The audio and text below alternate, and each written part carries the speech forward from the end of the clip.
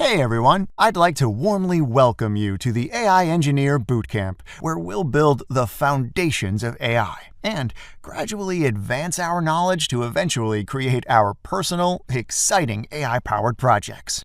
Developing an AI tool might seem complicated for a newcomer in the field, but let me demonstrate how, with just a few lines of code, we can achieve incredible results entirely from scratch, precisely what you'll learn to do in this course. In this practical lesson, we'll build a chatbot that answers questions about Introduction to AI, the first module you'll encounter in this bootcamp. But I'll set the bar even higher. My goal is to implement the chatbot's backend and user interface in only 5 minutes. Ambitious, isn't it? We'll employ the popular LangChain Python library to implement the backbone of the application and the Streamlit Python library to create an elegant user interface with minimal code.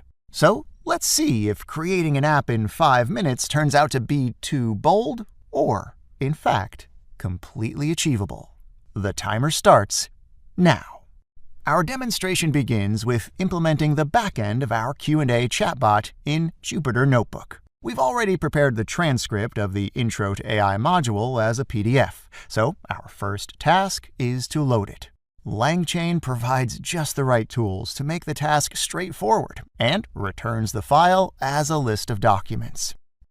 Now, let's split these documents further, ensuring each contains no more than 200 tokens, corresponding to roughly 150 words.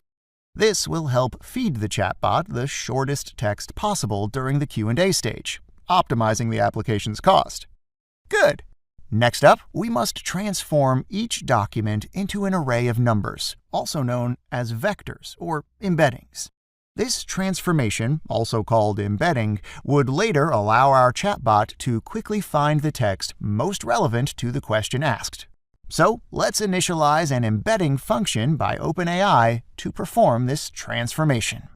We'll use it alongside the list of documents to create a chroma vector database that keeps all vectors in a local folder.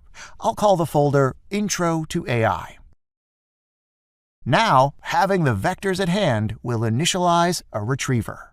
The task of a retriever is to find the document most relevant to the question asked. So, if I invoke it with the question, "What did Alan Turing do?"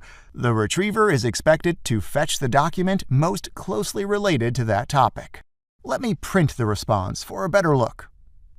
Indeed, we obtain the desired document. The retriever performs flawlessly.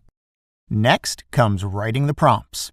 This is critical in the chatbot creation process because prompts instruct the model about its intended behavior and purpose. Notice the keywords with the curly brackets? They represent input text placeholders, making the prompts reusable. A reusable prompt is called a prompt template. Our templates expect the user's question and the retriever's context. Next in line, we initialize the language model. Let's opt for OpenAI's GPT-4o and set the temperature to 0, ensuring similar answers each run. We also need a so-called string output parser, which guarantees the result will be output as a string.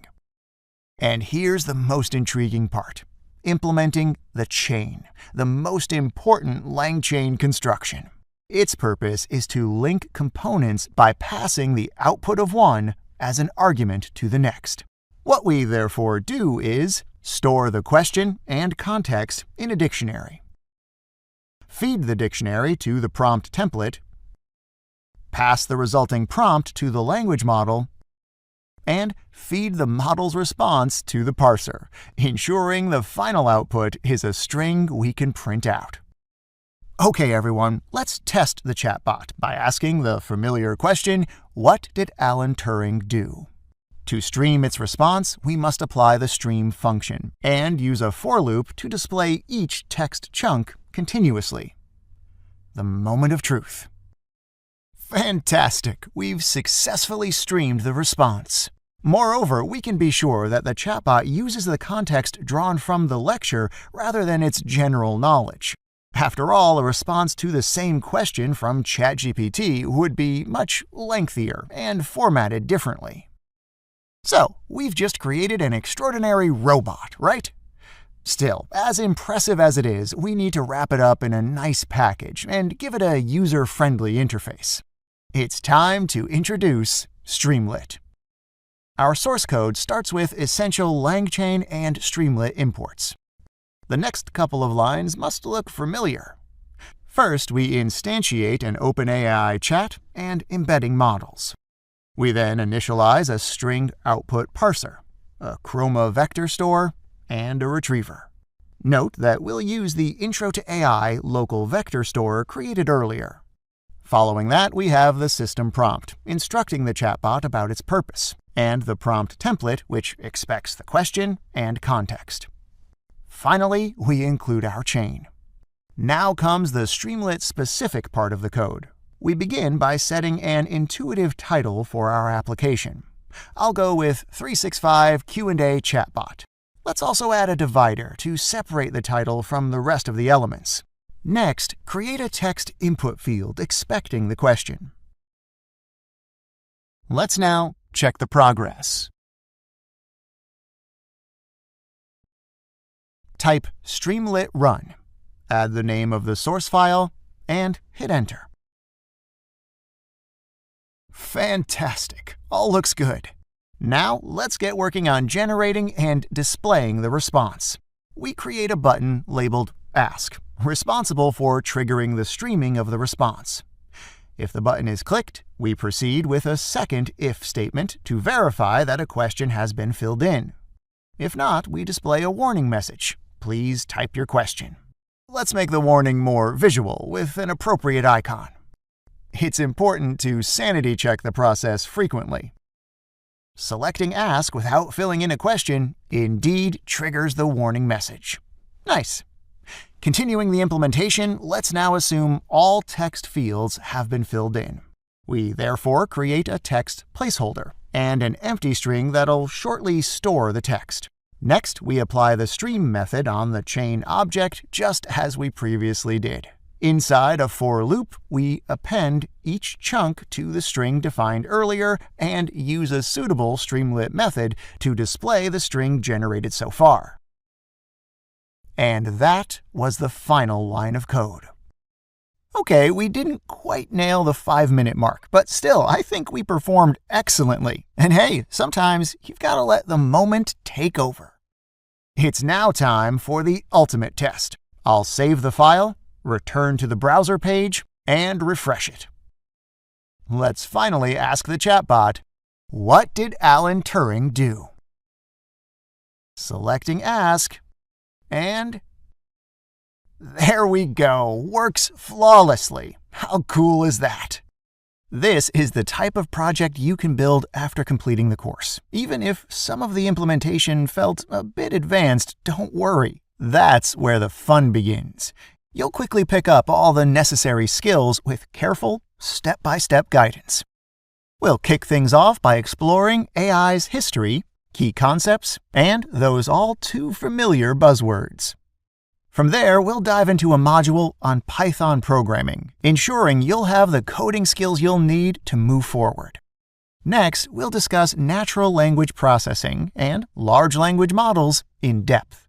We'll cover essentials like text processing, classification, vectorization, the notable attention mechanism, and how transformers have revolutionized language models.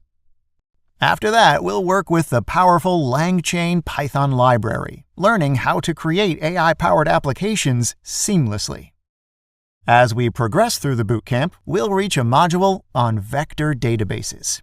Here, we'll combine theory and practice by conducting semantic searches with the popular Pinecone vector database.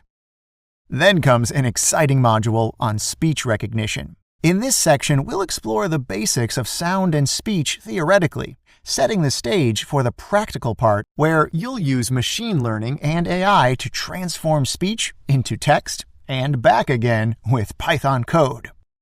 We'll wrap up with a fascinating module on applied AI engineering.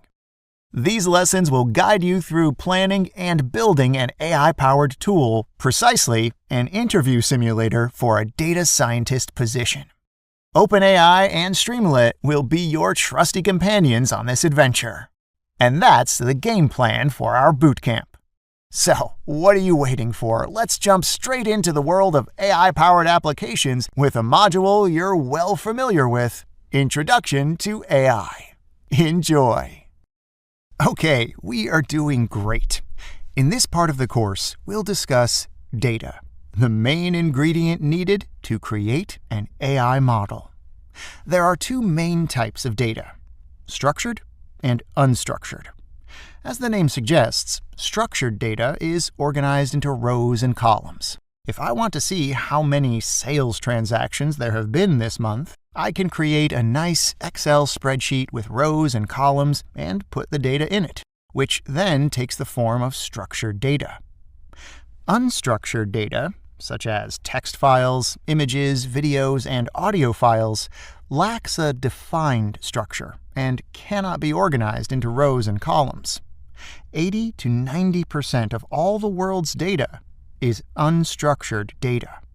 This means that most data doesn't have this simple row-column predefined field structure. In the past, structured data was considered more valuable because it was easier to analyze. But AI advancements today have found a way to turn unstructured data into valuable insights, with companies like Meta and Google excelling in this area. Analyzing unstructured data is opening up enormous opportunities for businesses. They now have billions of photographs, video footage, text messages, and emails. For the first time, they can use this information to gain unprecedented insights. But how have AI scientists made sense of so much unstructured data? We'll talk about that in our next lesson. Thanks for watching. Hey everyone, welcome back.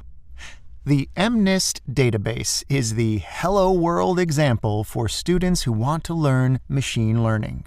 The dataset includes 70,000 28 by 28 pixel grayscale images of handwritten digits. This exercise aims to train a machine learning algorithm to recognize the numbers we have in an image, even though they're never the same because people have different handwriting. If you write the number 3, and I write the number 3, we'll have similar but slightly different versions, right? So, how does the computer distinguish between images of 3, 6, or 9? It boils down to the fundamentals of computer science and electrical engineering. All information can be broken down into zeros and ones. Here's how this happens. The handwritten number 3 can be represented in the following way. Each pixel in these images has a value between 0 and 255 that describes its shade of gray, where 0 is white and 255 is black.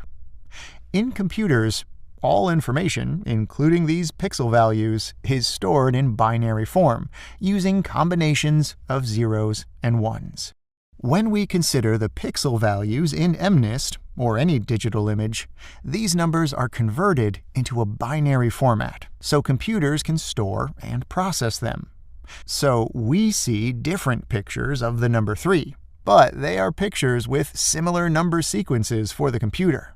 To solve the MNIST task via machine learning, the computer is trained to identify and differentiate these numerical sequences, enabling it to recognize digits from 0 to 9. This example is fundamental because it shows how we can turn different types of information from the world around us into data that computers can read. Similarly, videos are thousands of pictures composed of hundreds or even thousands of pixels. Each pixel, in turn, corresponds to a number represented in binary form, with only zeros and ones. Even sound and written speech can be represented as sequences of zeros and ones. This is how computers receive the necessary structure to learn. They use this information to find patterns, study similarities, and ultimately learn how to execute different types of tasks. We don't always appreciate how remarkable human brains are. We can see the world around us and collect a lot of information simultaneously. Our minds process countless details subconsciously, using our senses to absorb what we see, hear, and taste.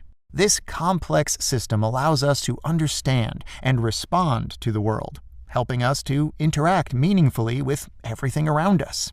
AI researchers aspire to provide machines with such capabilities, utilizing tools that collect data through sensors, video, audio, texts, social media, satellite images, and internet browsing patterns.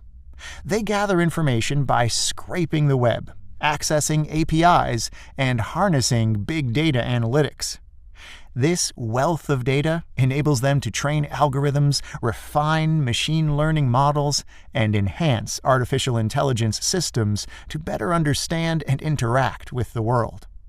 Data scientists often say, especially when building AI models, garbage in, garbage out.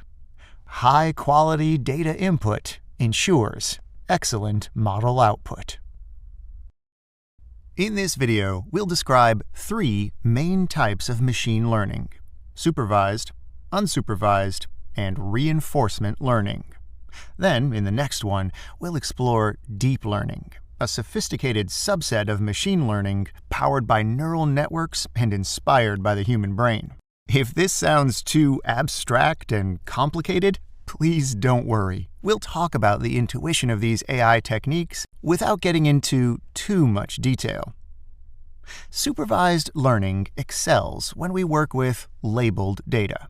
In the earlier example, the training data set reveals whether a picture contains a dog.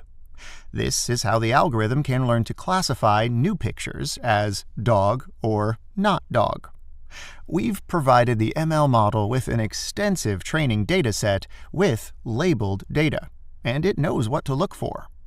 Later, when we provide a new picture, it can identify whether it contains a dog based on the feedback given during training. This is a classification problem solved by supervised ML. The other primary application of supervised learning is predicting an outcome. Remember when we discussed the real estate agent's mobile app in our last lesson? Well, the dataset with past house sales transactions contained both known prices and features of the homes. We didn't merely highlight home features. This is an example of supervised learning too, but it's used for prediction, also called a regression problem. When a user inputs the characteristics of a new home into the app predicts the new home's price based on its features and historical information for similar homes. So, simply put, in supervised learning, we explicitly train the model with known outputs to guide its learning. In unsupervised learning, we process data without labels. For example, in a data set of 10,000 animal pictures, half feature dogs, and the other half various animals. But we provide the machine learning model with no labels or indications. It will need to scan through all pictures and look for patterns. Ultimately, it will be able to distinguish specific groups and individuate them. We'll have a group of dogs, a group of cats, and so on. The ML model, however, doesn't specify the contents of these images. It merely indicates that they share similar characteristics, grouping them. Unsupervised learning is helpful in many situations. First, labeling data is costly and not always practical. Moreover, sometimes we don't know what relationships we should look for in the data, so it makes sense to have the algorithm find these interesting relationships first. In this way, a supermarket chain could find clusters of target customers with different behaviors, or a real estate agent could use an unsupervised model to determine which types of properties are sold most often. Another key ML type is reinforcement learning, which operates without labeled data and is applied in specific scenarios where the machine figures out how to reach a designated goal.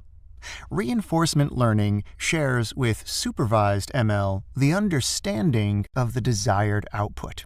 We essentially direct the computer to optimize our goal achievement.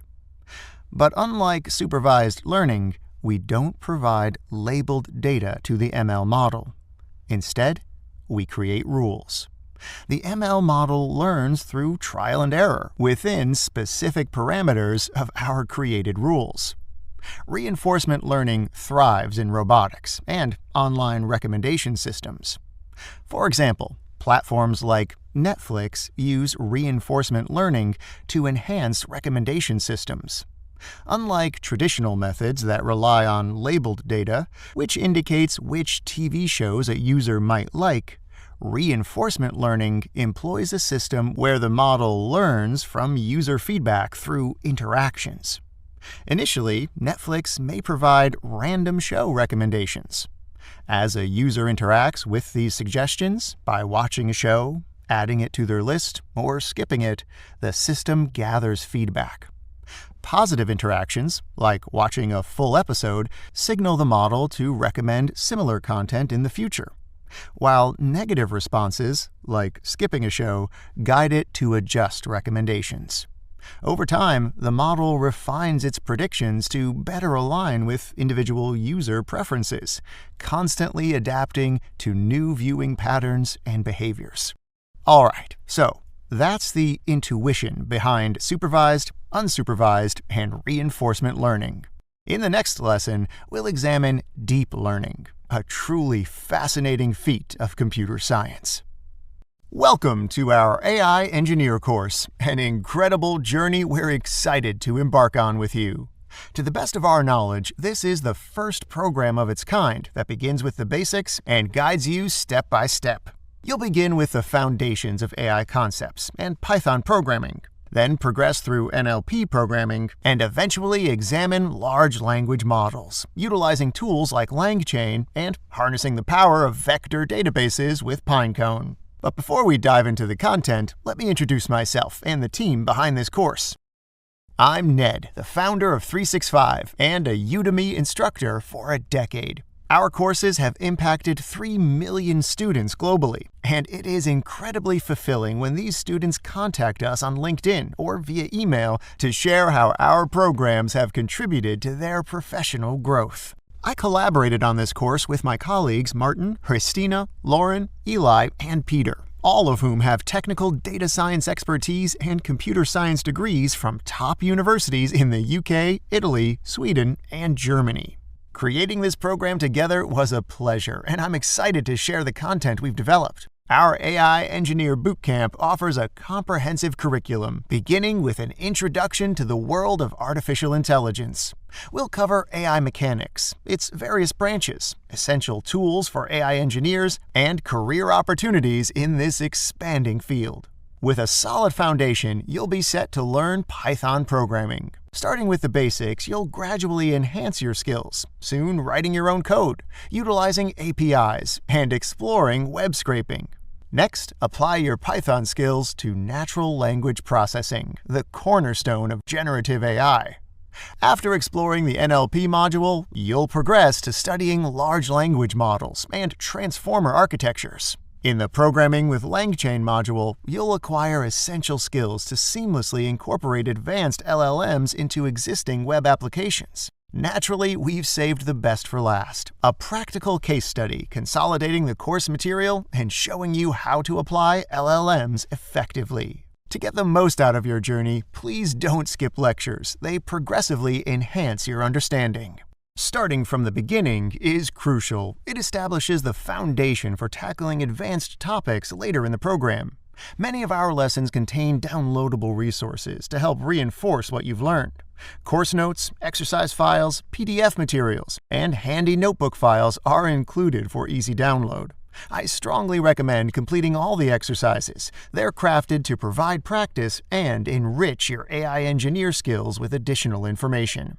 Complete 50% of the course and announce it in the Q&A section to receive your gift, exclusive access to the ChatGPT for Data Science course, delivered via a secret link. Feel free to post in the Q&A section if you have questions, encounter difficulties, or want to share with the community. We are always happy to hear from you. I hope you share my excitement. Let's dive right in and begin this journey together. Deep learning is a fascinating subset of machine learning, inspired by how the human brain works. Here's an AI-generated image. What do you see at first glance? It's a sunny day and a crowded beach, right?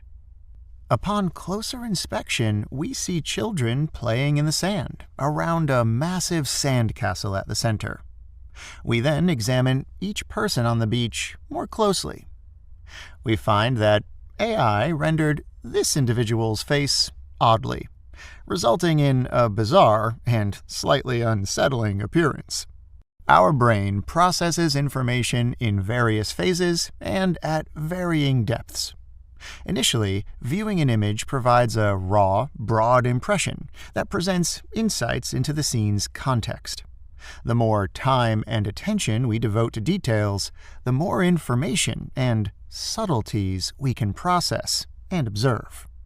In the context of deep learning, a neural network processes information similarly.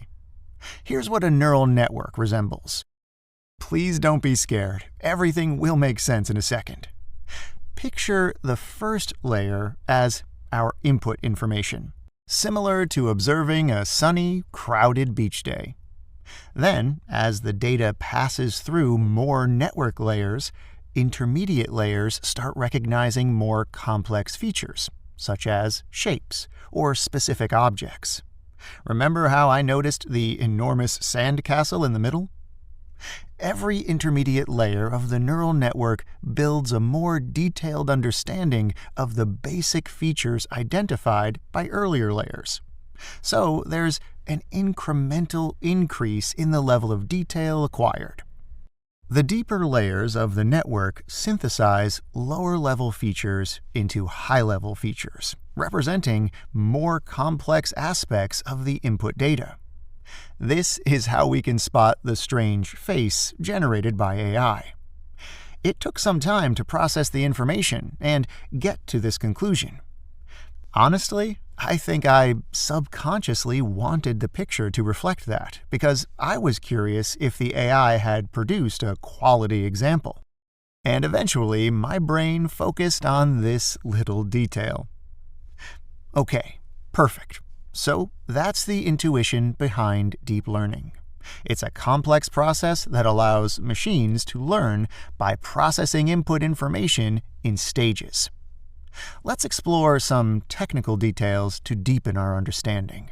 We call this neural network artificial neural network, or ANN. Biological neural networks inspire it, but they work much differently. Like our senses, an ANN's input layer sends raw data to the brain. Then the intermediate layers, or hidden layers, process input information. Neural networks can have one or multiple hidden layers. Increasing layers enhances complexity. Adding more layers to a network increases its learning capacity, but the downside is that it needs to be carefully managed to ensure effective learning. We also have an output layer that generates the final result. Every layer of the artificial neural net is made of neurons, or nodes, responsible for processing and transforming the information received.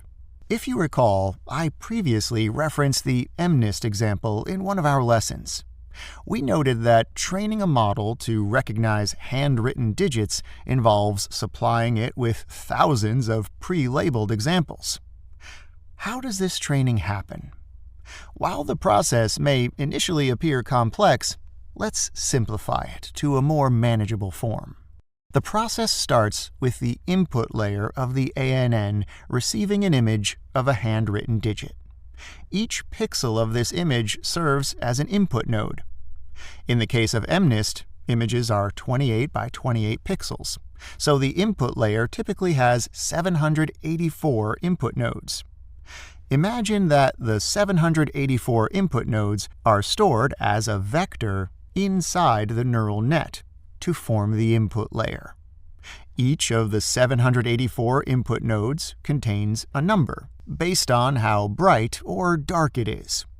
Here, 0 represents white, while any value greater than 0 indicates a color other than white. We call this number activation. The higher the number, the darker the content inside a given node.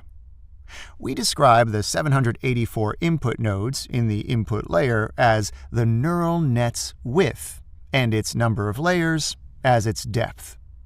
Here, the network comprises 3 hidden layers, along with the input and output layers, totaling a depth of 5.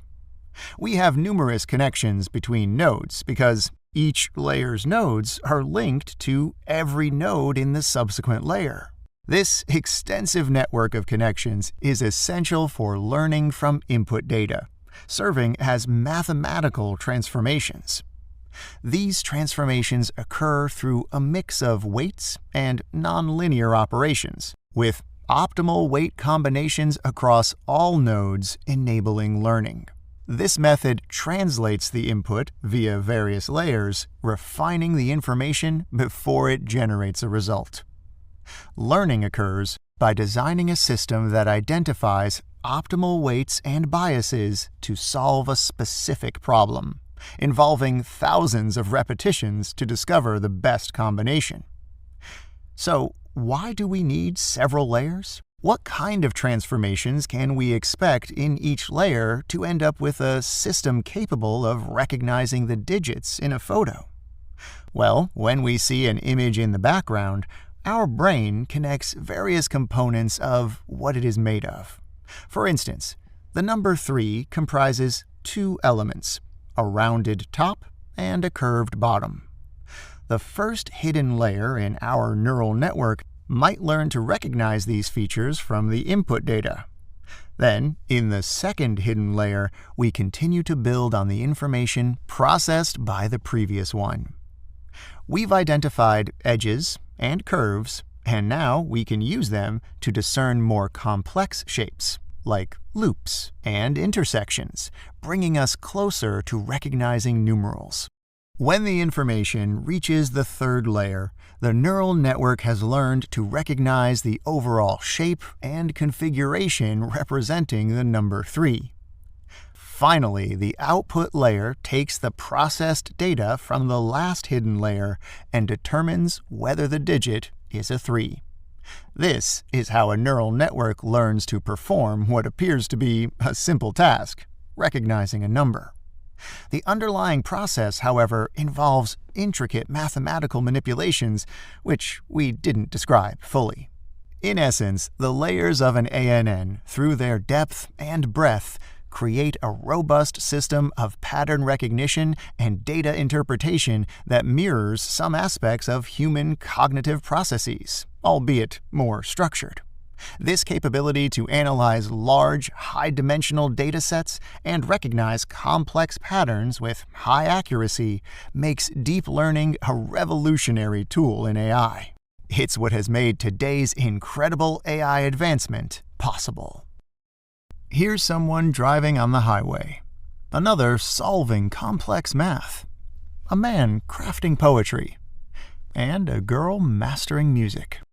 These are just a few examples of natural intelligence, demonstrating our inherent capacity to acquire and learn new skills. But we don't come into this world with all these abilities. Learning them takes time. Fortunately, nature has equipped us with the right tools. Our brains are designed to observe and process vast amounts of information. This is how we learn and become more intelligent than yesterday. The Oxford Dictionary defines intelligence as the ability to acquire and apply knowledge and skills. We don't often appreciate how sophisticated our brains are. The technological innovations created by human intelligence today look like magic compared to the tools available just a few centuries ago. One of our greatest strengths as humans is that we are tool builders. Throughout history, we have repeatedly found ways to boost our productivity. One such way involved the creation of machines. At first, such machines looked like this. This is the Gutenberg's printing press, which was invented in 1440. If we had to rank the most incredible machines of all time, the printing press would likely claim the #1 spot because it revolutionized how we share knowledge. But for all its brilliance, we can't say that this is an intelligent machine, right? This device operated under fixed parameters and couldn't acquire and apply knowledge and skills. It took centuries before the notion of intelligent machines came into existence. Computer scientists, inspired by natural intelligence and human brain processes, envisioned imparting such intelligence to machines. The new field of study aimed at achieving this goal is known as artificial intelligence, or AI. Let's briefly explore the significant advancements AI scientists have made in their pursuit of artificial intelligence. In 1950, the renowned British mathematician and computer scientist Alan Turing asked, "Can machines think?" in a scientific paper.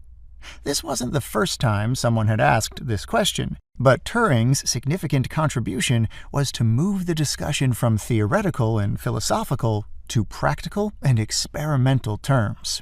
He described an explicit criterion, later called the Turing test, for evaluating machine intelligence. In the Turing test, a human interrogator engages in a natural language conversation with one human and one machine, both hidden from view. If the interrogator cannot reliably tell the machine from the human, the machine is considered to have passed the test and exhibited human-like intelligence. This set the stage for modern computational approaches to AI, making his inquiry into "can machines think" a pivotal moment in the history of artificial intelligence. Then, in 1956, the term artificial intelligence was coined at Dartmouth Conference, and AI became a formal field of study. Participants at the conference agreed to bring together experts interested in neural networks, the theory of computation, and automata theory to explore if machines could simulate various aspects of human intelligence. As you can see, scientists have taken inspiration from human intelligence and aimed to impart it to machines from the very beginning. The AI research community has faced many challenges. The 1960s and 70s are known as the AI winter.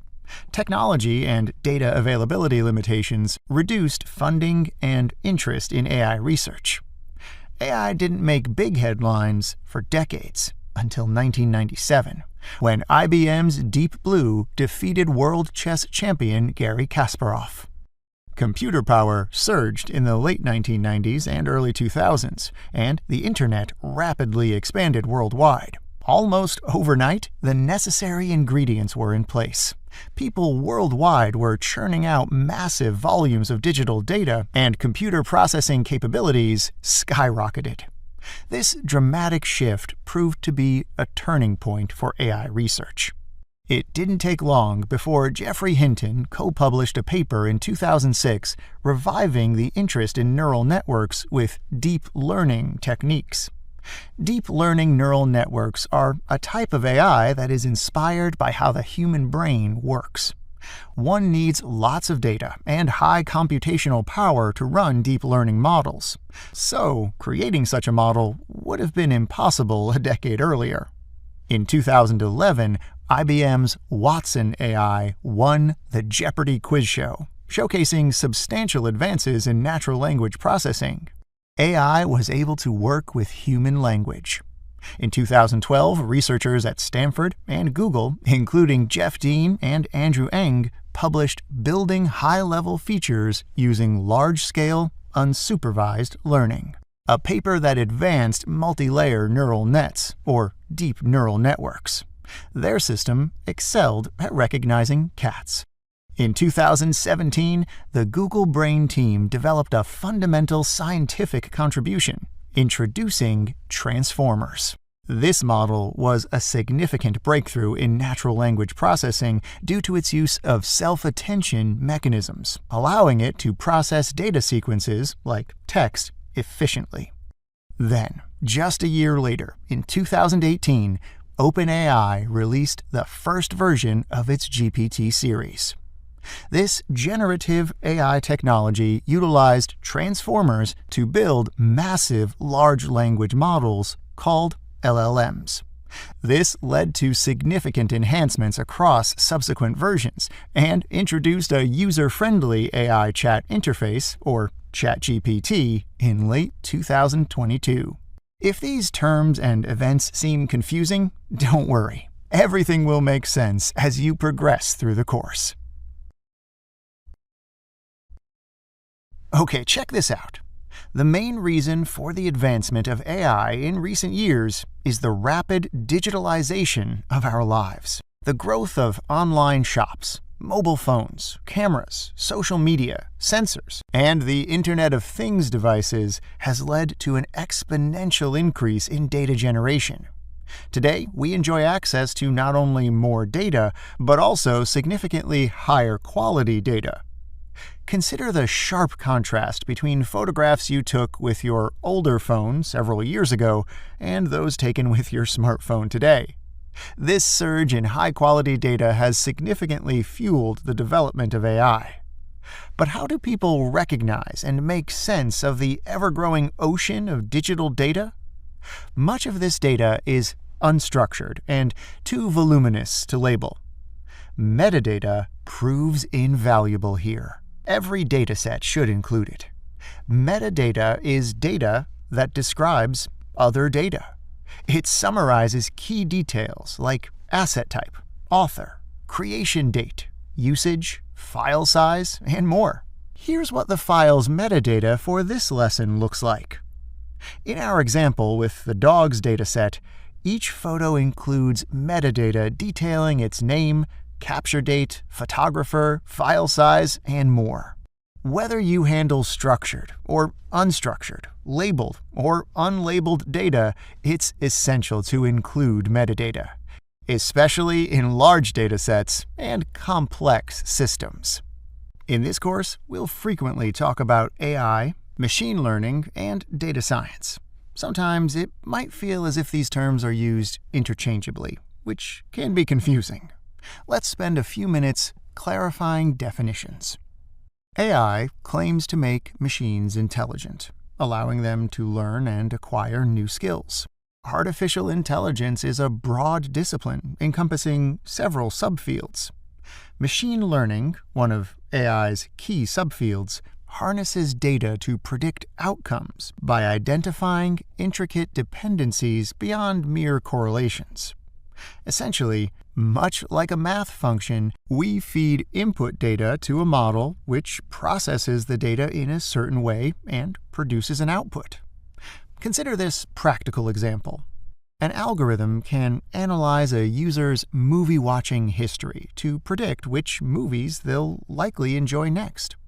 Similarly, a customer's financial transactions can be used to generate a credit score that forecasts their loan repayment likelihood. We'll explore various types of machine learning models later in the course. But for now, remember this definition and that ML is a significant branch of AI. And how does data science fit into the picture? Well, AI and machine learning are an essential part of data science. Every data scientist worth their salt can work with machine learning algorithms.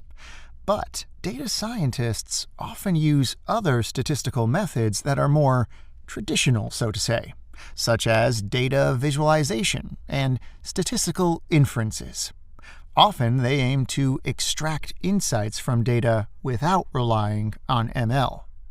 Therefore, data science has an essential intersection with AI and its subfield, machine learning, but also relies on math, statistics, and data visualization to gain business value from data.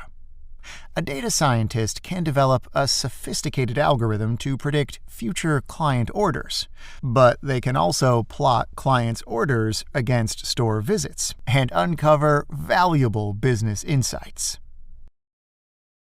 In our last lesson, we discussed a machine learning algorithm that predicts movie recommendations from your viewing history. We described this as a form of artificial intelligence, but we can agree that this is limited intelligence. The machine can perform a specific task that it's been designed to do. We call this type of artificial intelligence narrow AI. This type of AI is already integrated into our daily lives and has proven valuable for businesses. When OpenAI released the ChatGPT and ChatGPT 3.5 models in 2022, we saw one of the first successful attempts at creating semi-strong AI. Everyone who has tried ChatGPT knows that it can handle a wide range of tasks. It can even generate responses often indistinguishable from those a human might provide, which is what Alan Turing envisioned with his imitation game, remember? We've reached a point where an AI can successfully pass the Turing test. Today, ChatGPT can write jokes, proofread your text, recommend the best course of action, read and create pictures, create Excel and Python formulas, and solve math tasks. So at the very least, we can call this a semi-strong AI. OpenAI, Google, and other top AI research institutions have yet to achieve artificial general intelligence, AGI. Sam Altman, OpenAI's CEO, defines AGI, also referred to as strong AI, as the most powerful technology humanity has ever created. AGI will generally be more intelligent and capable than humans in several tasks. Many believe that for an AI to be considered AGI, it should be able to create science on its own. This means using all collectively available knowledge to make new discoveries and ideas. How close are we to achieving strong AI? Perhaps pretty close. Sam Altman states AGI could be developed in the reasonable, close-ish future. As we edge closer to this frontier, we must consider the immense potential and ethical implications of creating machines that can think, learn, and even create science better than we do. Tales of mechanical beings date back to ancient times. For instance, the myth of Talos depicts a colossal bronze man built by Hephaestus, the Greek god of invention and blacksmithing. Tasked with safeguarding Crete, this bronze figure patrolled the island 3 times a day, hurling boulders at enemy ships nearing the coast. In the medieval European and Islamic world, devices like Al-Jazari's automata, including water clocks and programmable machines, showcased early engineering prowess. One of the greatest pioneers of the Italian Renaissance, Leonardo da Vinci, sketched designs of a mechanical knight capable of limited movements, foreshadowing today's humanoid robots, and a mechanical lion. So the idea of robots and the robotics field is not new. People have been fascinated with them for a long time. It's a true phenomenon in pop culture that has captured the imagination of previous generations. So, what's different today? Rapid technological advancements, and mainly the incredible growth of AI, are making possible the creation of intelligent machines, which we could only imagine and depict in movies in the past. Robotics is the branch of technology that deals with the design, construction, operation, and use of robots. Machines that can perform tasks automatically or with human-like capabilities. Let's break this down. Mechanical engineers are needed to construct robots' physical structures. They are responsible for designing and constructing robots, including their mobility mechanisms. Electronics and electrical engineers design systems that enable the robot to operate and control its actions. While electronics power the system, various types of AI drive the robot's decision-making and behavior. Robots are equipped with various sensors and cameras to collect necessary data and perceive their surroundings. This is how AI developers and engineers pitch in. So, this truly interdisciplinary field requires specialized skills in several distinct areas. Like other types of AI, the robotics domain is inspired by human capabilities. Robots are designed to mimic and augment human abilities. To achieve that, researchers use a multidisciplinary approach combining different AI technologies. Typically, we should consider a system with multiple models instead of a single model that does it all.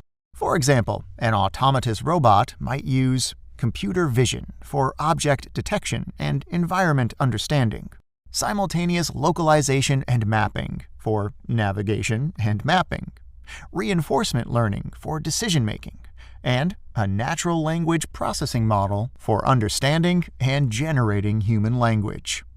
Combining all these models allows a robot to perceive the environment, make decisions, communicate with people, and act accordingly. Let's point out several intriguing use cases. You probably know that under the direction of Elon Musk, Tesla is building a Tesla bot, which is described as a general-purpose robotic humanoid. The goal is to create a robot that can relieve humans of dangerous, repetitive, and boring tasks in logistics. For example, a Tesla bot could help with factory and warehouse work, moving and stacking boxes, counting and auditing inventory, and lifting weights. And it's not just Tesla.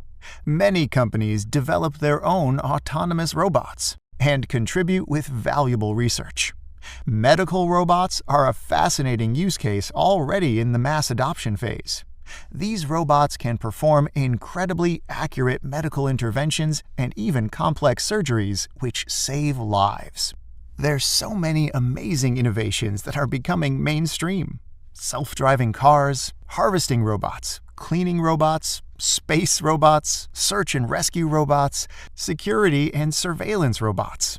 The future is here, and AI is at the forefront of all of these innovations.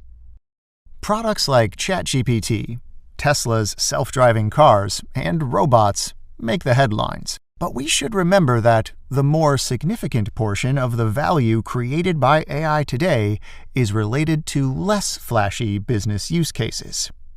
Financial institutions use machine learning to detect fraudulent activity or predict a customer's likelihood of repaying their mortgage. Insurance companies use ML to offer more precise pricing for life and non-life insurance packages. Machine learning allows retail companies to predict demand and optimize their orders.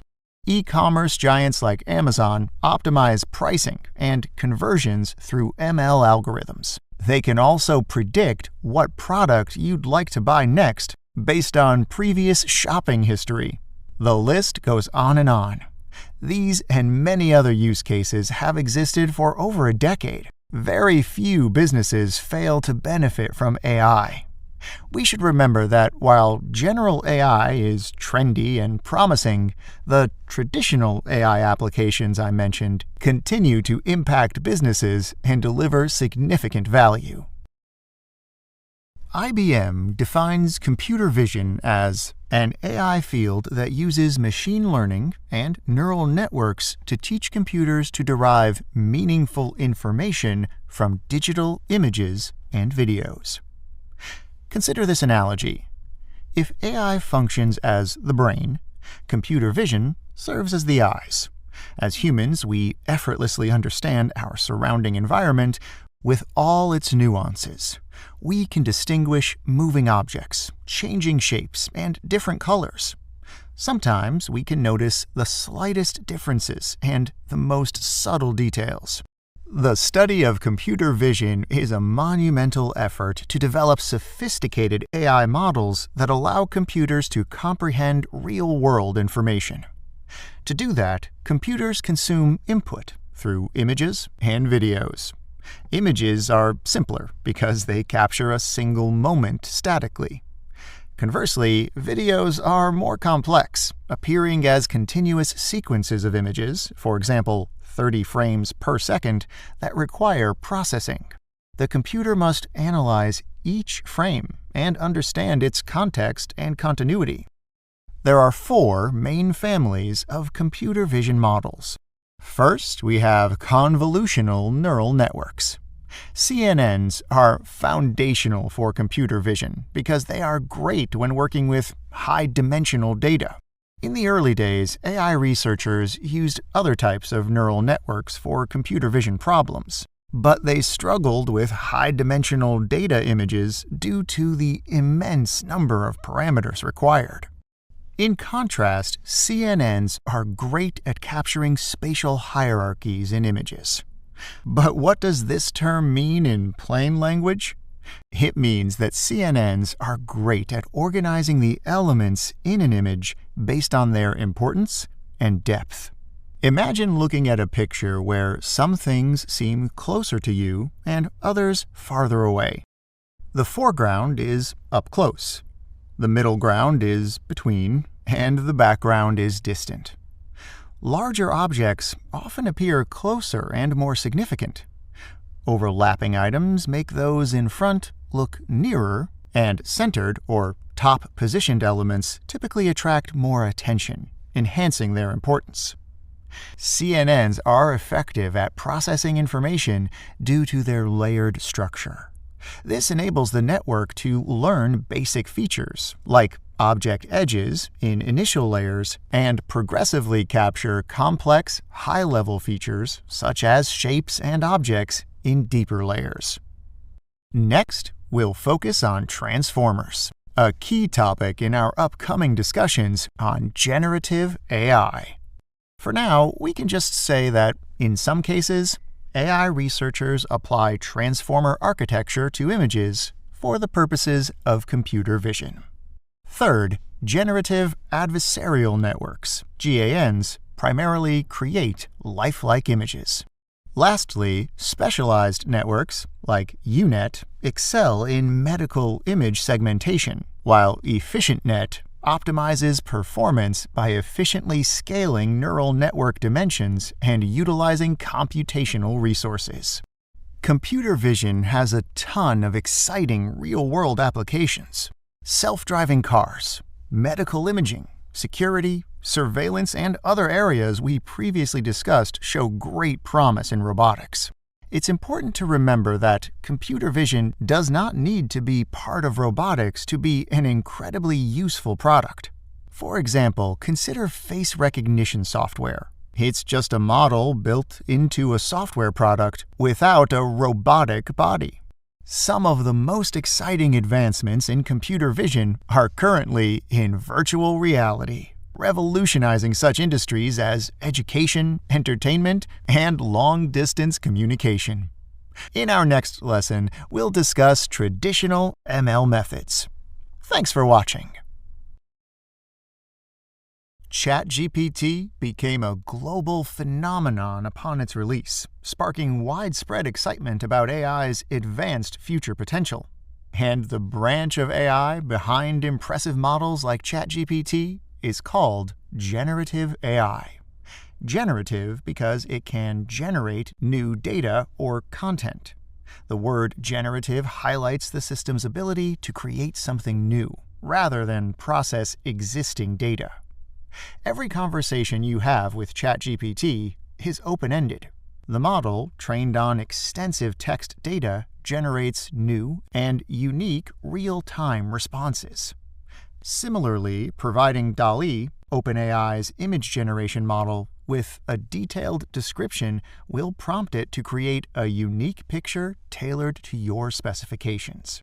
This illustrates the core capability of generative AI, producing novel content by leveraging patterns learned from training data, a common feature among these models.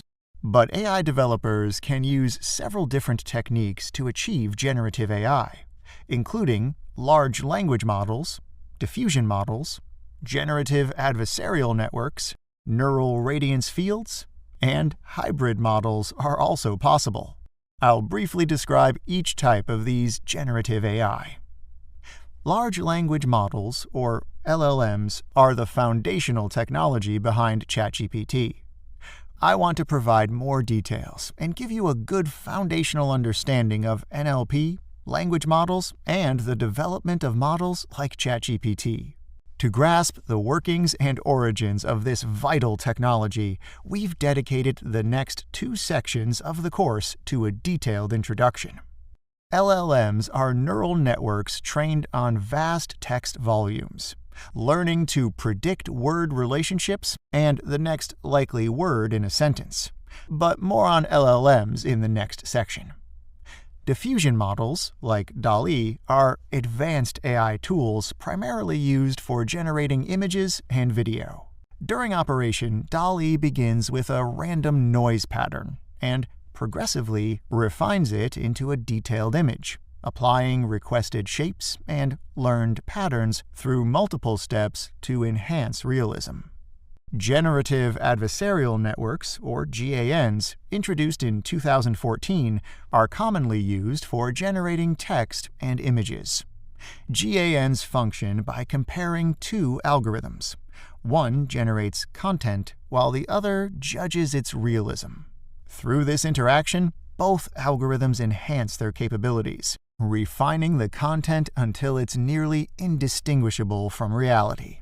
Neural Radiance is a specialized AI for 3D modeling, which emerged around 2020. And lastly, the increasingly popular hybrid approach combines LLMs and GANs into one powerful content generation system. Currently, there's an incredible amount of investment in different generative AI initiatives around the world, with the big tech firms leading the pack. It definitely feels like this is the key AI domain everyone's paying attention to. And how could they not? Generative AI can create and work with content in various formats, including text, images, videos, audio, data, code, design, and 3D. As technology improves, it will significantly impact the corporate world. Therefore, it will be highly advantageous to understand how it operates and how we can be at the forefront of this remarkable innovation. On November 30th, 2022, OpenAI released ChatGPT 3.5, a model fine-tuned for dialogue and trained to produce text.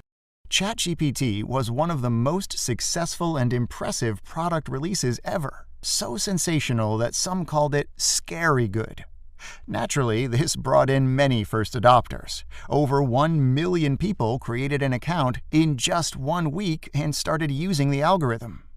It didn't take long for 1 million users to become 100 million. By January, in less than 2 months, ChatGPT had reached that figure, making it the fastest-growing consumer application in history. It took TikTok 9 months to reach that many registrations. But why is everyone so hyped up about ChatGPT? What's the reason behind this explosive growth? The answer is straightforward. The product is incredible. As soon as people began interacting with ChatGPT, they realized it can help them in their daily work. Everyone can use a powerful AI tool capable of summarizing text, generating responses to highly technical questions, and assisting with any technical task.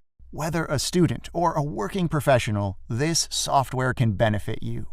The release of ChatGPT 4.0 showed the tremendous leap between different versions of generative pre-trained transformer models. Some of the tasks GPT 3.5 struggled with or provided mediocre answers for were solved impressively by GPT 4.0.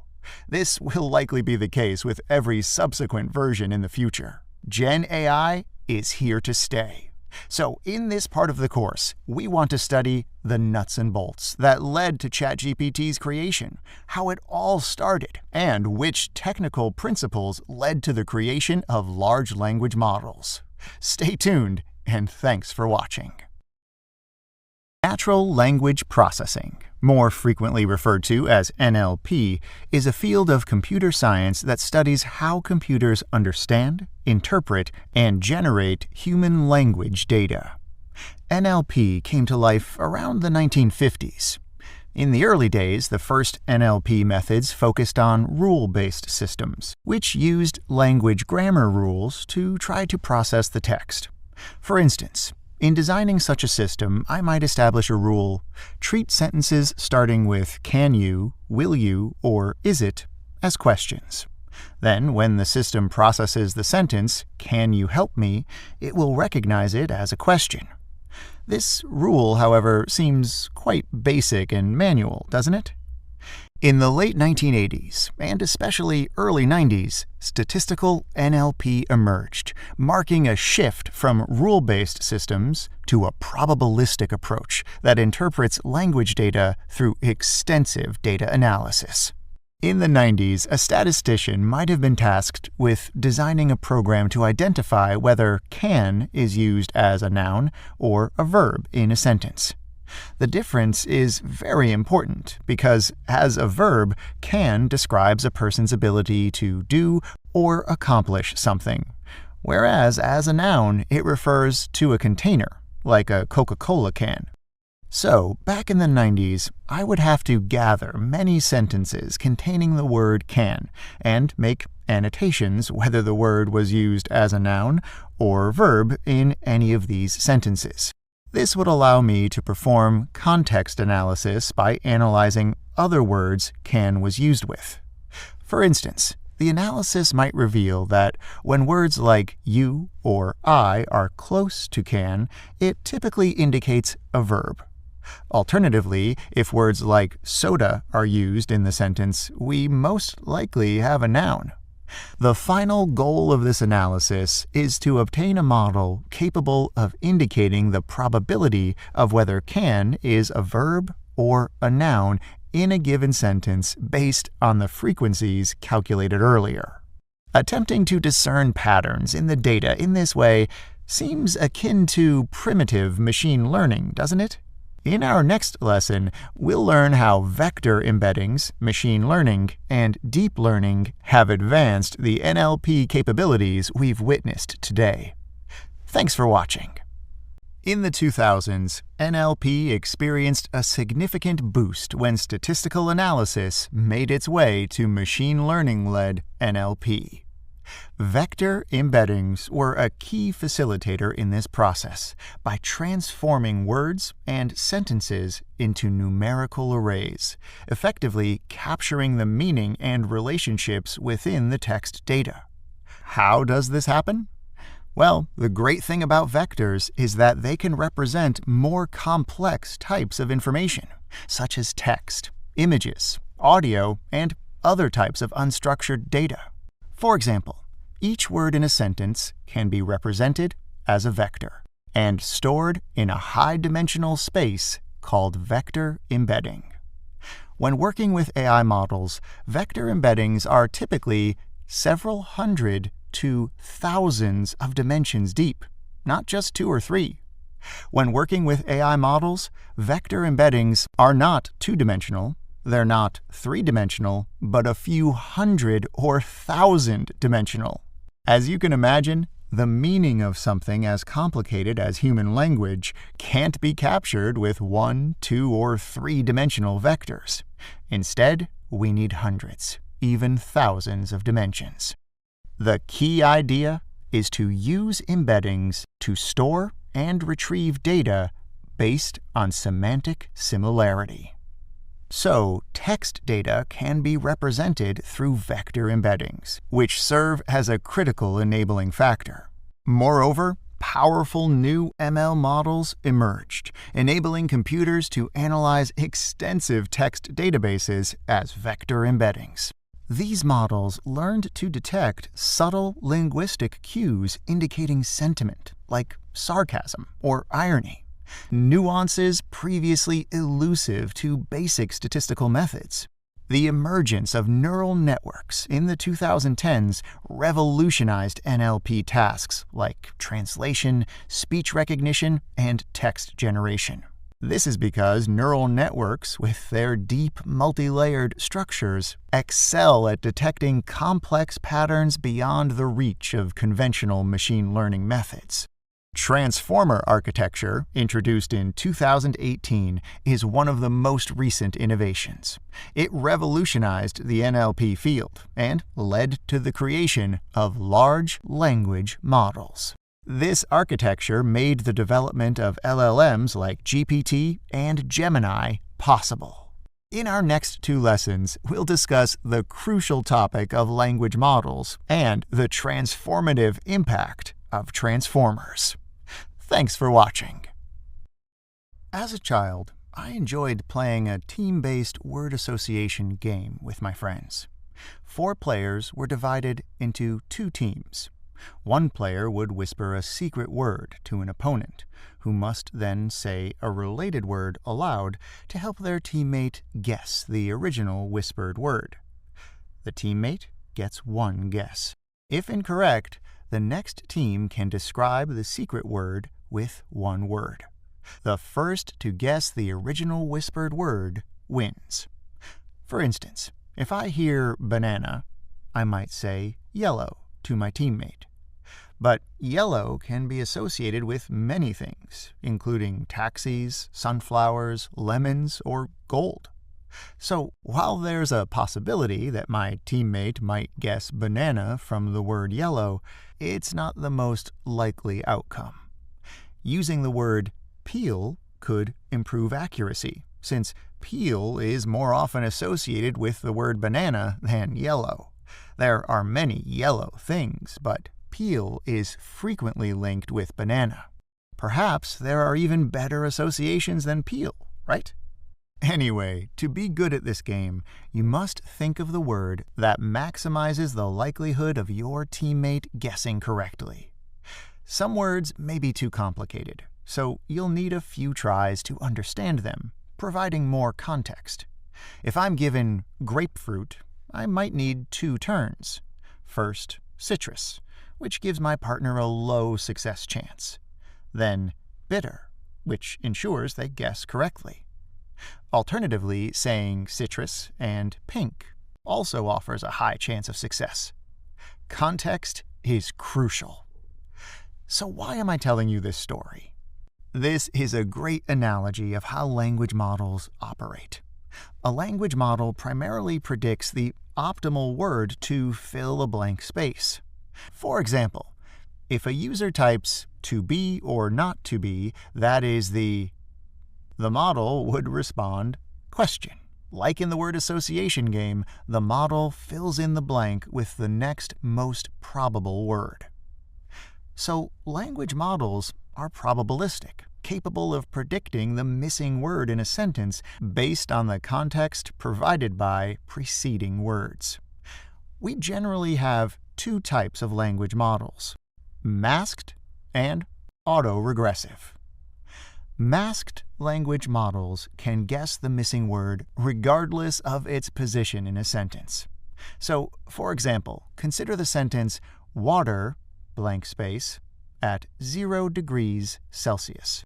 In this case, the model could use the information before and after the blank space to fill in the missing word, freezes. Autoregressive models predict the next word.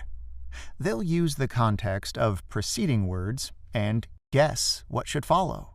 An autoregressive model will be able to forecast that the next word in water freezes at 0 degrees is Celsius.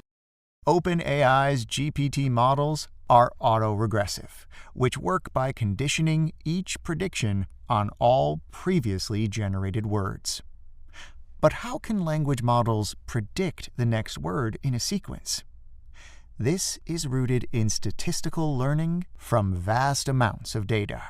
A language model gains the ability to work with language by analyzing and learning from the patterns and structures found in the input text it processes. This involves digesting large datasets containing diverse linguistic styles and uses, which enable the model to recognize and predict likely word sequences in different contexts. Over time, the model builds a probabilistic map of word associations and dependencies, enhancing its ability to generate coherent and contextually appropriate responses to more complicated prompts. The outputs of language models are open-ended, meaning that they can use the vocabulary built by learning from training data to generate an infinite number of possible outputs. The word generate is key, hence the name generative AI. Initially, AI developers focused on creating models tailored to a single language, but modern models are capable of processing and understanding multiple languages. Generally, we discuss language models, though often the focus is on large ones. Obviously, the difference between the two is size. But what size qualifies a language model as large? The term LLM lacks a formal definition and can be used quite flexibly.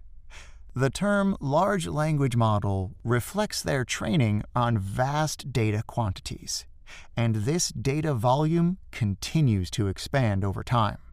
So what is deemed large today will not be in a few years. For example, GPT-3 was trained on 175 billion parameters, GPT-4 over 1 trillion, and GPT-5 is likely to use even more. It's believed that the richer the training data for LLMs, the smarter and more versatile they become. In our next lesson, we'll talk about the process of training LLMs and why it's scalable compared to what we had before. Thanks for watching. In supervised machine learning, we provide labeled data to the computer. For example, if we want to train a model to distinguish between positive and negative customer reviews, we could get a dataset of 100,000 customer reviews and manually label them as either positive or negative. The computer will then use these labels and learn how to categorize new unseen reviews as positive or negative. The drawback to this approach is that it's expensive to label data. If categorizing one review costs 30 cents, we must pay that person $30,000 to classify the entire training dataset. Categorizing a review is fairly simple. Can you imagine how much more expensive it would be to sort articles, or novels, and medical records? It wouldn't cost 30 cents, but probably $30 or more. So going through 100,000 data points would cost north of $3 million. Therefore, we can conclude that supervised learning has significant limitations in terms of scalability. The cost increases exponentially with the complexity of the data fed into the model. People often say ChatGPT has virtually read the entire internet. Can you imagine how much labor would be needed to read and categorize the entire web? How biased would the categorizations be if made by just a few individuals? So, large language models need a slightly different approach. The other obvious option is unsupervised learning. This type of ML operates without labels, seeking to discern the data's underlying structure without direct performance feedback. But with this approach, there isn't a clear objective. Without a specific goal, it's challenging for the model to learn structures that help it understand or generate human language. Moreover, language is a form of expression in which context matters significantly.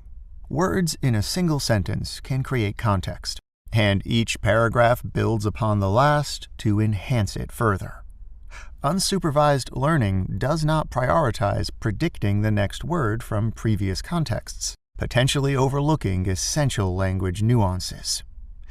So, we need a balanced approach, an ML system that scales and self-learns, predicts contextually, and autonomously generates labels. The self-supervised learning approach was the breakthrough that led to the creation of LLMs. It analyzes text databases, automatically generates labels, and predicts subsequent content based on contextual cues from surrounding words. This hybrid approach allowed for the creation of models like ChatGPT and improved their ability to understand and generate language in a natural and aware way. Our next lesson addresses the gradual progress of language models that led to the transformers architecture. This other key innovation allowed AI researchers to work with massive amounts of unlabeled text data. Earlier, we discussed the incredible evolution of language models, from statistical modeling and basic tasks to advanced neural networks and LLMs. In this lesson, I would like to explore the world of language modeling more, adding technical detail to the picture. This will help improve our overall understanding. We'll describe 4 core techniques used for language modeling throughout the years, and how each solved the preceding issues. The first technique, n-grams, is a fundamental building block for language modeling. The idea behind n-grams is pretty simple. We can estimate a word's probability based on the preceding n-1 words. So, in an n-gram with n equal to 1, called a unigram, 1 minus 1 would equal 0, right? This means that the prediction is not based on any context. Let's see how this works. We have the following sentence, and aim to predict the final word. The n-gram model functions by not using any words from "my favorite sport is" to predict basketball.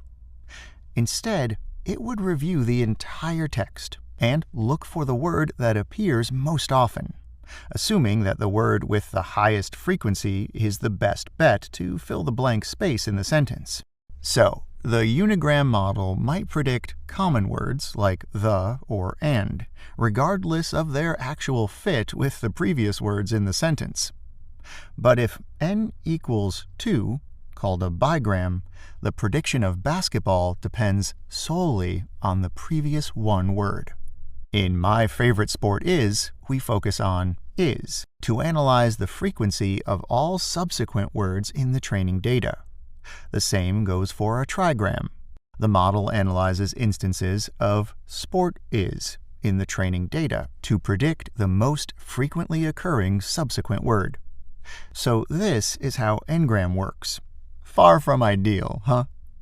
The model seems to miss the subtleties of context and prior information. It simply aims to optimize predictions based on appearance frequencies in the training data. Neural nets are undoubtedly a giant leap forward. Recurrent neural networks, or RNNs, are neural networks that work best with text. A key strength of RNNs is their ability to retain information from prior steps in the neural network. Analyzing previous words in a sentence helps the RNN network decide on the next word. This is a considerable breakthrough compared to n-gram models because the order and context of data points are crucial when dealing with language. The primary challenge with RNNs is their difficulty in handling large texts, as they tend to lose earlier information with progressive text segments. This problem is called the vanishing gradient issue. To solve this, AI scientists developed long short-term memory, or LSTM networks. LSTMs improved traditional RNN models by introducing a gate architecture to choose which information to retain and which to discard. This allows the network to keep important long-term information and forget irrelevant data, which makes LSTMs significantly better at tasks involving complex text data. The main drawback of LSTMs is their high computational cost and slow training speed on large datasets, making them unscalable. But in 2017, the paper "Attention is All You Need" introduced the concept of transformers and the attention mechanism. The attention mechanism allows a model to assess the significance of various words, or parts of words, or tokens in an input sequence to generate an output. Therefore, the model identifies key words and focuses more intensely, lowering computational costs and enhancing scalability. Transformers process text by selectively focusing on relevant sequence parts, at each step, rather than handling the entire text simultaneously. This is achieved by assigning an attention score to each word in the input sequence. Words with higher attention scores are deemed more significant, enabling transformers to handle long-range dependencies. Okay, great. So now you know how we got the technology that made the creation of LLMs like ChatGPT possible. We're making excellent progress. In our next lesson, we'll discuss different phases when building an LLM. Thanks for watching. Hey everyone, in this video we'll discuss the different stages when building a large language model, including model design, dataset engineering, pre-training, preliminary evaluation, post-training, fine-tuning, and final testing and evaluation. These stages are not always strictly sequential in a real-world environment and could sometimes overlap. Nevertheless, using this representation would make it much easier to illustrate and explain the LLM creation process. The initial phase we discussed, model design, involves AI strategists and developers selecting the neural network architecture to employ. For example, they might choose transformers, CNNs, RNNs, etc. Additionally, they must decide on the model's depth, number of layers in the neural network, and the total parameters it will contain. The architecture choices at this stage will determine the scope of work and what the model can and cannot do. There's a popular saying among data practitioners that a model is only as good as the data used to build it. Undoubtedly, the dataset engineering phase is crucial, involving the collection, cleansing, and structuring of training data for the model. There are two main ways to acquire data to build an AI model: scrape publicly available data from the internet, or use proprietary data. But few companies possess enough data to build an LLM with proprietary data only. Many AI strategists, like Bernard Marr, agree that the companies that own the most proprietary data will likely have a competitive advantage when building AI systems. It's essential for AI developers engaged in dataset engineering to consider key ethical issues, including data diversity and building datasets that address various biases. Once these preparations are complete, the pre-training phase begins, involving training the model on a large corpus of raw data from the dataset engineering phase. During pre-training, we obtain a raw version of the model. But, depending on the pre-training data, the model could provide undesired outputs. For example, if we trained it with Internet forum data, the model could provide output responses containing offensive language and different biases. Moreover, we might be building a model that will be used for a specific domain. And when a model trained on general data needs to be used in a specific industry, we need to adapt its outputs to meet the specialized requirements of the field. Suppose you're working on a customer support chatbot. In that case, you want to train the chatbot to reply in a customer-friendly way that corresponds to client expectations and the service they use when talking to human customer support personnel. So, AI developers evaluate the preliminary performance of the model and gain an idea of its capabilities. Once they understand what needs to be improved, they'll address these issues in the post-training phase. Post-training consists of two steps. First, AI developers use supervised fine-tuning with high-quality data to improve the pre-trained model. In the second step, they'll refine the model by incorporating human feedback, like annotations. The next phase of model development, fine-tuning, updates the model's weights to enhance its quality and speed. For example, by changing weights, we can make a model smaller and faster, better suited for a specific task, and less capable in general performance. Lastly, in the final phase, we again test and evaluate the model. This time, we are much stricter, and want to put ourselves in the end user's shoes. We aim to evaluate the model's response quality, accuracy, speed, and, crucially, its ethical behavior. In the next section of the course, we'll discuss model evaluation and how it's performed in practice. Thanks for watching.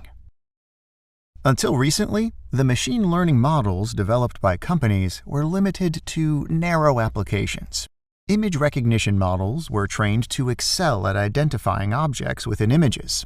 Speech recognition systems specialized in converting spoken language into written text. NLP models dealt with narrow language tasks such as sentiment analysis or translation. Time series models were used to predict stock prices, market volatility, etc. All these models excelled in a very narrow range of tasks. The introduction of large language models led to a significant transition over the last few years. LLM's complex and sophisticated structure, trained on massive data, allows them to excel in general-purpose tasks. LLM's capabilities are not confined to one or two types of tasks, or are within a single domain. Instead, with some fine-tuning and prompt engineering, LLMs can perform well in many fields. At first, LLMs were purely text-to-text models, generating responses based solely on textual input and output. But it wasn't long before they could work with code and different types of files, such as Excel and PDF, and even read the information in images and videos. Many were surprised by how fast this technology progressed. The point at which LLMs evolved from mere text-to-text frameworks to generating text, code, images, and video marked their transition from strictly language models to more sophisticated multimodal systems. The correct term the AI community used to refer to them is foundation models. This name comes from the idea that these models serve as a foundational layer for various applications across multiple disciplines. Foundation models are enormous, can perform various tasks, and are immensely powerful. According to OpenAI's Sam Altman, few organizations will be capable of building their own foundation models in the future. Big tech firms want to compete in this market, and several governments may wish to create their own foundation model. Everyone else will either build their application-specific in-house models or build on top of the foundation models created by big tech. Or the open-source community may rise to the occasion and prove big tech executives wrong. We'll talk more about that in our future lessons. Thanks for watching. One of the eternal dilemmas in the business world is known as buy versus make. This decision determines whether to outsource specific company processes or retain them internally. The golden rule MBA graduates are taught is that a company should try to retain internally all strategic value-adding activities because they are essential for the business. In turn, management can externally delegate non-core activities aimed at efficiency. All of that's great, but when discussing AI and large language models, the situation is unique.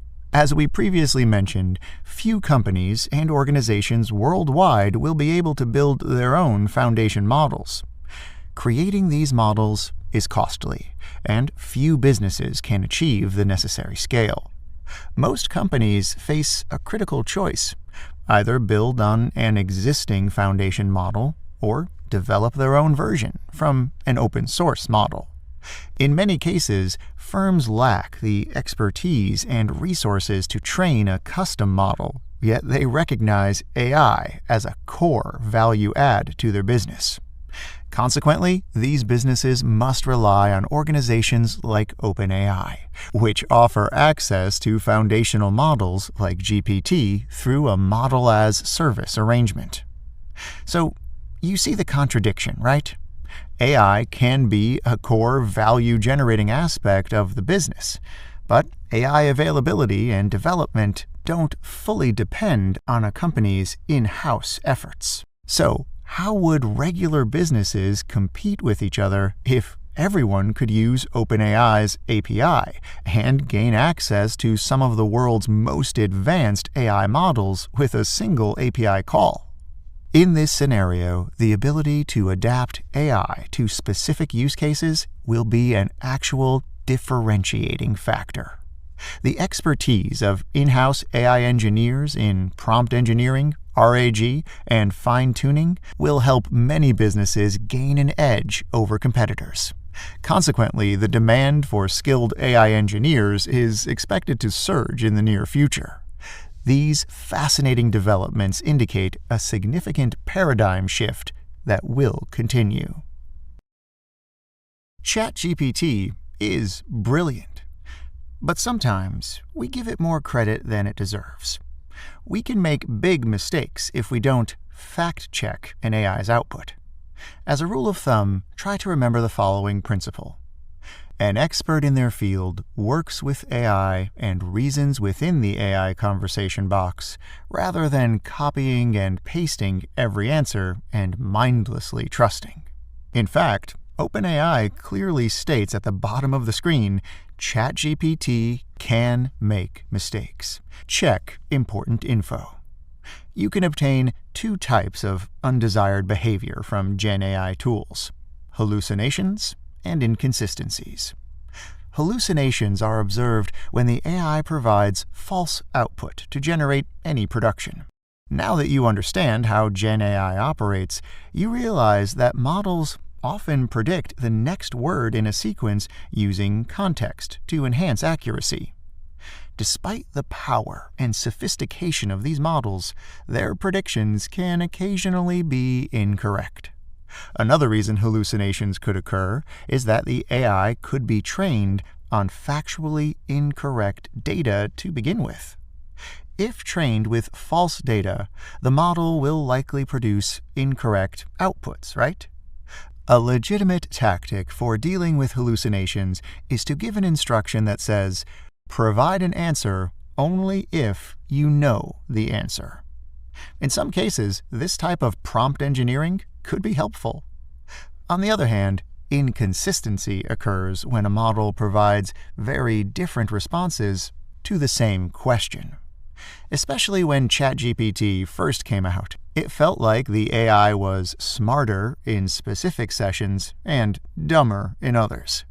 This is due to variations in the hardware used to run the model, or other uncontrollable factors, primarily when the model is hosted externally. One unproven way to reduce inconsistency is by instructing the AI to take its time. Hopefully, if you do that, it won't rush to produce a response, and the system could allocate more hardware resources for every prompt. In any case, detecting hallucinations and inconsistencies and finding ways to deal with them will be one of the major topics of AI research in the years to come, and will surely become a market worth billions. The two main factors determining how powerful an AI model is are dataset and model size. A larger, higher quality dataset significantly enhances the model's learning potential. Meanwhile, the model's size determines its learning capacity. Think of the large dataset as a library full of books. All else being equal, the more high-quality books we have in the library, the more we can learn. In this analogy, model size can be compared to a student's learning capacity. Students who can remember and internalize more information can use this extensive library. Similarly, a larger AI model that has more parameters will be able to capture more intricate patterns and make more complex decisions based on the information learned from the dataset. So, in general, the larger an AI's dataset and model size, the higher its performance can be expected. But building the largest model isn't always the best strategy, because it involves a clear trade-off between performance and cost efficiency. It's expensive to acquire large, high-quality datasets, and even more costly to set up and purchase the computing power to train a considerably large model. So, budgeting is a crucial topic and a fundamental skill AI developers need to acquire. You can't start building your AI model and then figure out how big it will be and how much it will cost during the training process. Instead, it's much better to consider the available budget beforehand and decide what portion will be allocated to data acquisition and computing power. This aspect is quite tricky. Sam Altman revealed in an interview that training GPT-4 cost OpenAI over $100 million. Most organizations cannot afford multiple attempts at training their AI models and must succeed on their first try. Finding the right balance between how well an AI works and how much it costs is key to AI development. Bigger AI models need more computing power during training and operation, which can get expensive. Creating a large model should hinge on a significant boost in effectiveness that aligns with the organization's goals and resources. In some cases, building smaller models that can be retrained and fine-tuned frequently makes more sense.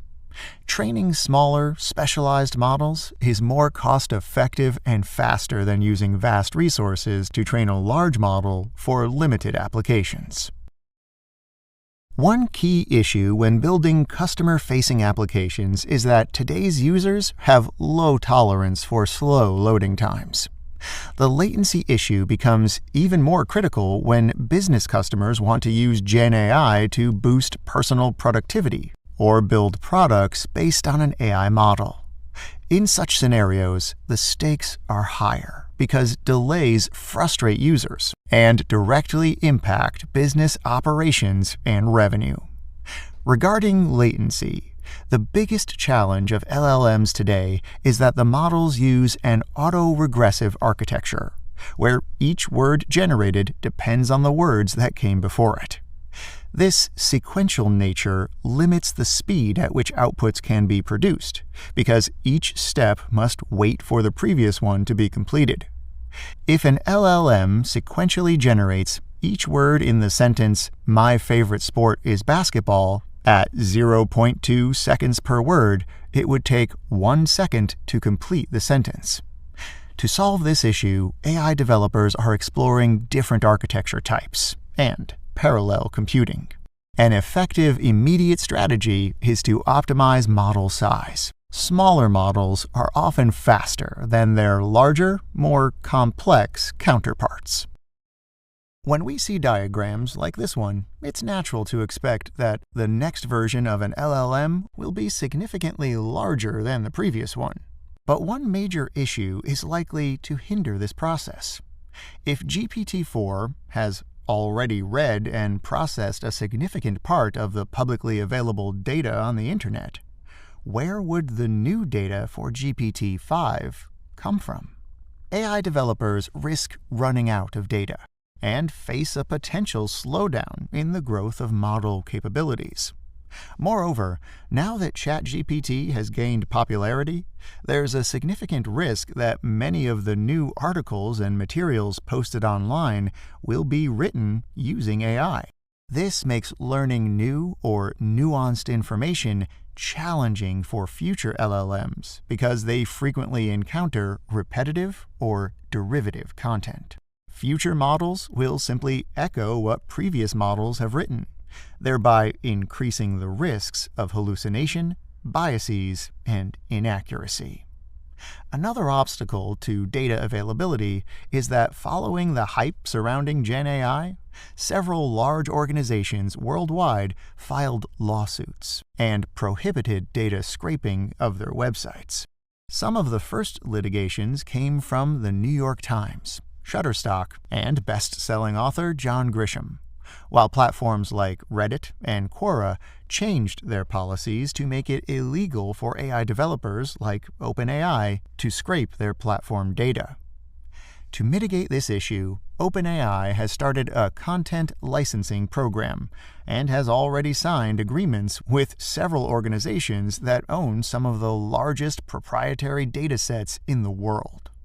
OpenAI offered publishers between $1 and $5 million a year to access archives and train its Gen AI models.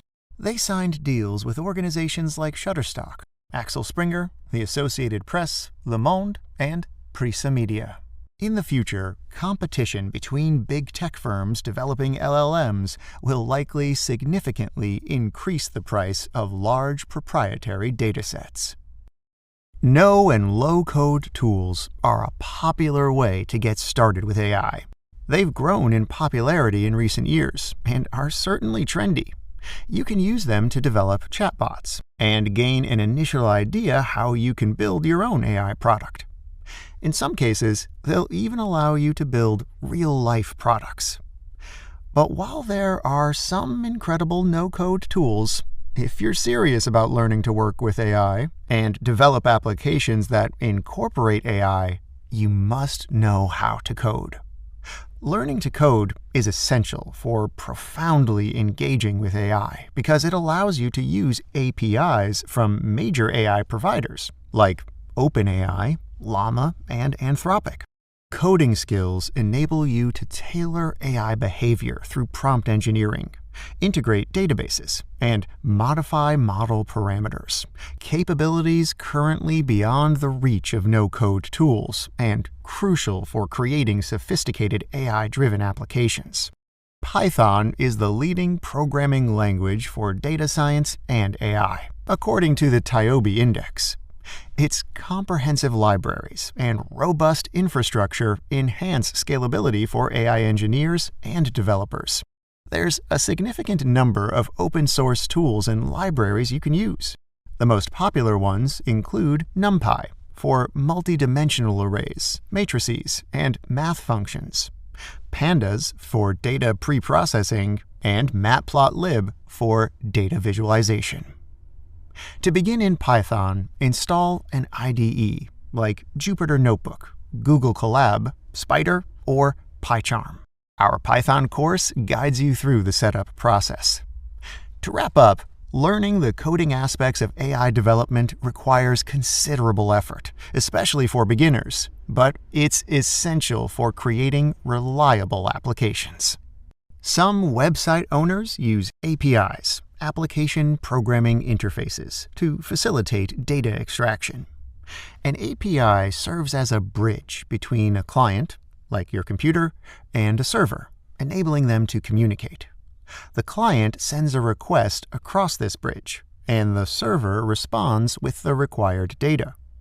Consider the usefulness of this. Imagine two companies, 365 Company and a job board business, seeking to collaborate. If 365 Company wants to share up-to-date information about how much a student has learned with the job board, they can use an API. This way, the job board gets the latest student data directly from 365's servers. The process involves two main steps: the API request and the API response. The job board sends a request to 365's servers via the API, and then the server responds with the data. To integrate a foundation model like GPT from OpenAI into your product, you need to connect to OpenAI's API. This connection is essential to send requests to and receive responses from OpenAI's services, allowing you to use their foundation models in your application. Using APIs is another critical skill AI developers and engineers need in their arsenal. Relational databases organize information in rows and columns. This makes them perfect for structured data. But they're not optimal when we have to deal with unstructured data such as text, images, video, and audio. To convert multimedia into a format that computers can understand, we use vector embeddings, which are then stored and organized in a vector database. Essentially, in a vector database, we have arrays of numbers clustered together based on their similarity. Let's imagine YouTube's database with millions of videos. These videos can be grouped based on their genre. We can have vlogs, gaming videos, tutorials, how-to videos, tech reviews, music, and other formats.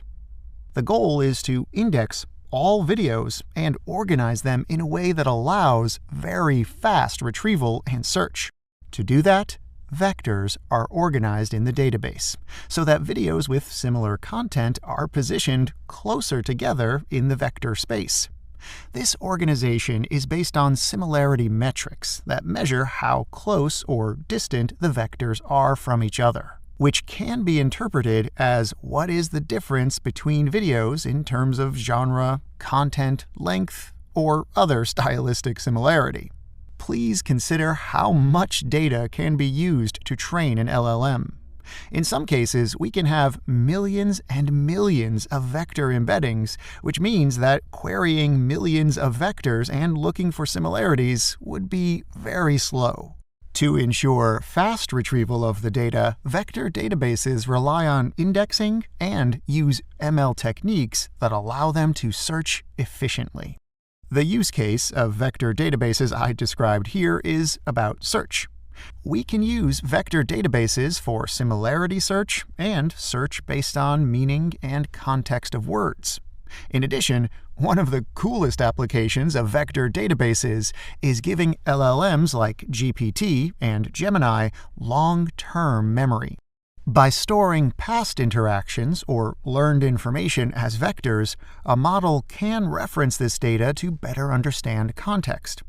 For example, if you use an LLM as a chatbot assistant, it can store information about previous conversations with you and similar customers, and provide more informed responses.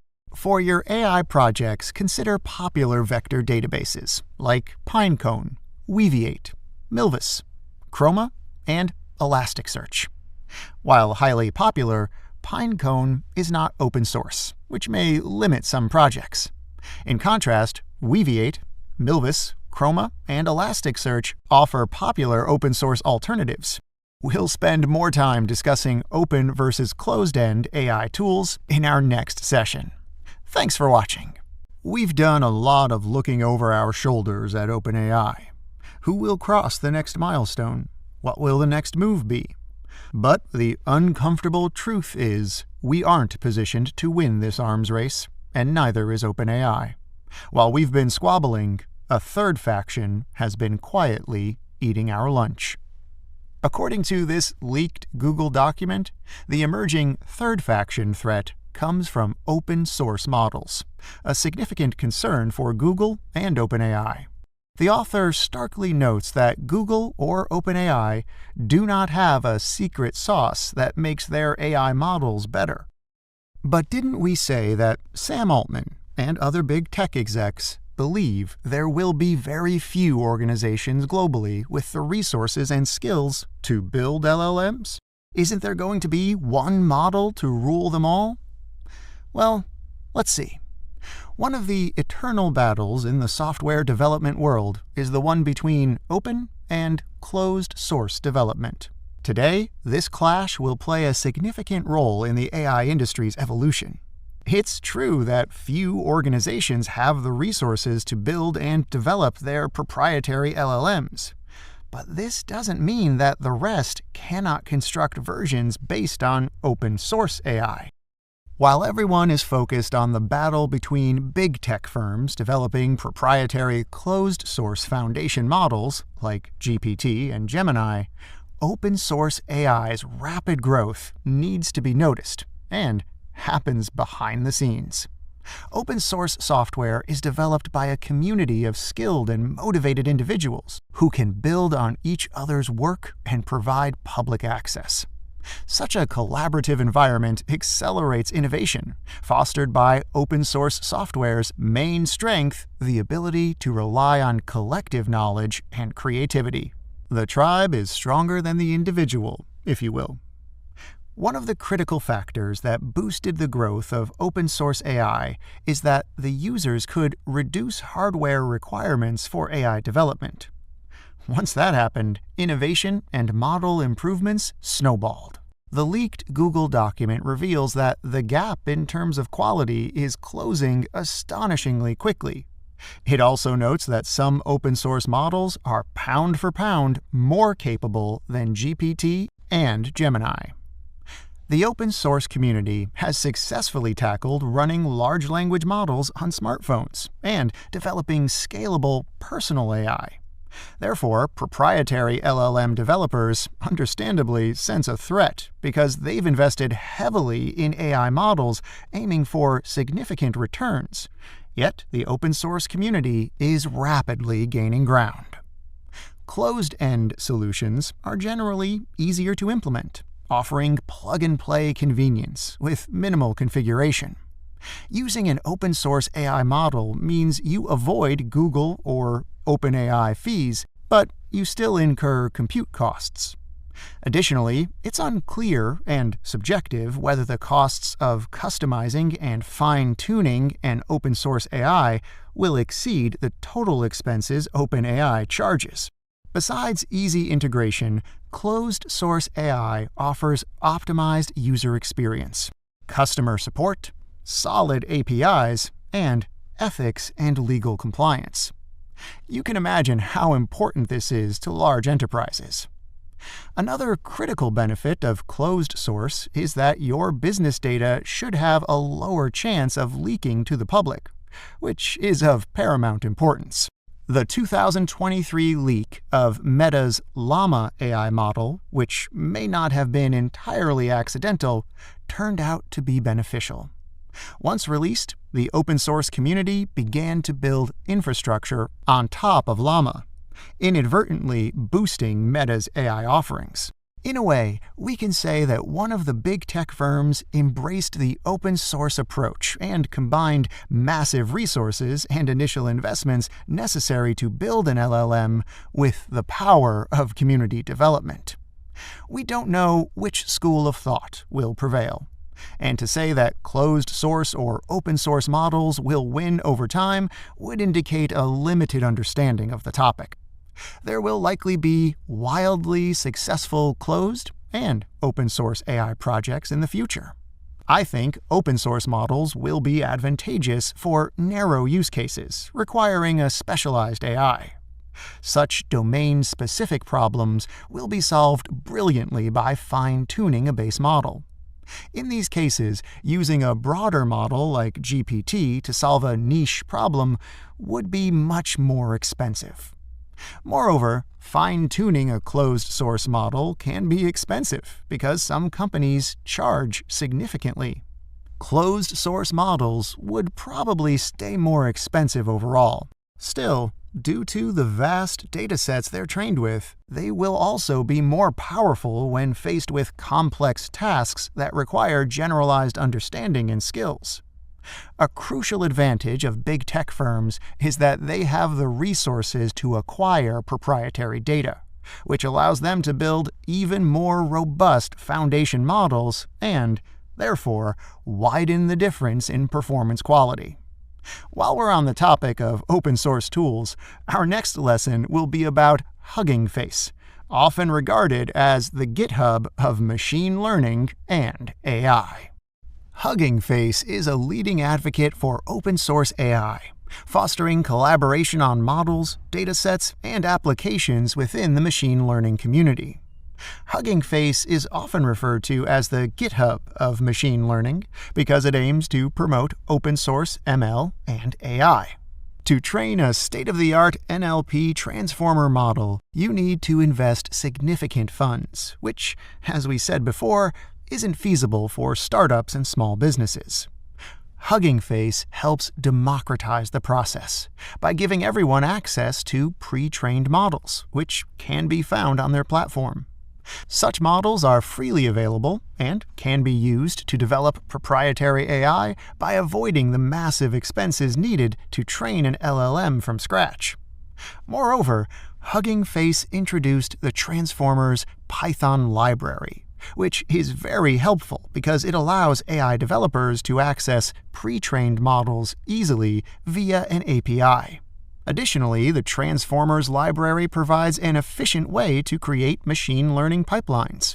With Hugging Face, users can share ML models, use pre-trained models, fine-tune ML models, host demos, and evaluate ML models. Founded in 2016, Hugging Face now boasts a valuation exceeding $4.5 billion, indicating substantial resources and commercial status. Like GitHub, owned by Microsoft, Hugging Face's infrastructure isn't open source, though user-uploaded models and datasets are. LangChain, a valuable tool for developing AI-powered apps, is an open-source orchestration environment available in Python and JavaScript. It allows you to build an app and use any foundation model you'd like with it. You don't need to rewrite code, because LangChain's modular components, like functions and object classes, can replace one foundation model with another in a structured, easy-to-implement way. Much like constructing with Lego building blocks, you can easily replace one piece with another and continue building forward without any issues. Similarly, LangChain enables developers to integrate multiple foundation models and external data sources. The platform essentially serves as a library, offering a collection of commonly used programming components and patterns. These tools are tailored to help developers efficiently work with language models, simplifying complex tasks. This helps developers save time and prevents their applications from inconsistent code. Here's an example. Let's say you want to integrate an AI chatbot into your product. So, without LangChain, you'd manually select a language model, like OpenAI's GPT. Next, you'd need to integrate the API, handle user queries, pre-process these into a format suitable for the model, and, finally, interpret the language model's responses to provide clear answers to the user. This process requires detailed knowledge of APIs, request handling, and data formatting in Python. Alternatively, LangChain lets you leverage pre-built components to build chatbots. You utilize these components to handle the API interactions, data pre-processing, and response generation. For example, if a user asks, "What's the weather like in New York today?" LangChain can manage the entire workflow, from understanding the question to fetching and formatting the appropriate answer, significantly reducing the complexity and amount of code needed. This tool's advantage is that it gives developers a quick and user-friendly way to integrate LLMs into their apps. At the same time, LangChain allows for less customization than writing all LLM integrations manually. Another frequent use case of LangChain is adding long-term memory to such apps as chatbots, virtual assistants, and customer support systems. This helps AI systems improve their interactions and become more intelligent by considering the history of previous conversations. Earlier in the course, I mentioned that our team built an interview simulator app powered by GPT a few months ago. The most challenging phase in the development process wasn't preparing the database with interview questions to be fed to the AI or the developer's work. Instead, we discovered that we spent the most time on prompt engineering the AI and QAing its responses. This highlighted a vital issue everyone building AI products faces: model evaluation. After you've built an AI-powered product, you need a reliable way to test its output.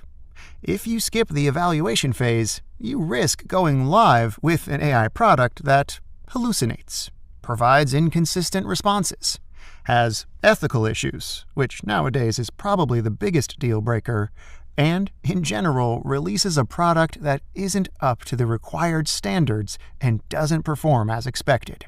So, we decided to use the popular AI as a judge approach, which essentially means asking an AI to evaluate the output of another AI. The AI judge will select and evaluate a sample of questions and responses from the AI interview simulator. Our app is built in a way that allows learners to be asked two main types of questions: open-ended and coding questions. The two are very different from an AI perspective. Code questions are closed-end tasks and much easier to evaluate than open-ended ones. With coding questions, the AI knows what type of output it should expect from the task and can, therefore, easily assess whether the tool calculated correctly or whether its code produced a given output. Open-ended questions are much more subjective and difficult to evaluate, but strong models are improving in this activity. According to LangChain's State of AI report, 58% of the projects built on their platform used AI as a judge, which shows the increasing importance of this part of the AI dev cycle. The substantial benefits of evaluating AI by AI include cost-effectiveness, scalability, speed, and the ability to review a larger volume of interactions with customers. This is especially important if you have thousands or tens of thousands of users and want to deploy an AI-powered app. On the flip side, AI models lack human intuition and ethics, which can lead to challenges in contexts where nuanced understanding and moral judgments are crucial. Therefore, it's also imperative to involve human judges in the evaluation process. In this course segment, we'll explore various AI roles, covering job descriptions, typical backgrounds, essential skills, and their positions within the corporate hierarchy. Let's start with the AI strategist role. Today, everyone is hyped about AI's disruptive potential. But not all companies will benefit from AI, often because they fail to strategically implement it. It doesn't suffice to simply initiate AI projects without a clear plan, hoping that innovation and business results will happen naturally. Ideally, your company should have an AI strategist to guide this journey, focusing on the overall business strategy and company goals from the outset. One of the guiding principles in this process is that an AI strategy needs to be in sync with the firm's overarching business strategy for it to be successful. There are a few key ways in which AI can benefit your business. It can help you sell better products and services, AI can improve your company's processes, and AI can facilitate decision-making. An AI strategist will consider your company's overall business strategy and identify and map multiple AI use cases related to the business. The company will pursue the use cases that best align with its business strategy and are expected to have the highest impact. Despite its non-technical sounding title, AI strategist is indeed a technical role. Besides identifying and suggesting viable AI use cases, an AI strategist needs to be able to help their company execute in practice. They'll guide the company in determining the optimal type of AI model, considering the performance of different solutions and their respective costs. Once the company has committed to a framework and a specific model, the AI strategist needs to envision how the AI model will be deployed in production and integrated into the firm's existing products. Finally, they'll need to set procedures to help the company evaluate and optimize the performance of the AI models it has deployed. Another critical aspect of an AI strategist's contribution that shouldn't be overlooked is AI evangelism. This means promoting AI adoption across the company and ensuring employees understand how AI can help the business become more competitive. Okay, so what is the typical background of an AI strategist? What did they do in the past to get to this stage of their career? This is a new role, and requirements are fluid. But in most cases, the candidate will be a data scientist with an extensive technical background in data, machine learning, and AI. Throughout their career, they've been able to work with many business stakeholders and understand what drives business value. A good data strategist knows what it takes to build a technical solution and has the business acumen to envision the project's impact.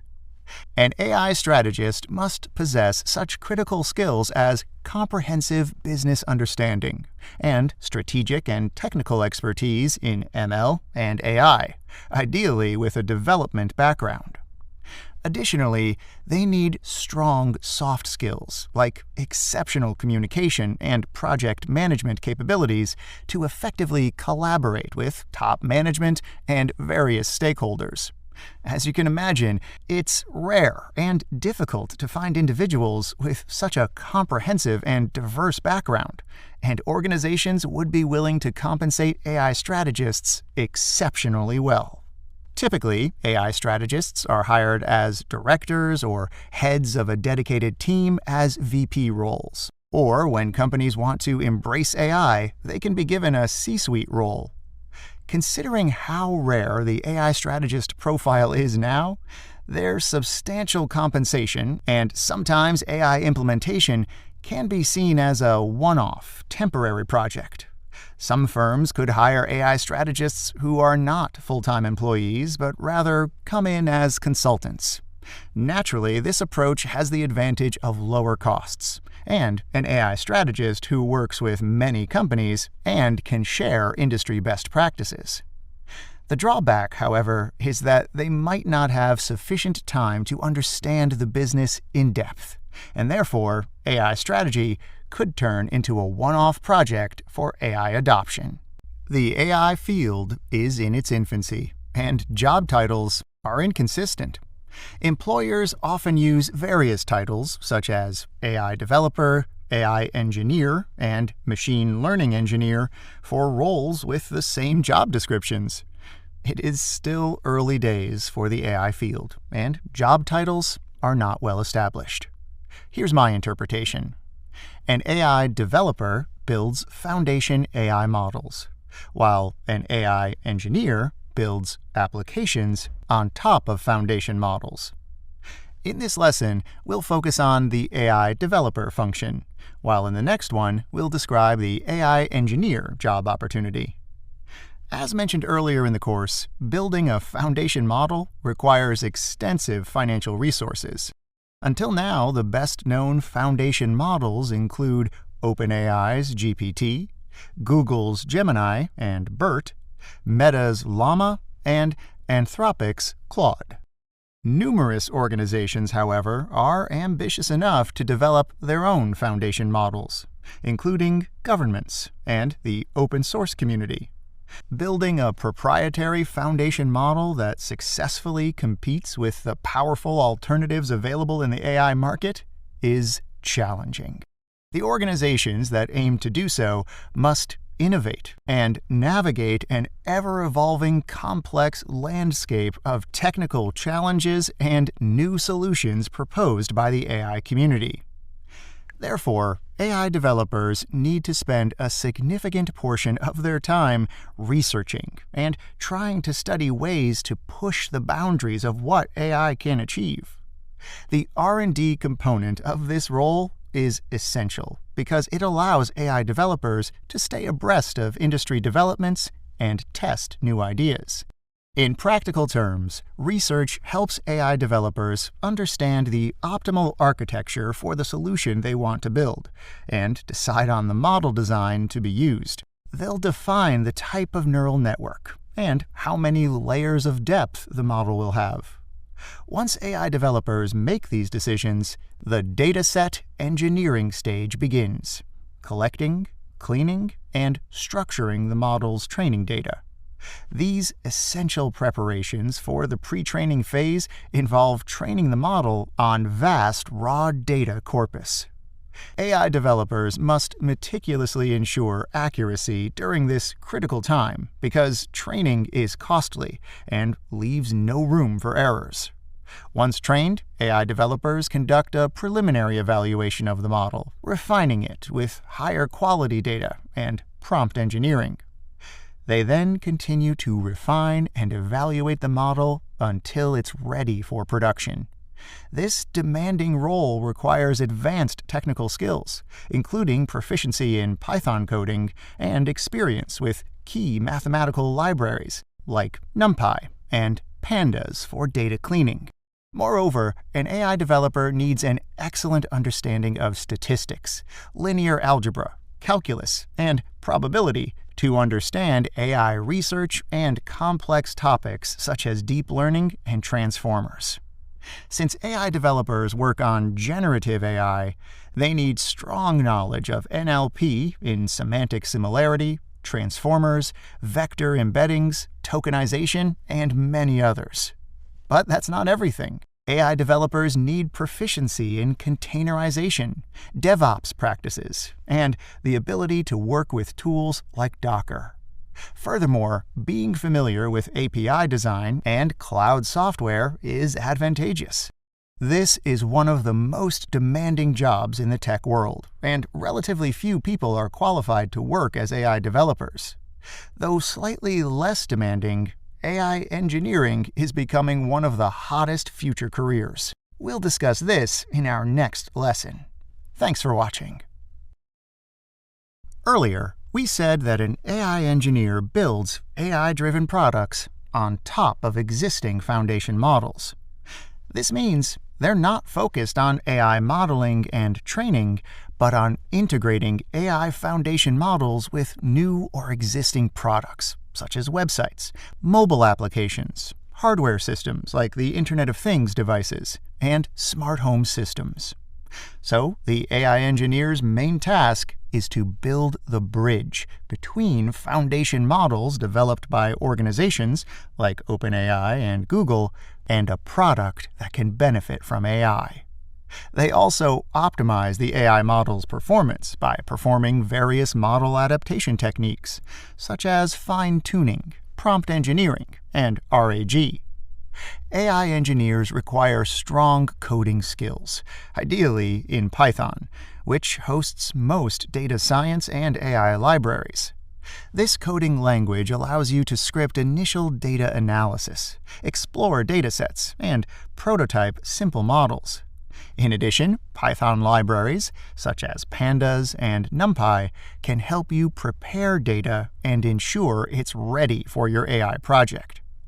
Hugging Face is a valuable platform for AI engineers. It offers the Transformers library with state-of-the-art foundation models for fine-tuning specific tasks your company needs to address. Familiarity with Hugging Face is highly beneficial. LangChain is an indispensable tool for AI engineers. It enables the integration of foundation models into products and offers the flexibility to select and switch between various LLMs as needed. LangChain helps simplify the AI integration process significantly. Vector databases like Pinecone are also helpful, as they aid AI engineers in handling complex data structures like embeddings. The vector database stores this data efficiently and quickly retrieves it on request. This allows the engineer to focus on improving the AI application's UX and quality of responses rather than worrying about latency and scalability. Another critical skill AI engineers need is a solid understanding of LLMs and NLP. They can benefit significantly from working with cloud services and containerization tools like Docker. Finally, to be a full-stack AI engineer, an individual must combine ML engineering, AI, and software development skills. Such diverse backgrounds are rare, but many companies seek talent with computer science and ML engineering backgrounds to fill AI engineering roles. They're often looking for a talented individual with an ML or computer science foundation willing to invest the time to build up their skills in the area they lack. Most job advertisements for AI engineers cite a bachelor's or master's degree in computer science, math, statistics, data science, or another related field. Becoming an AI engineer is a great career opportunity. The number of companies that want to capitalize on Gen AI will increase exponentially in the coming years, and there will be more opportunities to integrate consumer products with extremely powerful and sophisticated foundation models. The Oxford Dictionary defines ethics as moral principles that govern a person's behavior. AI ethics is a collection of moral principles to maximize AI's benefits for the common good and minimize potential harm from its development. It's natural to think of AI as a computer's intellect and perceive it as something beyond human control. But AI models are still conceived, designed, developed, trained, and refined by humans at this stage. So, a vital issue that AI ethics must address is determining human accountability in AI development and identifying who is responsible for the AI's actions once it's operational. It would be an understatement to say that artificial intelligence could help humanity. It could democratize and improve access to education, revolutionize drug discovery in healthcare, and make a decisive push toward environmental sustainability by optimizing energy consumption. At the same time, AI's widespread adoption poses significant challenges regarding, among other perils, data privacy, dissemination of false information, and job displacement. We're not far from the day when advancements in robotics and AI will make it possible to manufacture competent AI weapons. Moreover, AI can potentially penetrate a country's critical infrastructure systems from a distance and paralyze its economy. These issues make many governments anxious and eager to be the first to develop a more capable AI. This is a classic example of moral hazard, in which a few reap the benefits of technology while the potential risks and damages are distributed among the many. This dynamic creates an environment where the incentive to push boundaries in AI development is heightened despite the associated risks. So, the international community must promote the debate on AI ethics and agree on sustainable AI development principles. Besides security risks, AI poses significant socioeconomic challenges. It's expected that many jobs will become redundant due to AI. According to an analysis from the U.S. White House, about 10% of U.S. workers are in jobs that face the most significant risk of disruption from rapidly evolving AI.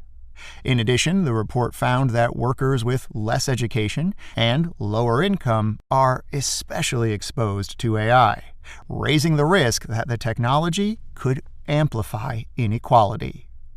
But many experts believe that layoffs are not just coming for less educated workers. On the contrary, NVIDIA's CEO, Jensen Huang, who is at the forefront of AI innovation, says that kids no longer need to learn programming. Imagine the implications of that. Using AI ethically starts with building AI ethically. To achieve that, AI developers must adhere to ethical standards regarding the training data used for AI models. Using as much data as possible is natural, and those who don't will probably develop less sophisticated models. But training AI with personal data for which you don't have the necessary user permission, or training with web-scraped data against website policy, is unethical and can be seen as IP theft. Governments worldwide understand that it's time to act. Even the Pope weighed in on AI at the G7 summit in Italy. He was one of the first global personalities falsely portrayed as wearing a Balenciaga coat and a white cross through Gen AI deepfake. His attention was piqued by the emergence of technology that can produce images that are perfectly plausible but false. Consequently, he advocated for AI regulation, stating that AI offers new freedoms, but also the risk for tech dictatorship. The European Union was the first global player to introduce a regulatory framework on AI. Known as the EU AI Act, this EU legislation aims to protect citizens, businesses, and government agencies by making AI development safer and more transparent.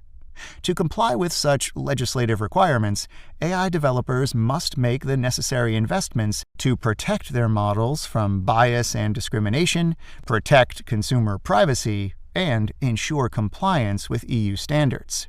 Initially, this would require extra costs, but then the compliant organizations would have the opportunity to reap the benefits of responsible AI. Hopefully, global powers will soon agree on a unified framework for AI governance that transcends national boundaries. This would level the playing field and facilitate international cooperation in advancing AI technologies in a manner that prioritizes human well-being and safety. Bloomberg reports that by 2032, the generative AI market could reach $1.3 trillion. Compared to the U.S.'s annual GDP of approximately $25 trillion. PricewaterhouseCoopers, PwC, is even more optimistic, predicting that the generative AI market will reach $15.7 trillion by 2030. The two forecasts have a massive gap. We don't know which will prove correct. We do know that the AI sector will experience unprecedented growth. This technology will continuously evolve and improve. The rate of growth, however, depends on several critical factors. The three essential resources AI models need include electricity, data, and computing power. The availability of new training data is a rather sensitive topic, considering that using social media data and website proprietary data to train huge foundation models can be unethical. At the same time, it seems that LLMs will become even larger. It'll be interesting to witness how the Internet's largest data owners approach this issue. Perhaps we'll see even more licensing deals than those announced by OpenAI. Moreover, in some regions, governments will likely impose AI regulations, prohibiting training models with users' private data, unless certain agreements exist. We might even see organizations that develop LLMs willing to pay users to access their personal data and train models with it. It will be interesting to see how AI developers tackle the challenge posed by the increasing volume of AI-generated content on the Internet. If that content is used to train new AI models, it could create feedback loops, diminish the accuracy of AI models, and amplify existing biases. Secondly, we must consider that large and sophisticated language models require substantial electricity. As people find new applications for AI and the adoption of AI models grows globally, the overall usage and, consequently, the electricity demand for AI is set to skyrocket. At some point, we must evaluate AI's global energy and carbon footprint and consider how the demand for AI services impacts global energy prices. Consider this report title from the Conference Board, an independent business membership and research association. The rise of AI threatens to explode U.S. electricity demand and overburden the grid, but also promises new efficiencies. Right now, it appears that AI will play an essential role in shaping future energy prices. Finally, we need computing power to develop and operate state-of-the-art Gen AI models, extremely capable AI chips. In 2023 and 2024, the U.S. chipmaker NVIDIA skyrocketed in value because it found itself as the best-positioned player to capitalize on the growing demand for semiconductors driven by the AI hype created by ChatGPT. There seems to be a significant shortage of high-quality AI chips, but that might change because NVIDIA's huge profits have attracted the attention of other semiconductor producers. The other major plotline in the AI industry is whether the AI models developed by the open-source community will become competitive with closed-source AI. Alternatively, big tech firms like Google and OpenAI will continue to dominate the market. Regardless of the outcome, witnessing firsthand the transformative impact that AI will have on various aspects of our lives will be thrilling, potentially surpassing the changes brought by the digital revolution of the Internet. I want to thank you for sticking until the end of the Intro to AI course. It has been an absolute pleasure being with you. I hope that you learned a lot and will check out more of 365's AI courses. Good luck, and thank you. All right, what do you need to know about programming if you are just getting started? We all have to deal with certain tasks in our daily lives. Many we can solve on our own, while others, especially the ones that are more complicated, can be solved with the help of a computer. Assume you have defined a problem that must be solved and you know the steps that must be taken to solve it. Even if you could structure your logic perfectly and type a brilliant solution in English, the computer will not understand it, as it understands zeros and ones only, no other symbols. Similar to a light switch, it recognizes two phases, on and off. To communicate a real-life problem to the computer, you need to create a specific type of text called a source code or a human-readable code that software can read and then process to the computer in zeros and ones. A program is a sequence of instructions that designate how to execute a computation. Therefore, the formal definition of programming is the following: taking a task and writing it down in a programming language that the computer can understand and execute. You need not be a geek or computer scientist to program. Actually, the subject of computer science is not the study of programming. These are different things, and this can confuse beginners. Computer science is about understanding what computers can do. Programming, instead, is the activity of telling computers to do something for us. Think about the world we live in today. There are more than 1,000 programming languages out there, and each language is designed for carrying out specific tasks. So, depending on the sphere to which your problem applies, only some languages can be of good use. For instance, PHP is good for web programming, but is not suitable for programming devices. C++ can definitely help you with the latter, while Python and R are some of the favorite tools of data scientists and people from the finance industry. When you meet an experienced programmer, don't think he can program in all languages out there. Instead, it is likely he can work with one or maybe a few languages, but he has mastered them well. Right, but how does somebody become good at programming? First, programming requires problem-solving skills and involves abstract thinking. You are supposed to understand your task perfectly and then break it down into a sequence of instructions or smaller computational steps that the computer can execute. For example, John is asked by his boss to do the following: create a program that adds 10 to any number his boss inputs with the keyboard. The correct reasoning would be, if x is the unknown provided, we need an output of x plus 10. Once you've created these steps using a programming language, you'll begin writing clean, well-structured lines of code. So, the second crucial skill to develop is mechanistic thinking. If we set aside artificial intelligence, also known as AI, computers can only execute what you explicitly ask them to do. They won't understand what you imply through your instructions. Even AI may sometimes misinterpret your intentions. Therefore, you should learn to write clear code the computer can execute to produce the desired result, regardless of whether it's interpreted by you or by an AI. Fortunately, even though AI may sometimes outperform us in interpretation, humans remain the ultimate decision makers when responsibly understanding, overseeing, and adjusting code instructions. This is why a solid knowledge of a programming language's syntax and the ability to read and write code are paramount. It will positively influence your thinking process by helping you break down problems into parts the computer can execute. This skill is essential even when working with AI, because strong programming skills enable you to understand its behavior, debug effectively, and connect all the puzzle pieces.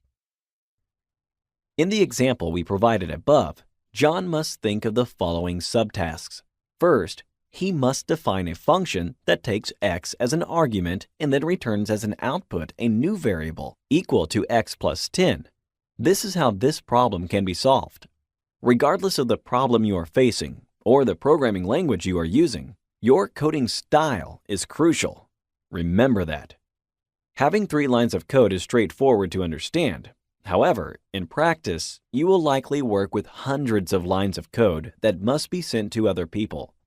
If your work is difficult to read, unnecessarily complicated, full of variables as names, conveying no meaning, it will be poorly received by other programmers. Therefore, throughout this course, we will pay attention to the best practices that will help you organize your code. Programming challenges are great as they develop your mechanistic thinking and problem-solving abilities. This involves formulating problems, breaking them down into meaningful steps, and communicating these steps to the computer in an organized way. This will do for now. Thank you for watching. Although it may be new to some of you, Python has been on the programming stage for over 2 decades. There are 2 main reasons you should learn Python. First, it has several technical advantages compared to other programming languages. And second, its practical application covers several industries. It is a powerful computational tool when we have to solve complicated tasks in the field of finance, econometrics, economics, data science, and machine learning. Therefore, it is a perfect stepping stone for somebody who learns how to code and is determined to pursue a career as a data scientist. Here's a slightly more technical description of Python. It is an open-source, general-purpose, high-level programming language. Let's break this definition into several pieces and try to understand each of these attributes. Open source means it is free. Python has a large and active scientific community with access to the software's source code and contributes to its continuous development and upgrading. Depending on users' needs, this is the main reason Python is cross-platform. It is available for all major operating systems, Windows, Mac, and Linux. The benefit of it is Python can be quickly applied anywhere. Domain-specific languages like MATLAB and SAS, also used for solving financial and econometric tasks, are paid. This plays a role in a language's popularity. General purpose. There's a broad set of fields where it could be applied. For instance, Python can be used for web programming through the Django framework. Although this is beyond the scope of this course, you should be aware of the wide scope of application, and the interoperability with other programming languages could be an explanation why some large organizations have chosen Python as their main programming language. High level. This is slightly more technical.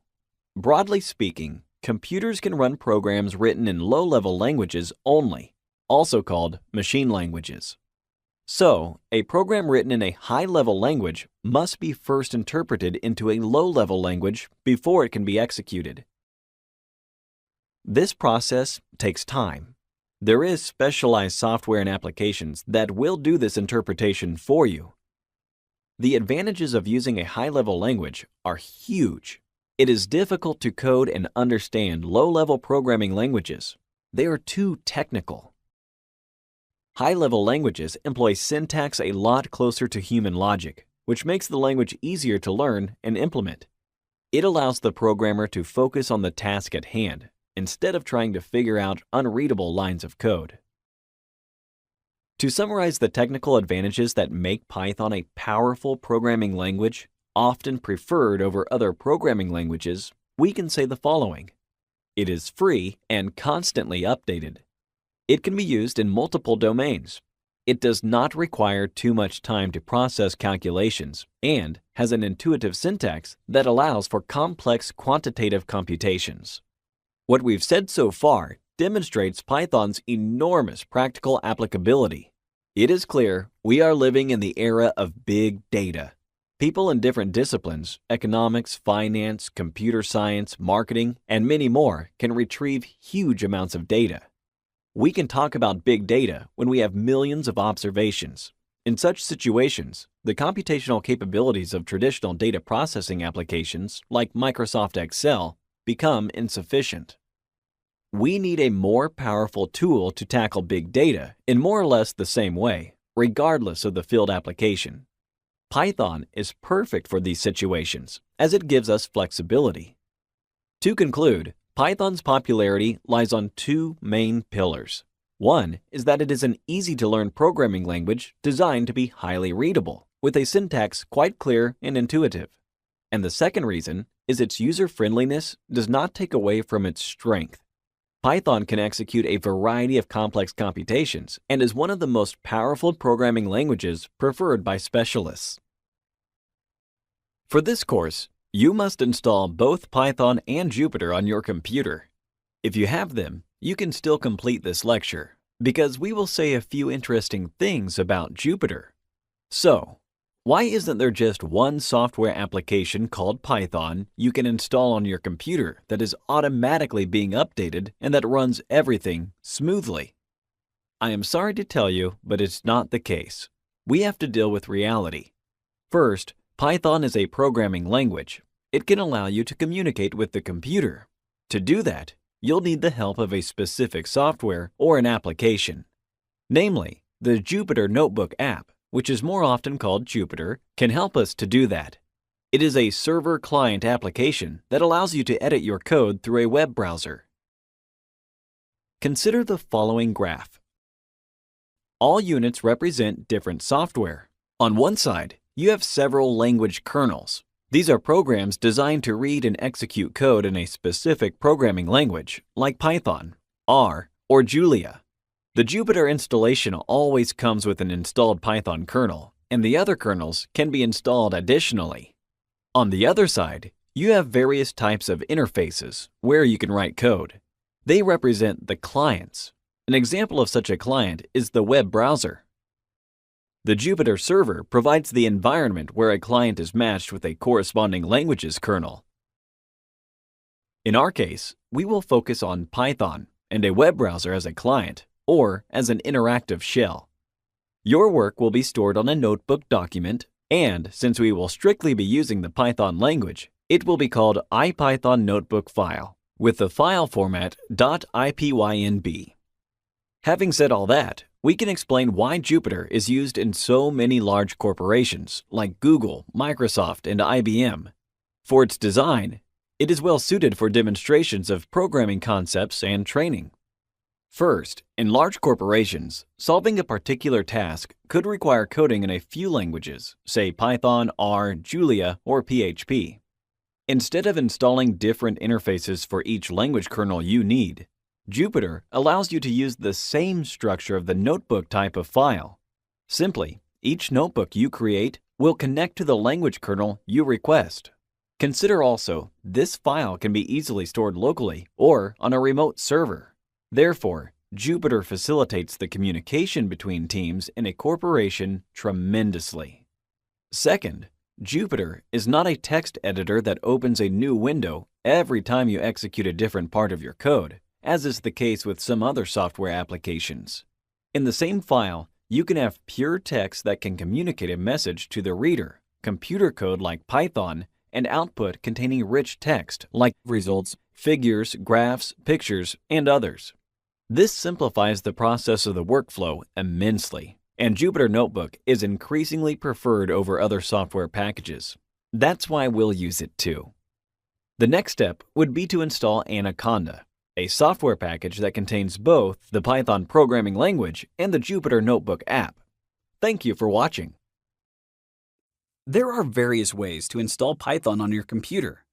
For new Python users, installing Anaconda is highly recommended. Anaconda will install Python, Jupyter Notebook app, and many packages for scientific computing and data science. Please remember that Anaconda constantly updates its products and website like any other online service. So the functionalities will likely remain the same even if their interface or organization looks slightly different when you access their web page.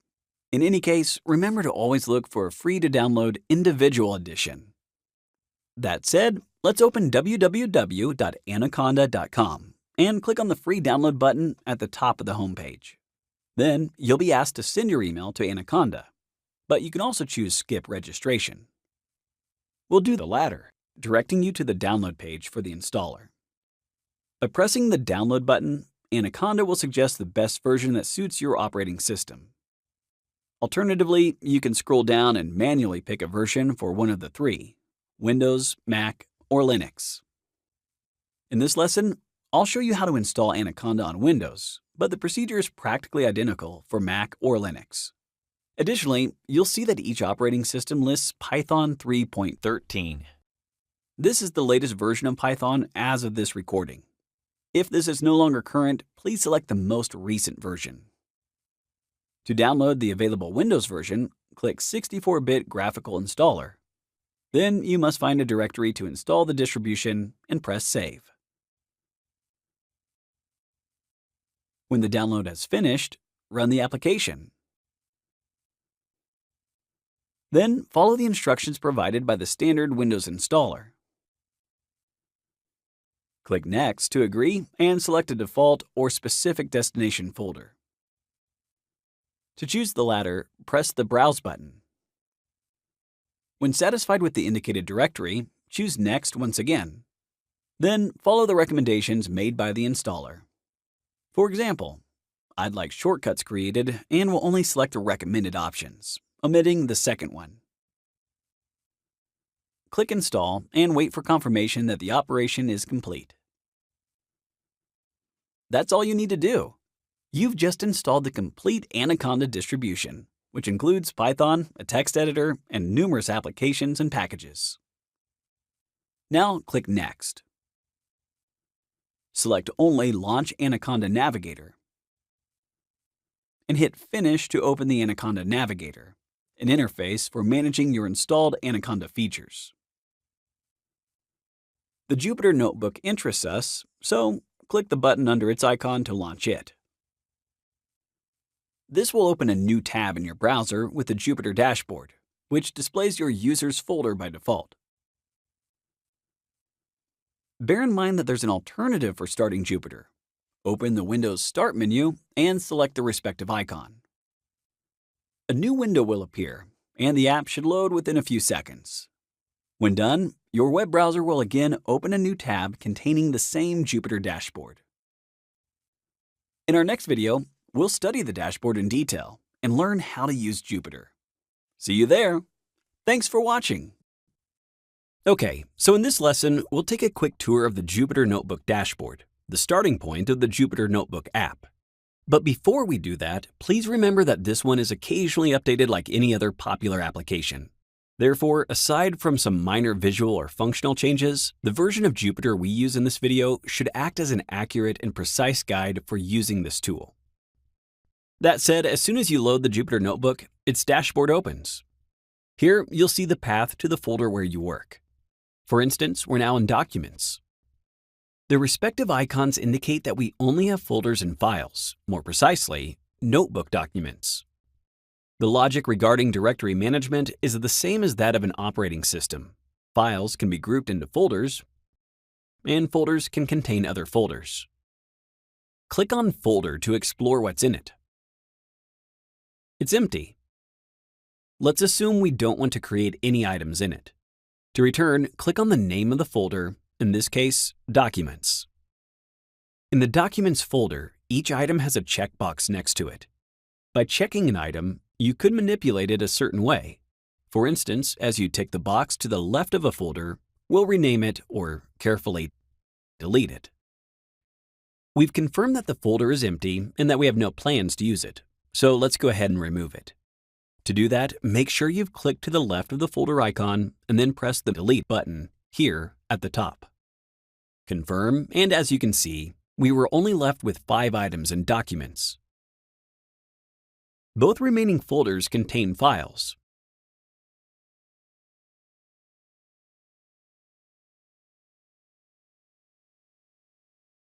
So it would make sense to rename the second folder to folder-02.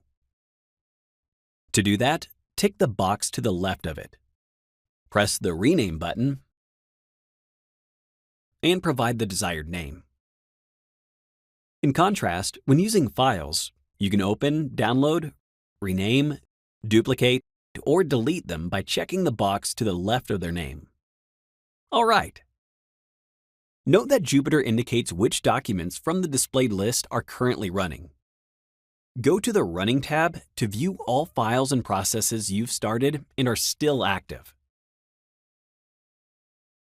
Moreover, a little green dot appears between the notebook's icon and the checkbox in the Files tab. In our case, these two untitled notebook documents are running. You can access and work on them from the other two browser tabs. Before we get to that point, remember that the selection menu allows you to select all files together. This is useful if you want to apply the same manipulation to all items. The suggested manipulations can be found by right-clicking on the selected area. To return to the previous state, uncheck the box at the top. From the Upload button in the top right corner, you can upload a notebook into your directory. The standard Explorer box opens. When you select a file, you can click on Open, and it will immediately appear in your directory. Finally, you can expand the New button. From the drop-down list, you'll most likely need to create either a new folder or a new notebook file. The orange icon indicates a notebook document. On our list, we only have a Python-type notebook document based on a kernel named ipykernel. The browser immediately opens a new tab for me. This is the interactive shell we mentioned earlier. Here, you'll write your code and see its output. Think of it as a notebook document that runs on the ipykernel. It's saved in the IPython notebook format with the .ipynb extension. You'll see it appear immediately in the Documents folder. By the way, don't fear this other new name, IPython. Think of it as the predecessor of Jupyter. Consider the IPython notebook format a legacy file format. One last thing before we conclude. When you finish your work, go to the Running tab, right-click the process you'd like to terminate, and select Shutdown Kernel. Otherwise, if you close Jupyter, all related processes will be ended automatically. In our next lecture, we'll write code and see how Jupyter displays the output. Thank you for watching. Okay, great. Now that we know more about the Jupyter Notebook dashboard, we can examine the shell and see how to code in Jupyter. First, the field you see here is called a cell. That's where you'll provide text and code. Second, remember that there are two modes in which you can manipulate Jupyter cells. You're currently in command mode. This mode involves manipulating, or better, organizing the notebook as a whole. We'll explore some of the associated functionalities in a minute. The other mode, edit mode, allows you to write and edit text or code. To access it, either click the gray box labeled as the input field, or select the cell and press Enter. Once you've done that, you'll be able to see the cursor, so you can start typing code. To close edit mode, click elsewhere on the document or press the Escape button. Naturally, as you do any of the two, you'll return to command mode. This is why the cursor disappeared. If you want to ensure you are in command mode, just press Escape. Doing so will always get you out of edit mode.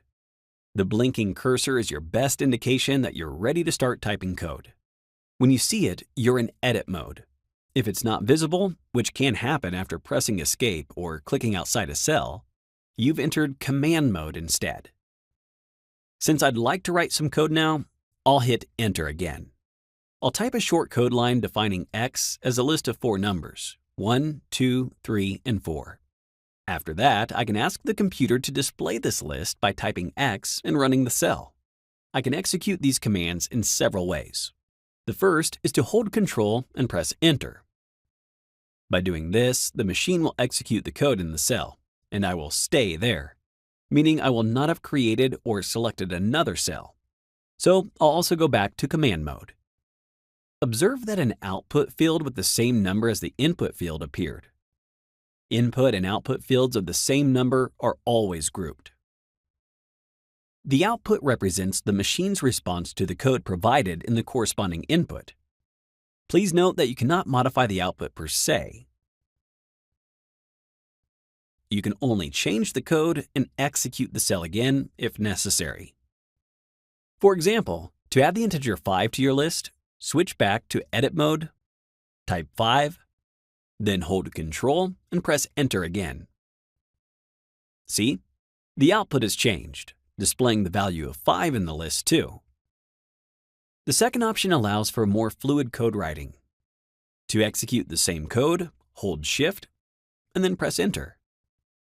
The previous 2 lines are executed, and a new cell where you can write code is created.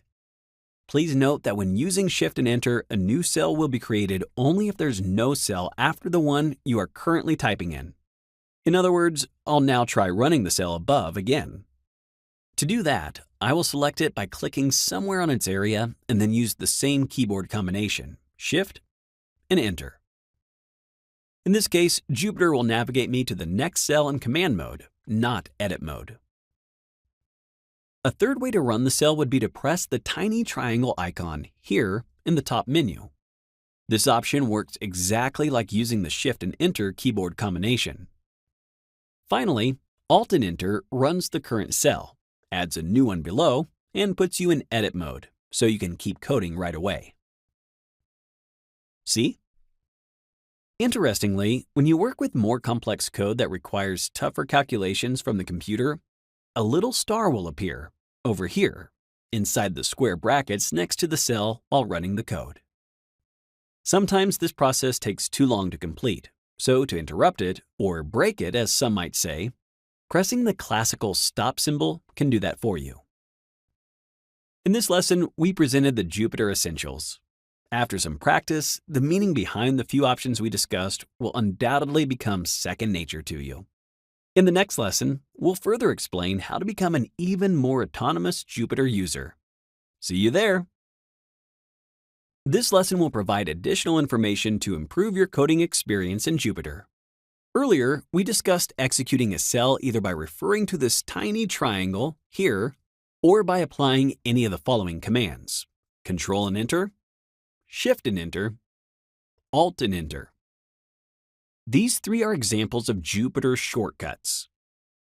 The exciting part is that there are many more you can use to accelerate your coding experience. First, make sure you're in command mode.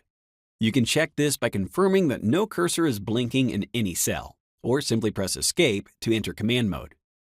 Once you've done that, either go to the Help menu and choose Show Keyboard Shortcuts, or, as suggested, use the Control, Shift, and H shortcut to access the desired list.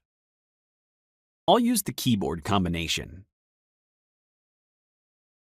A new window will appear, showing each operation on the left and its corresponding shortcut on the right. Let's scroll down a bit to see if you recognize any of the shortcuts listed here. Aha! Enter Edit mode is triggered by pressing the Enter key. What else? Here are the commands we just mentioned for running a selected cell: Control and Enter and Alt and Enter.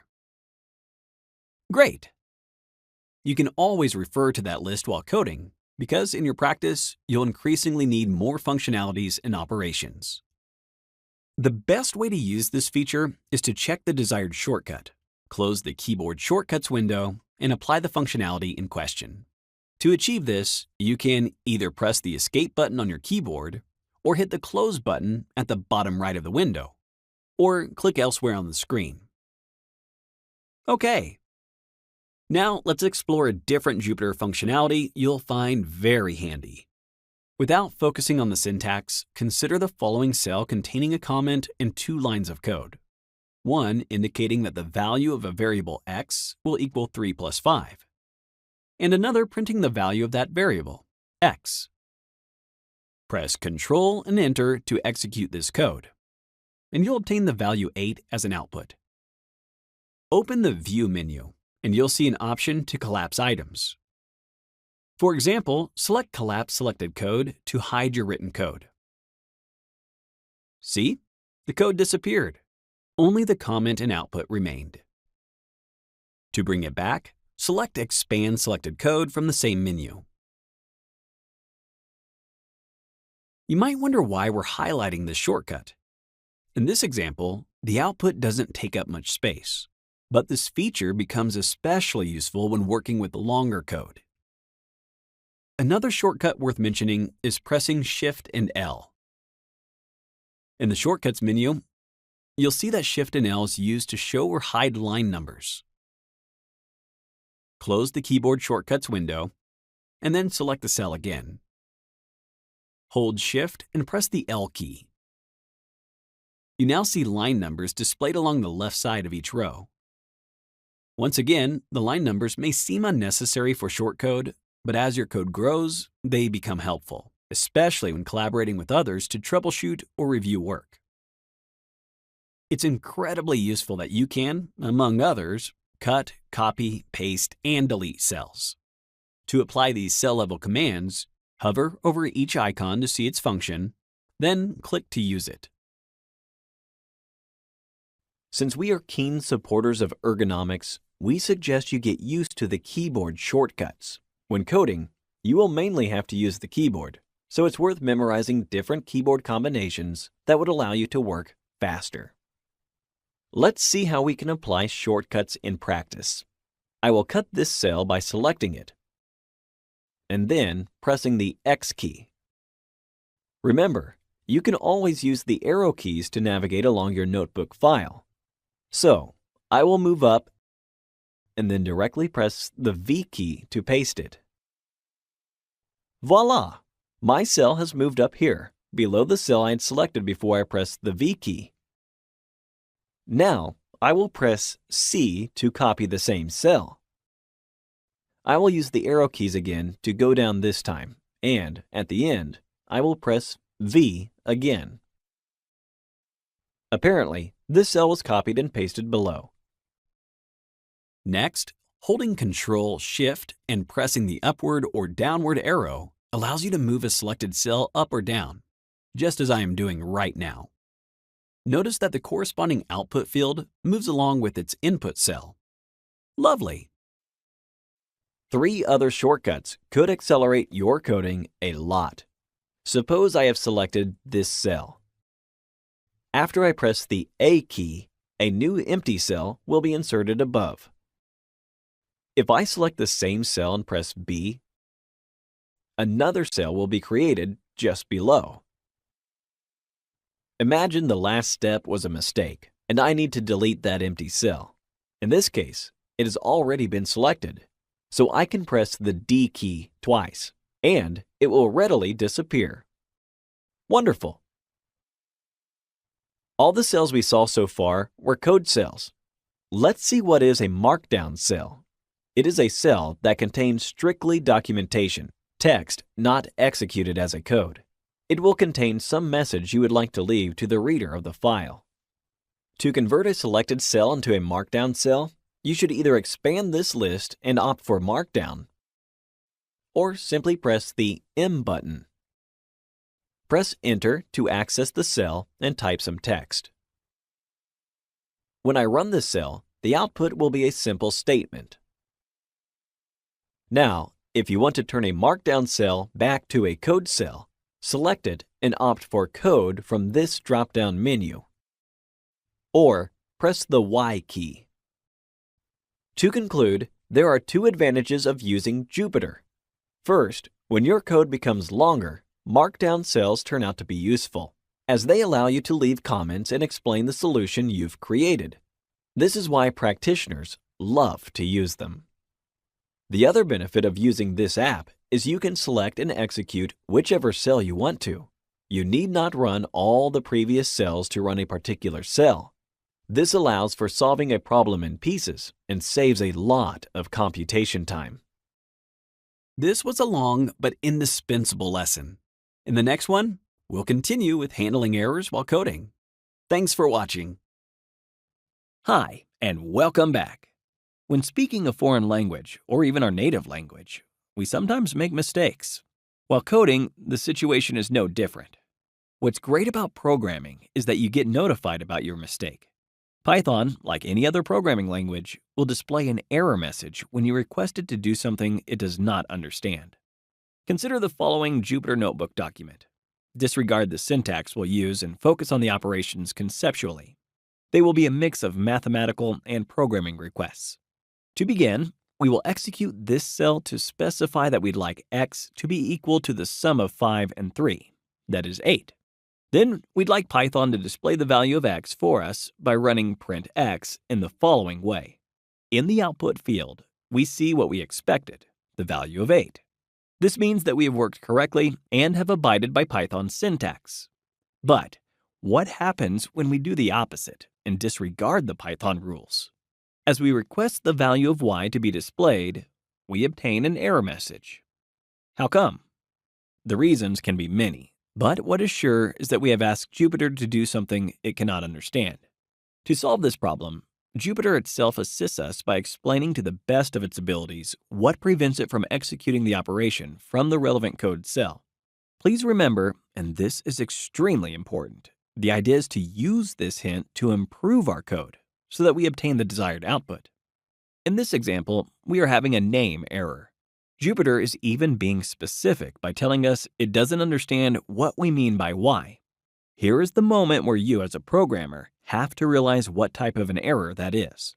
Considering that the interpreter is reading your code letter by letter and line by line, this means that there was nothing wrong with what we've written until y. So, the error seems to be related to that letter, and the last line of the error message confirms it. Please remember that in the majority of times, the last line of the error message indicates where the problem is coming from. Then, as programmers, we realize we can solve this particular problem in two ways. One would be to provide a value for y. The other is to assume that we have just not referred to the correct variable. Therefore, we can substitute y with x and execute the cell again to obtain a satisfactory output. Great! It doesn't sound hard at all, right? Well, yes, but that's just the beginning. It is important to realize there's no guarantee that you are having a single cause for a problem. For example, if you type print y like this, Jupyter will just indicate that it doesn't understand what the first 4 letters are there for. It will be the job of the coder to remember that the command they need is print, not prit. At the end of the day, you may have just made a typo. However, when you correct this and re-execute the code, you'll receive an error message again. At least, this one looks familiar. You know how to solve it within the boundaries of our example. So, substituting y with x can finally lead to the right outcome. All right. Aside from the technical perspective, there are several takeaways from this lecture. We can't rely on Jupyter to be always telling us the exact reason why it was not able to execute or request at a specific moment. It is amazing how accurate and precise it can be in its suggestions. But don't be surprised. Sometimes the obtained error messages won't be very clear to us, the programmers. Therefore, it will be our job to understand the messages and decide on how to solve the given problem. Then, don't forget that coding is all about using a programming language to solve certain analytical tasks. So, every programmer has encountered countless error messages on their way. What is important is to know how to handle them. Try to understand and resolve them, and don't pretend you're able to write the perfect code from the first try. That is impossible. On that note, please follow this guideline. Don't quit on your task, and be ready to respond to as many errors as you need. Of course, this doesn't mean there's no place to get support from. For instance, you can Google the error. Just paste the last row of an error message online and see if there's a thread or a post that can help you solve the problem yourself. This approach will not be preferred or needed throughout the course, I believe, but will serve you a great deal after completing it, or also as a professional when you will already be an independent programmer. In other words, Googling the error is what you would do on the job, so it is good to get used to it. Regardless of whether this strategy works, you can search for the relevant error in the Q&A forum. Alternatively, if you can't find an answer there or you stumble upon a recurring problem, please do feel free to post a question yourself. We will be happy to reply as soon as we can. Just when you do that, please stick to the following structure. Let us know what your task is and what output you're aiming for. If you can point us to a particular lecture or section from the course, please do that as well. Then, paste the exact code you have executed before obtaining an error message. Third, provide a screenshot of the error message, or at least its very last line. That one is very important. Finally, anything else you can share about the problem will be much appreciated. Having this type of information will help us immensely to assist you better. So, we would be extremely grateful if you spend the time to provide it. To conclude, you don't need to just try and execute random code at this stage, but the principles delineated in this lecture will be applicable while programming in Python or other languages throughout the entire course and beyond. This will do for now. Thanks for watching. This is a video in which we will share two specific Jupyter functionalities with you. If you have worked on a file and have closed it after having run its code cells, the next time you open it, you will not see the code in the input cells only. You will see also the obtained results stored in the output fields. Now, imagine you would like to run the cells from the very beginning. What should you do? The best way to do that is to expand the kernel option from the Jupyter menu and select the option Restart Kernel and Clear Outputs of all cells. After you click on it, you must confirm by pressing the Restart button. Then we will see the only thing left in the notebook file is the code. None of these cells have been executed. That's why there is no number associated with the input cells. So after we execute the first cell, it will have the number 1. The next one will be numbered as 2, and so on. Great! The other interesting option would be to select Restart Kernel and run all cells after expanding the kernel option from the Jupyter menu. It will basically proceed similarly to the option we just saw. This time, however, Python will run all code cells from the first to the last unless it encounters an error somewhere on the way. In case some cells contain an error, Python will simply stop there. In our case, there were no mistakes in the code, and the cells were set in the correct order, so everything will run from the beginning until the end. Is that correct?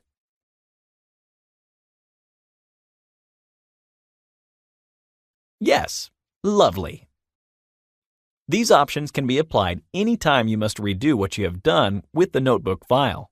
This usually happens after spending a long time on a document when you want to verify your code can run smoothly from the beginning to its end. We hope you enjoyed this video. Thank you for watching. All right, great. Warm up your fingers. In this lesson, we will start coding. One of the main concepts in programming is variables. They are your best friends. You will deal with them all the time. You will use them to store information. They will represent your data input. Let's say you want to have a variable x that is equal to the value of 5, and then ask the computer to tell you the value of that variable. So, we must tell the machine that x equals 5. And this is how you could do this in Python. Type x equals 5. To go through the process of programming, the line that says x equals 5 is called a command or a program. This is just a line of text. To make something out of it, we must execute it. Only then will the computer carry out operations with it. Press Shift and Enter, not just Enter, and a variable called x will be created and assigned with a value of 5. To be more precise, equality in Python and in programming means assign or bind to. Okay, we carry this operation, but we see nothing right now. How can we ask the computer to show us the output of what we just did? It would be sufficient to write x and then press Shift and Enter. And here's the result, 5. Great. As you can see, typing in a single line of code entails a few concepts of programming simultaneously. In the next few lectures, we'll make sure everything falls in place. Now, let's assign the value 8 to a variable we call y. All right, Shift plus Enter, and we can check y. However, I'll type capital Y. Oh, an error. This shows us that Python is case sensitive, so pay attention to that. It matters if you use lowercase or uppercase letters. An alternative way to execute the instruction that will provide the value we assign to y would be to use the print command. At first sight, it seems redundant. As we showed, we can just type y. Nevertheless, this command is applied often. You'll see it in most of the code produced by professionals. It complements the logical flow of your instructions. For instance, if we say print y, the machine will simply execute this command and provide the value of y as a statement, and this is all a programmer must see sometimes. The last thing I'd like to share with you in this lecture is you can assign a certain number of values to the same number of variables. To create the variables x and y, we have to assign two values, say 1 and 2. We must separate each of the variables and each of the values with a comma. The parentheses here are not obligatory, but we use them to improve the readability of our code. Now, if I call x or y separately, the computer will correctly give me their respective values. It is very important that the number of variables on that line equals the number of values. Otherwise, you'll get an error message.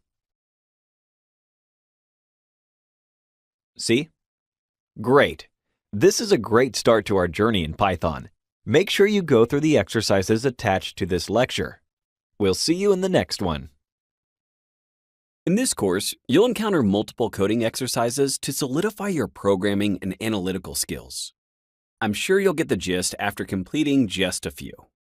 As a first step, please take the time to watch this video covering the essential differences between coding locally and coding in the browser. To begin with, please remember that to solve the coding exercises, you'll only need techniques and code we've explained throughout the video lectures and the articles. That's why we advise you to always follow the order of the course items.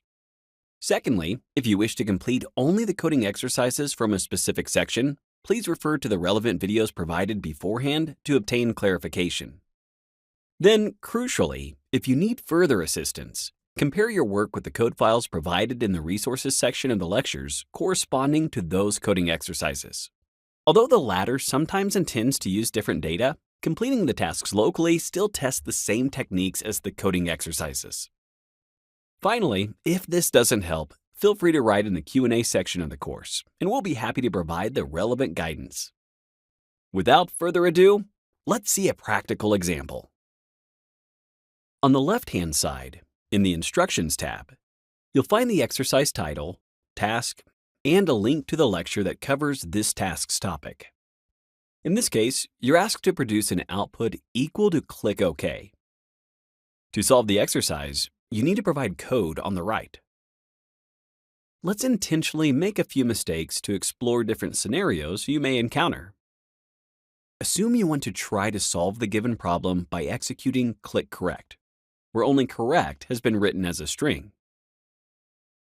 If you press Run Code, you'll get an error message stating that you didn't follow Python syntax. Naturally, there's no way to successfully solve a Python coding exercise under such circumstances. If you enclose the expression in single quotes and then run the code, you'll obtain a statement saying, "Run completed," meaning that you provided valid Python code. Will that mean you have solved the task correctly? To check that, you'll need to press Run Tests. The results say you failed, and at the bottom of the error details, you can see that a wrong string had been inserted. What might we have done incorrectly? First, never forget that Python is a case-sensitive language. So let's capitalize the first letter of click and change correct to OK. Executing the line of code shows that it abides by the Python syntax. But when running the tests, we fail again. Why? To obtain click OK, as shown in the task text, you'll need to pass this string as an argument of the print function. This will deprive your output of the quotes. Running the code confirms the run was completed and displays the provided string. Does this piece of code solve the given task? Yes. As a result, you'll obtain success. As a side note, remember that sometimes there may be multiple solutions. but please always solve the exercise as instructed because we not only check for correct Python code. We also verify whether you're carefully following the steps outlined, much like you would expect to do in a real-world business and analytical environment. Finally, after conducting a successful or unsuccessful test, you can check your answer with the suggested one. To do the latter, check Solution Explanation at the top left part of the screen. So, I guess you figured it out. As long as you've obtained success, you can move on to the next lecture or exercise. Let's consider another example. This time using Python lists. Don't worry if you're not familiar with this topic yet, you'll learn about it in the following course sections. In brief, a Python list is a structure containing values that can be manipulated. You'll always be required to write the entire solution code yourself. Part of it will sometimes be provided, as is the numbers list provided here. Unless specified otherwise, you won't have to alter it. Subsequently, you'll only need to add lines of code. After that, all rules regarding running code and tests shall apply. With all that in mind, you might wonder, should you code in the browser or work locally using Jupyter? Of course, the two can act as substitutes. Code locally if you're experiencing connection issues, or code online if your software installation isn't working. Ideally, you should do both since the more you practice, the more knowledgeable you'll be when encountering challenges in a working environment. Here are the benefits of following each of these approaches. Coding in the browser exercises have been constructed to assist you in learning the material quickly. There, we can check if you can answer a programming or analytical task precisely without adding unnecessary lines of code to the solution. These factors make the coding exercises more challenging. The environment itself is more similar to Spider or PyCharm than to Jupyter, meaning the output may look different when using the print function, even though the code itself remains unchanged. This only helps you get used to applying your Python coding skills in a slightly different setting, as would sometimes be the case in a professional context. Alternatively, working in your local coding environment also has its benefits. Exploring Python capabilities, such as trying other solutions for the tasks in the coding exercises, can deepen your skills. Applying a specific code structure to a different dataset or revising code from previous lectures would also be easier. In addition, you could explore new commands or combine the solutions from multiple exercises into a single file. There's just one important caveat to consider. Obtaining a result won't necessarily mean you've correctly answered the analytical question. Nevertheless, with these notes in mind, Jupyter can lay the foundation for you to become a truly autonomous Python user. To sum up, if you don't manage to solve a coding exercise on the first try, then we encourage you to repeat the instructions because we usually look for a correct result and comply with the required steps. Rewatch the reference videos because returning to them is perhaps the best way to learn the new material. Check with the solution explanation provided in the final tab. Or if none of these are helpful, feel free to post in the Q&A section. To conclude, remember that when coding in the browser, we're not only asking you to provide code that adheres to the relevant language syntax, but also looking for a response to a specific task. The effort will be worthwhile. The coding exercises will strengthen your ability to understand tasks and interpret analytical results. Use the lecture references, hints, and suggestions, and enjoy the journey. Good luck! When programming, not only in Python, if you say that a variable has a numeric value, you are being ambiguous. The reason is that numbers can be integers or floating points, also called floats, for instance. Integers are positive or negative whole numbers without a decimal point. Let's create x1 and bind it to the value of 5. Now, x1 is an integer. Do you agree? A specific function in Python can prove this is correct. It is called type. Within the brackets, we must place the name of the variable whose type of value we want to verify. So in this case, I'll type x1. OK. Shift plus Enter, and the result we obtained is int, which indicates the value is an integer. The type function can also be applied directly to a value instead of a variable. For instance, if I write type, open parentheses, -6, close parentheses, Python will correctly point out that -6 is an integer. Good. Now, let's assign the value of 4.75 to a new variable, x2. I would like to check its type. Hence, I will use the type function again. This is a float. Great! Floating points, or as you'll more frequently hear, floats, are real numbers. Hence, they have a decimal point. 4.75 is such a number, therefore, Python reads it as a float. Let's look at two other built-in functions. int transforms the variable into an integer. That's why 4.75 turns into 4. Float, instead, will add a decimal point to the integer value and will turn it into a float. Not all variables should assume numeric values. An example of such type of values is the Boolean type.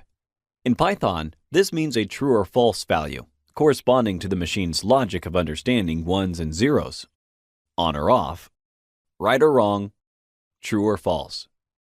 Let's provide an example with a new variable, x3, which is equal to true. Right. The output of the type function is bool, which simply means x3 is a Boolean.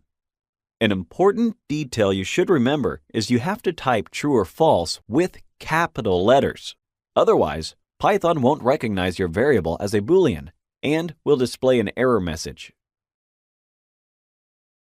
So, to wrap it up, the two Boolean values a variable can have are true or false, and they must be written with capital letters. Thank you for watching. In this lesson, we'll learn about another type of values that can be useful when working in Python. Strings are text values composed of a sequence of characters. Let's see how we can create a string in practice. If we ask the machine to display the name George this way, we'll obtain an error message. Why? Because Python assumes George is the name of a variable to which we have assigned no value. Here's the magic trick that will correct this mistake. Let's type single quotation marks around the name George first. And now, let's type double quotation marks around it. You see the output values of these two inputs are the same. This is how Python displays text results if you don't use the print command. Should you use print, the output will be shown with no quotes. You'll be able to see plain text.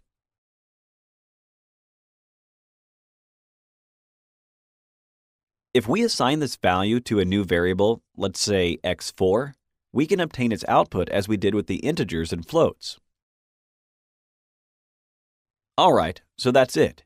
If the values you'd like to assign are not numerical, the quotes can come into play. Assume the variable y is supposed to represent the number of dollars you have in your pocket. In addition, you would like to ask the machine to print out a statement that says y dollars, where y is a number. The proper way to combine the value of y and the string dollars is to use a plus sign, as shown here. Let's execute this cell to check if we are missing something. Apparently, we did not respect the rules of coding in Python. We cannot put different types of variables in the same expression. Y is an integer, and dollars is a string. We can convert y into a string. String, str, is the built-in function we need. Analogically to integers and floats, string will convert our number into text, and that will unlock our result. To summarize what we said so far, Python can automatically guess the type of data you are entering. It is within its capabilities to know for sure whether you have assigned an integer, a float, a Boolean, or a string. You need not declare the types of variables explicitly, as you must do in some other programming languages. Python always knows the type of variable. What will happen if you type something like, "I'm fine"? you'll need the apostrophe in the English syntax, not for the Pythonic one. Observe, if you execute the command like this, you will make a mistake. To avoid that, in such situations, you can distinguish between the two symbols.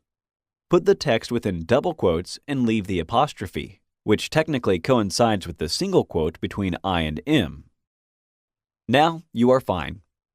An alternative way to do that would be to leave the quotes on the sides and place a backslash before the apostrophe within the phrase, and we'll still obtain the same correct result.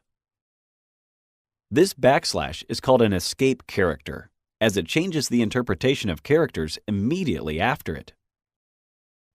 And what if we wanted to state press enter, where we put enter within inverted commas?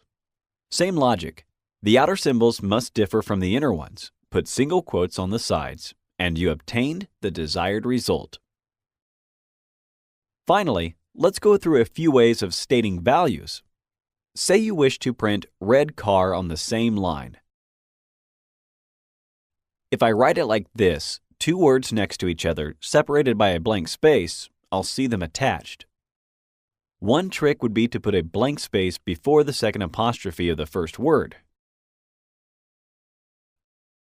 Let's see. Nice. That looks like the desired result. Another technique would be to sort of add one of the strings to the other by typing in a plus sign between the two, just as we did with the $10 example a minute ago.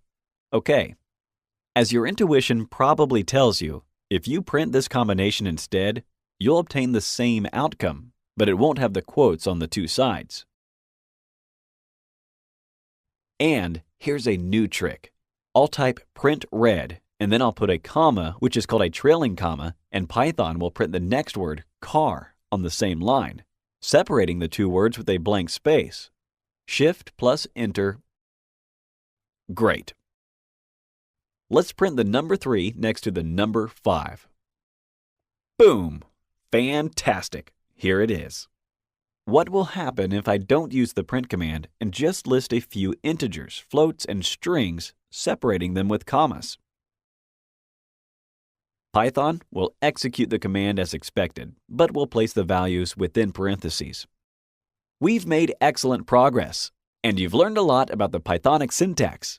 As we did so far, going step by step perhaps, it looks simple and easy, but it is actually important to respect the syntax of a language while coding.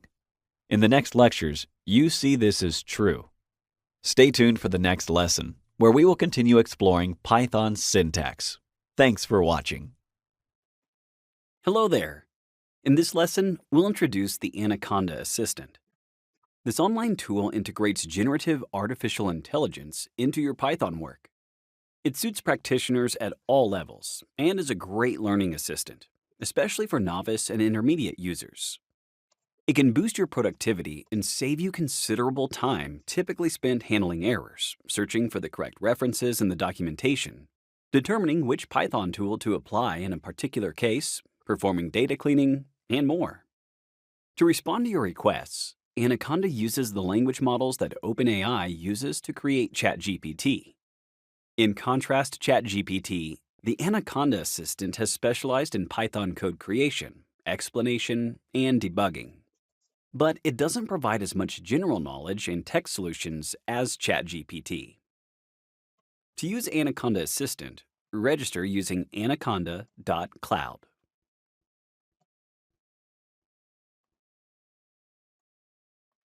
Please remember that this assistant is part of the Anaconda distribution, so its interface and functionality are similar to Jupyter's. In addition to the classic notebook document located in the center of the screen, there's a file manager on the left and an Anaconda tool panel on the right. You can show or hide these panels by clicking the small icons in the top right corner of the screen and at the middle of the top bar. To communicate with the assistant, use the field at the bottom of the right panel. You can type in plain English or many other languages. To guarantee consistent assistance across its various tools, the latest version of Anaconda allows you to access the same assistant from your Jupyter Notebook or Jupyter Lab.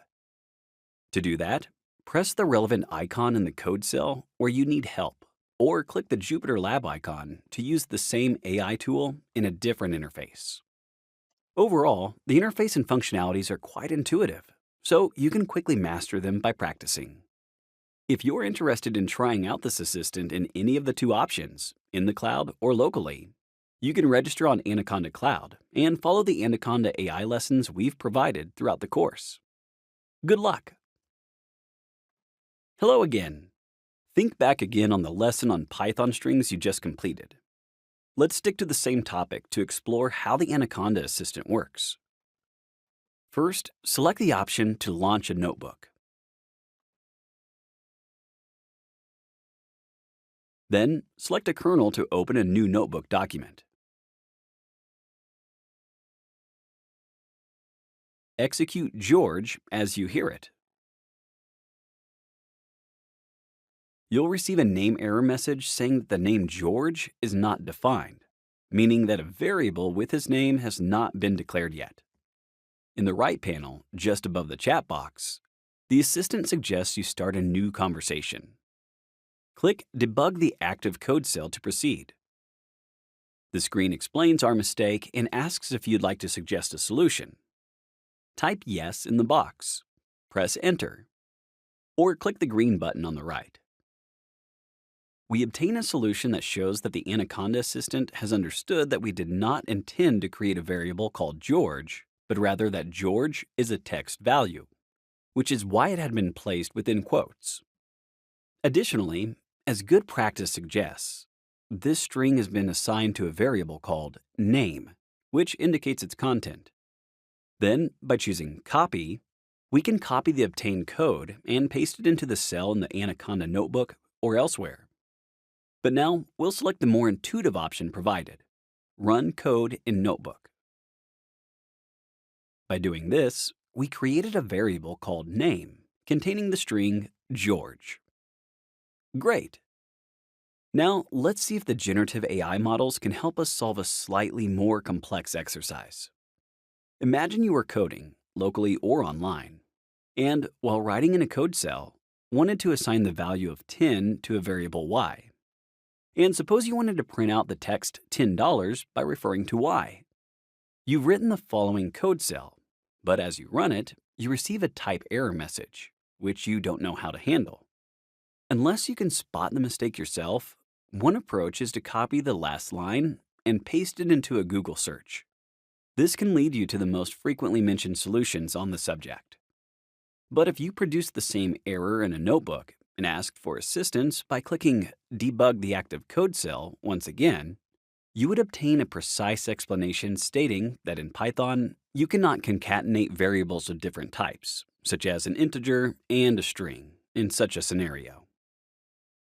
You would also obtain a suggested solution pattern. Once we confirm we'd like to receive the corrected code, which includes the string function, we can run it in our notebook directly. Once again, we quickly obtained a clear explanation of our mistake and a solution. You get the idea. As your programs become more complex, you'll increasingly appreciate the impressive capabilities of this Anaconda tool. The trade-off is that the assistant may not always understand your requests, so you must ask questions about fragments from your code. In other words, you'll need to take a step-by-step approach. Keep learning and practicing Python and use the assistant as required to do that well. To conclude, please try to retain the principles taught throughout the Anaconda Assistant lectures. Anaconda's AI tool is constantly updated to provide the best solutions and suggestions. Therefore, receiving different outputs from the assistant when running the same commands on your end is natural. To optimize that AI tool, however, ensure you always interact as clearly as possible with its responses. Overall, what do you think? Quite exciting, isn't it? Thanks for watching. Great! We are making excellent progress. We've covered some of the basics of Python's syntax and the way it functions. In this lesson, we'll continue to build our syntax knowledge. We are one step away from covering the essentials, and then we'll be able to dive into more interesting programming tasks. The next topic on our agenda are arithmetic operators. The addition and subtraction signs are straightforward to use. Technically speaking, in the equation you see here, 1 and 2 are called operands, while in the next one, the operands are 3 and 5. The plus and minus signs are called operators, and given they also represent arithmetic operations, they can be called arithmetic operators. Division is more interesting. If we want to divide 15 by 3, we will need to use the / sign. What will happen if we try to divide 16 by 3? 5 again. Yes, the output was 5 because in Python 2, the quotient is an integer by default. Mathematically, if we divide the integer 16 by 3, we will obtain a quotient of 5 and a remainder of 1. If we use real numbers or floats, the float 16 divided by 3 will result in a float value of 5.33. Therefore, we obtained as a quotient the integer 5 and no information regarding the remainder of the division of 16 by 3. This is one of the few substantial differences between Python 2 and 3. In Python 3, you would immediately get 5.33 as an answer, or a float, because the software will understand your first number was a float value. To avoid this, when we use Python 2, we should look for the quotient of the float 16 divided by 3, and not of the integer 16 divided by 3. So, we should either transform the number into a float or type it as a float directly.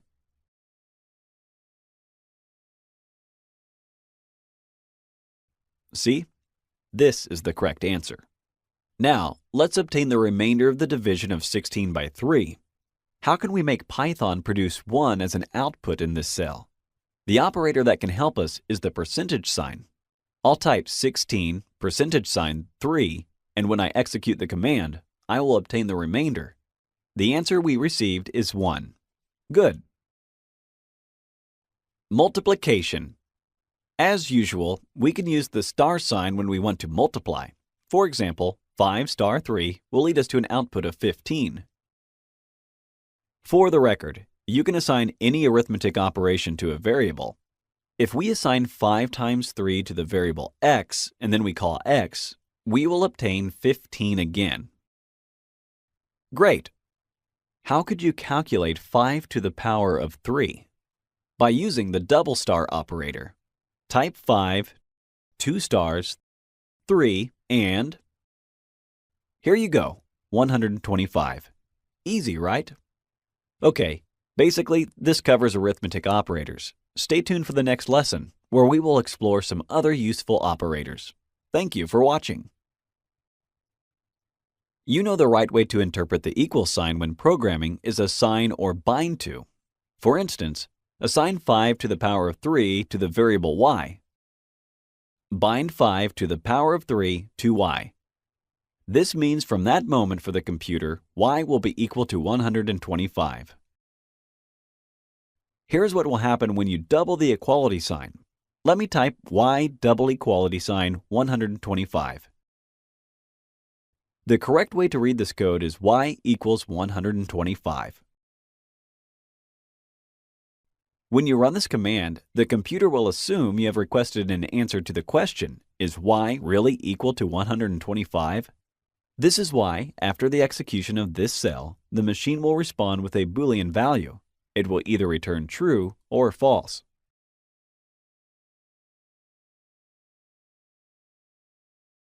Let's check our output when we state y is equal to 126. Great! The machine replied with false because 125 and 126 are different numbers. Wonderful! Remember, when you mean equality between values and not assignment of values in Python, you'll need the double equality sign. Anytime you use it, you'll obtain one of the two possible outcomes, true or false. In our next video, we will show you how variables can be reassigned in Python. Thank you for watching. Okay, let me explain a programming concept that is valid for other programming languages as well. If I assign the value of 1 to a variable z, my output after executing z will be 1. After that, if I assign 3 to the same variable z, z will be equal to 3, not 1 anymore. How come? Well, the order of the commands matters. Initially, we said z will be equal to 1, and that was true, until we changed the value to 3. For the computer, from that moment on, z is not equal to 1, and it will continue to be 3. As proof, see this. If we add 5 to z, we will get 8. Not 1 plus 5, which is equal to 6. Then, if we suddenly decide z is equal to 7, z will not be equal to 1 or 3 anymore.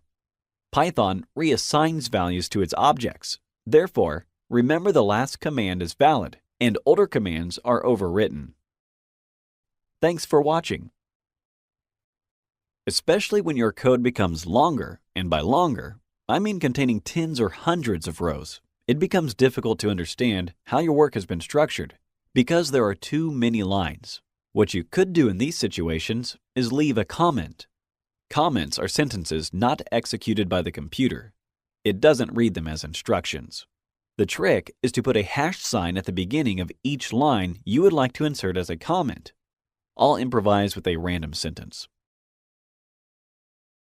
It is just a comment and not code. Execute with Shift and Enter.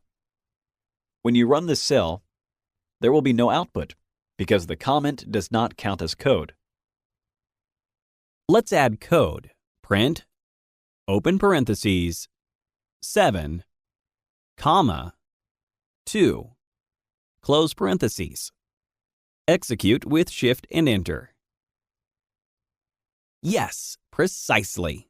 We got 7 and 2 on the same line, and the comment row marked with a hashtag produced no output. It remained visible only to the programmer. The computer executed the print command only. If we would like to leave a comment on 2 lines, don't forget to place the hash sign at the beginning of each line.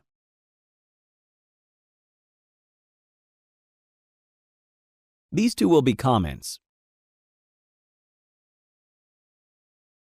Everything seems to work. All right, great. Let's look at another important concept that will help us a great deal when working in Python: indexing. This is a technique we'll use frequently later in the course, especially when we focus on Python's application in the world of finance. So, here's an example of how indexing works. The word Friday is written here, right? Is it possible to extract the letter D? Yes, we can do that by using square brackets, and within them, we should specify the position of the letter we would like to be extracted. A very important thing you should remember is that in Python, we count from 0, not from 1. 0, 1, 2, 3, 4, and so on. That's why I'll ask for the 4th letter, D, by writing 3 here. See? And we obtain the letter D. Had we put 4, we would have obtained the letter A. This is the syntax in this occasion. Square brackets right after the word, or the string of characters if you wish, and a number indicating the position of interest. This is how indexing works in Python. Thanks for watching. The next concept for programming in Python we will see here is fundamental. It is called indentation. The way you apply it in practice is important, as this will be the only way to communicate your ideas to the machine properly. Here is what I mean. Let's define a function, 5, that takes as an argument an unknown x. It will be a simple one. X will be reassigned the value of 5, and the function will return the value of 5 for us. Please note that I am using an indent. Now, we can print the result of 5 with an argument of 3. Nothing happened. Why? Because printing 5 of 3 is within a function, so it will be executed only when the function is applied. If we place print on a new line instead, aligned to the def command, the output will be different. How come? The print command is executed on its own, not as part of the 5 function. Def and print form 2 separate and written in this way, clearly distinguishable blocks of code or blocks of commands. It makes sense to use indentation, doesn't it? Everything that regards the function is written with one indentation to the inside. Once you decide to code something else, start on a new line with no indentation. The blocks of code are more visible, and this clarifies the logic you are applying to solve your problem. Working with functions is interesting, right? Keep up the good work, and I promise to come back to that soon. All right, excellent. You are familiar with the main syntax in Python, and that will help you in the next lessons. In this section, we will learn more about the operators that will help us in our work in Python. We will start with comparison operators. We said if we type the equality sign twice, we can verify the left and right side of an equality are equal. Well, if we use an exclamation mark and an equality sign, then we could verify if two sides are not equal. So, it would be false to say 10 is not equal to 10. And it will be true that 10 is not equal to 15. If we use an exclamation mark and equal, and the two sides we are comparing are 10 and 15, we'll obtain true, as we wanted to verify they are not equal. Good. What is next? Greater than and less than. We can use the well-known symbols to test if a value is greater or smaller than another value. Is 100 greater than 50? Yes, it is. Is it smaller? No, it is not. And that's why we get false. That's great. The logic behind checking whether an operand is greater than or equal to and less than or equal to is the same. Don't forget that on the right side of the operand, we are not limited to providing only one number, like 10. We could insert an expression, like 10 plus 10. So is 15 greater than or equal to 10 plus 10? No. Is 15 less than or equal to 10 plus 5? Well, that is true. Great! This covers everything we can possibly say about comparison operators. Now, let's see what is intended with the expression logical operators, also known as Boolean operators.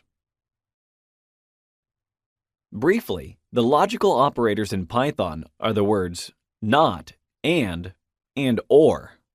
They compare a certain amount of statements and return Boolean values, true or false, hence their second name, Boolean operators. Let's start by providing an example with and. And checks whether the two statements around it are true. Let's use only the Boolean values true and false for now. True and true will result in true, while true and false gives an answer, false. False and false will naturally bring us to false. Okay. Or checks whether at least one of the two statements is true, hence false or false will come back as a false, whilst true or true will return true. In this cell, true or false will return true. The order in which we have the two statements does not matter, so false or true will still result in true as well. The way not functions is it leads to the opposite of the given statement. Not true leads to false. Not false leads to true. Let's see a slightly different example. The idea is to show you in this cell that the Boolean operators can be applied not only to Boolean values. The statement 3 greater than 5 is false, while 10 less than or equal to 20 is true. False and true entails false. And this is what we obtained. Good. The fun starts when you combine these logical operators. In these occasions, you must respect the order of importance of these three operators. It is not comes first, then we have and finally or. The examples in these three cells will help you get the right intuition. In the command true and not true, we should first consider what the operator not will do. It will be applied to the value true, and not true means false. Therefore, what's written in this cell must be interpreted as true and false. Now, the remaining operator and can be applied. True and false leads us to false. The answer is correct, false. Let's do an example with all three Boolean operators, false or not true and true. False or not true and true logically is the same as false or false and true, because before anything else, not true must be read as false. Then and has an advantage over or. This is why we will concentrate on the phrase false and true. Its outcome is false. We are now left with false or false. Both values are false, which always leads to false. As expected, false. To solidify the concept, let's go through another similar example. True and not true or true is the same as true and false or true, because initially, not mattered most.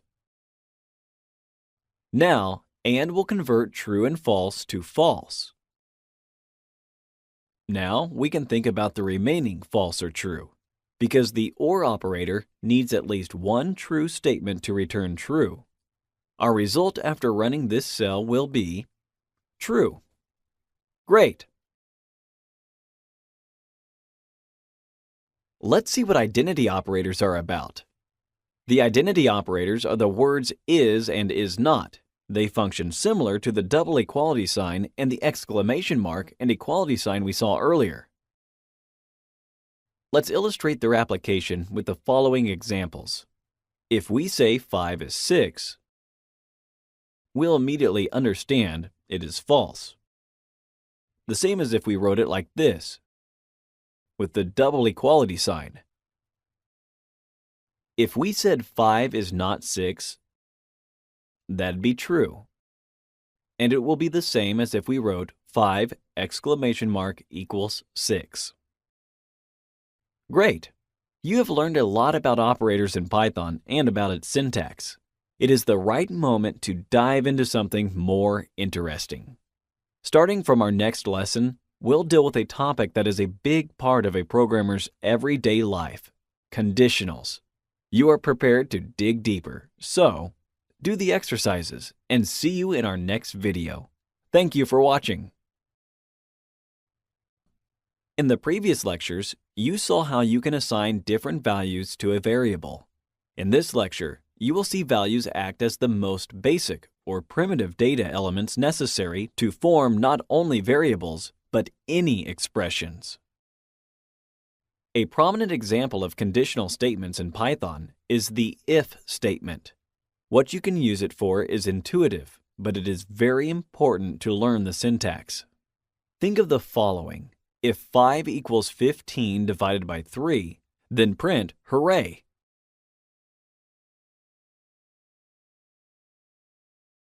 First, don't forget we should use the double equality sign here, because we are checking whether 5 is equal to 15 divided by 3, and we are not assigning the value of 15 divided by 3 to be 5. 5 is not a variable name. It is a number. Good. Now, it is crucial to place a colon. The colon will tell the computer what to do if the condition we just wrote has been satisfied.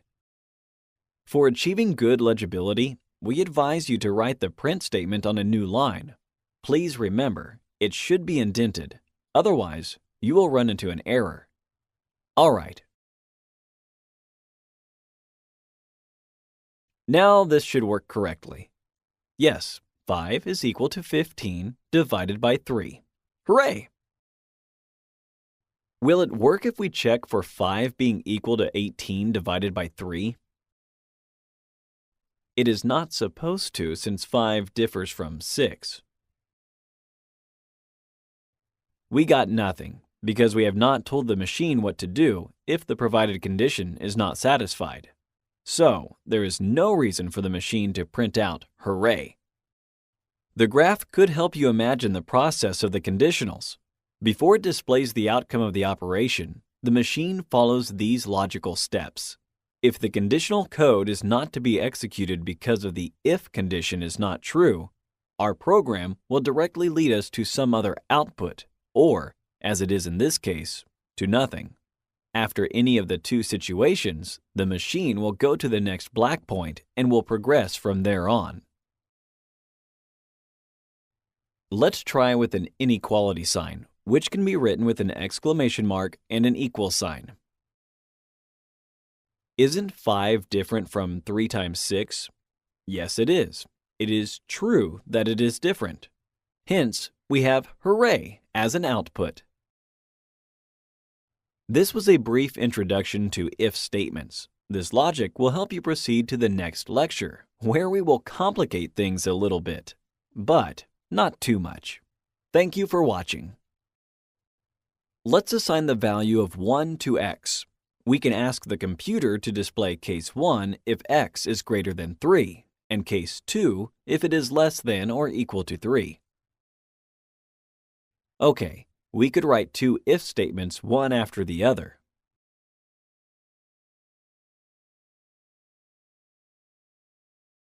Let's see if we get the correct outcome. Yes, we are in case 2. There is a shorter and better way to express ourselves here. In the second part, instead of saying if x is smaller than or equal to 3, we could write directly else and insert a colon. Else will tell the computer to execute the successive command in all other cases. In our little program, that would mean in all cases when x is not greater than 3. That translates into when x is less than or equal to 3. Let's verify if what we did was correct. Bingo! Case number 2. This picture adds up to the one we saw in the previous lesson. Instead of leading to no output, if the condition is false, we will get to an else code. In our case, this is the print function with the string case2 as an argument, written in parentheses. Regardless of whether the initial condition is satisfied, we will get to the endpoint. So the computer has concluded the entire operation and is ready to execute a new one. Wonderful! Now, please allow me to share 2 notes on the subject. Don't fall into the trap of organizing your code on a whim. There is a strict manner to do that, and indentation plays a key role again. Should you put the else keyword just underneath the first print word, nothing will happen. Remember to place the if and the else keywords on the same vertical line. This is the right moment to introduce you to the notion of blocks of code. The if statement, meaning the condition plus the relevant print function, forms the first block of code. The entire else statement forms another block of code on its own. Therefore, in a long sheet with much code, you'll have a whole lot of blocks. And larger programs are constructed on a block-by-block basis. We are ready to look at elif statements. Thanks, and see you in the next video. You probably noticed we talked about Boolean values a few times. Here, we would like to provide a short video that aims to explain their application. Let x be equal to 2. What you see next is the following if-else construction. If the value of the x variable is greater than 4, print out correct. In all other cases, print incorrect. So, which is the Boolean element we have in this computational logic? Basically, after you insert your if statement, the computer will attach a Boolean value to it. Depending on the value of its outcome, true or false, it will produce one of the suggested outputs, correct or incorrect. If the first statement is true, that is, if x is greater than 4, the machine will print the corresponding statement, correct. else, which means if the statement x greater than 4 is untrue, or more precisely, false, the statement incorrect will be printed. From a certain perspective, everything in a computer system is Boolean, comprising sequences of zeros and ones, false and true. This is why we are paying attention to the Boolean value. It helps us understand general computational logic and the way conditionals work in Python. Okay, excellent. We can wrap it up here. This wasn't an easy section, right? But you learned a lot and are making a great progress. Now you know more about conditionals in Python, and you understand the control flow of if, elif, and else statements. In addition, you saw once more complying with the Pythonic syntax is crucial for the execution of your code. Where you type the colon sign and indentation matters. Last, you saw the order in which you declare your commands leads to a specific outcome. If you change the order of your commands, the outcome could change, and this may take you to undesired results. Wonderful!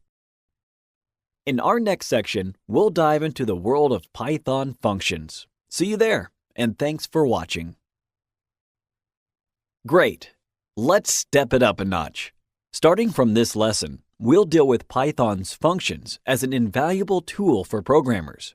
The best way of learning is by doing, so let's create a function and see how it can be applied. To tell the computer you are about to create a function, just write def at the beginning of the line.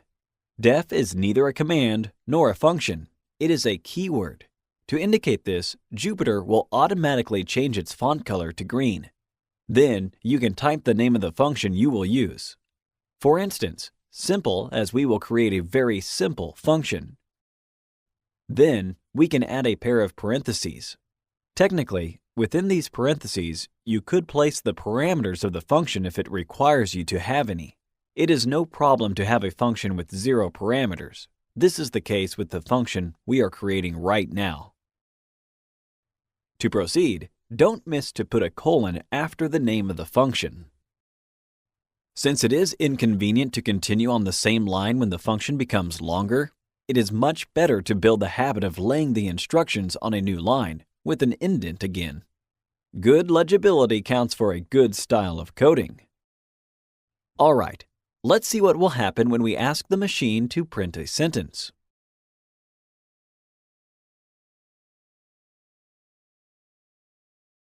Not much, at least for now. The computer created the function simple that can print out my first function, but that was all. To apply the function, we must call it. We must ask the function to do its job. So, we will obtain its result once we type its name, simple, and parentheses.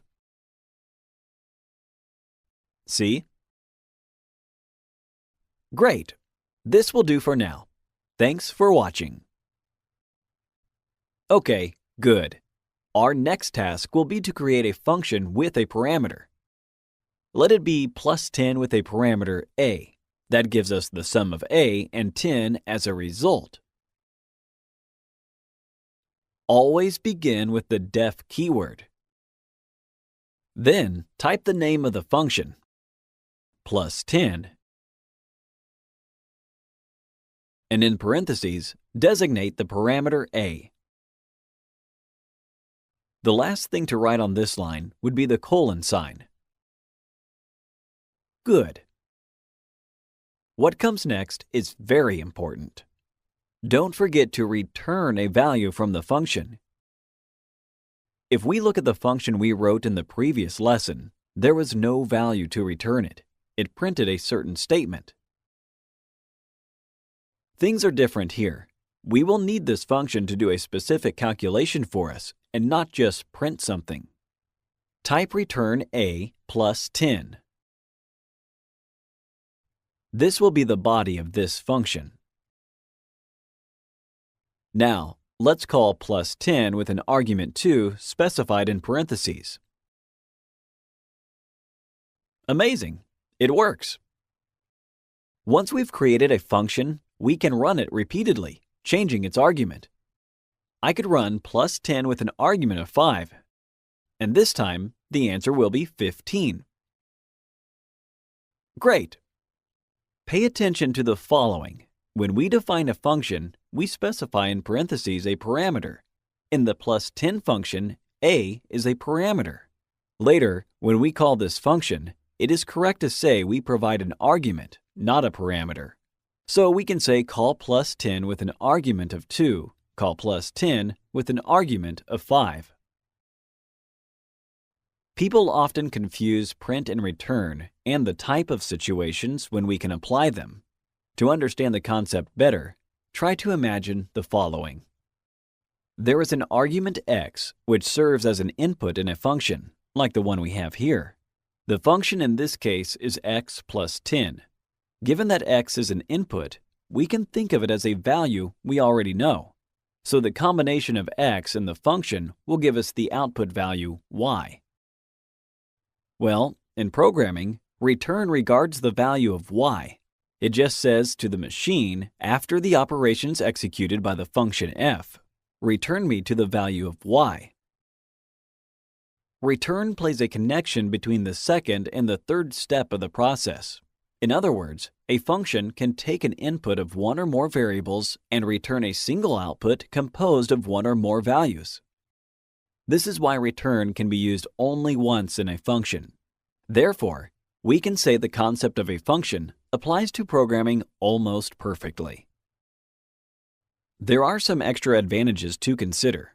You could also assign a more intuitive name to a function, plus 10 or addition of 10, and the function will still run correctly. This is a sign of good design.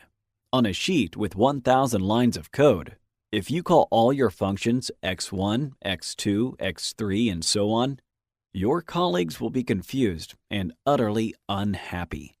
Naming functions clearly and concisely makes your programming code easy to understand, and it will be accepted as one of good style. It isn't a secret we can have a function within the function. For instance, let's define a function called wage that calculates your daily wage.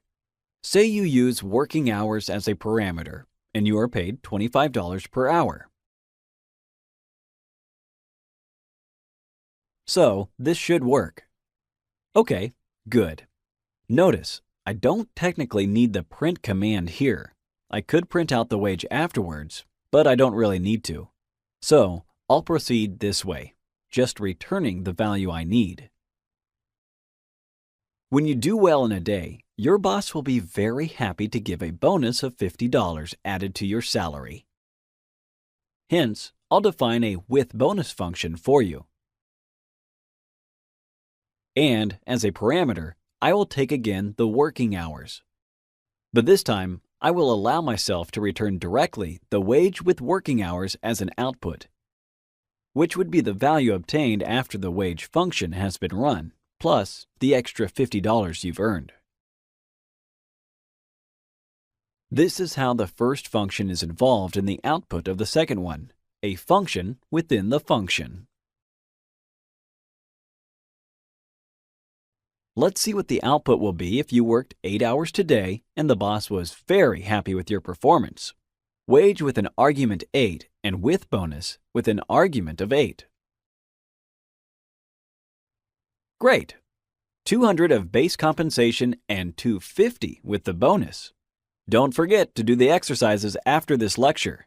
This is the best way to reinforce what you've learned. We know how to work with if statements, and we know how to work with functions. In this lesson, we'll learn how to combine the two. This is a fundamental concept in programming, so please pay attention. You'll encounter it quite regularly when coding.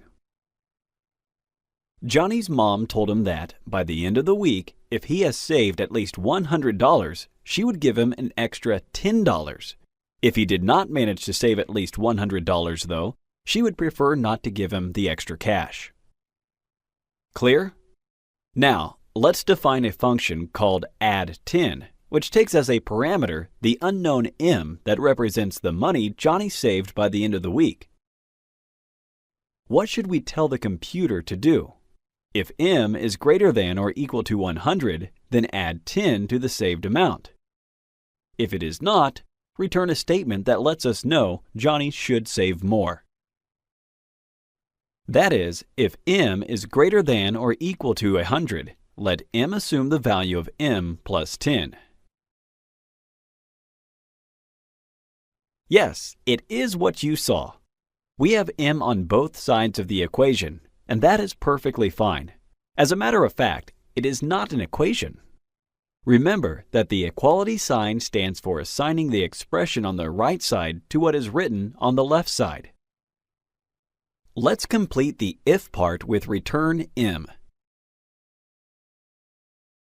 To sum up, logically, we mention m as a parameter. Then, we substitute its value with a greater value than m with 10. At the end, we say, from now on, return a value equal to the new m. Finally, in all other cases, for instance, save more. Johnny should learn it is a good habit to have some cash on the side, right? Let's see if our intuition was correct. Add 10 of 110. Good, 120. And if m was equal to 50, amazing! Everything is correct. When you think of it from a logical perspective, it makes sense, doesn't it? What would you use a computer for? To solve problems for you. And it can do that through functions. You'll most probably need to ask the machine to execute something if a given parameter is within certain limits, and ask it to execute another thing if the parameter is beyond these limits. Therefore, combining your knowledge about conditionals and functions in Python comes right on the money. Great! Just keep the pace for our next video. Thank you for watching. We are almost there. In this lesson, we'll learn how to work with more than one parameter in a function.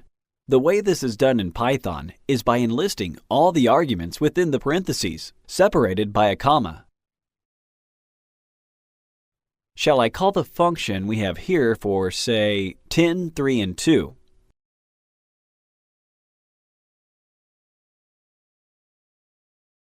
I get 4.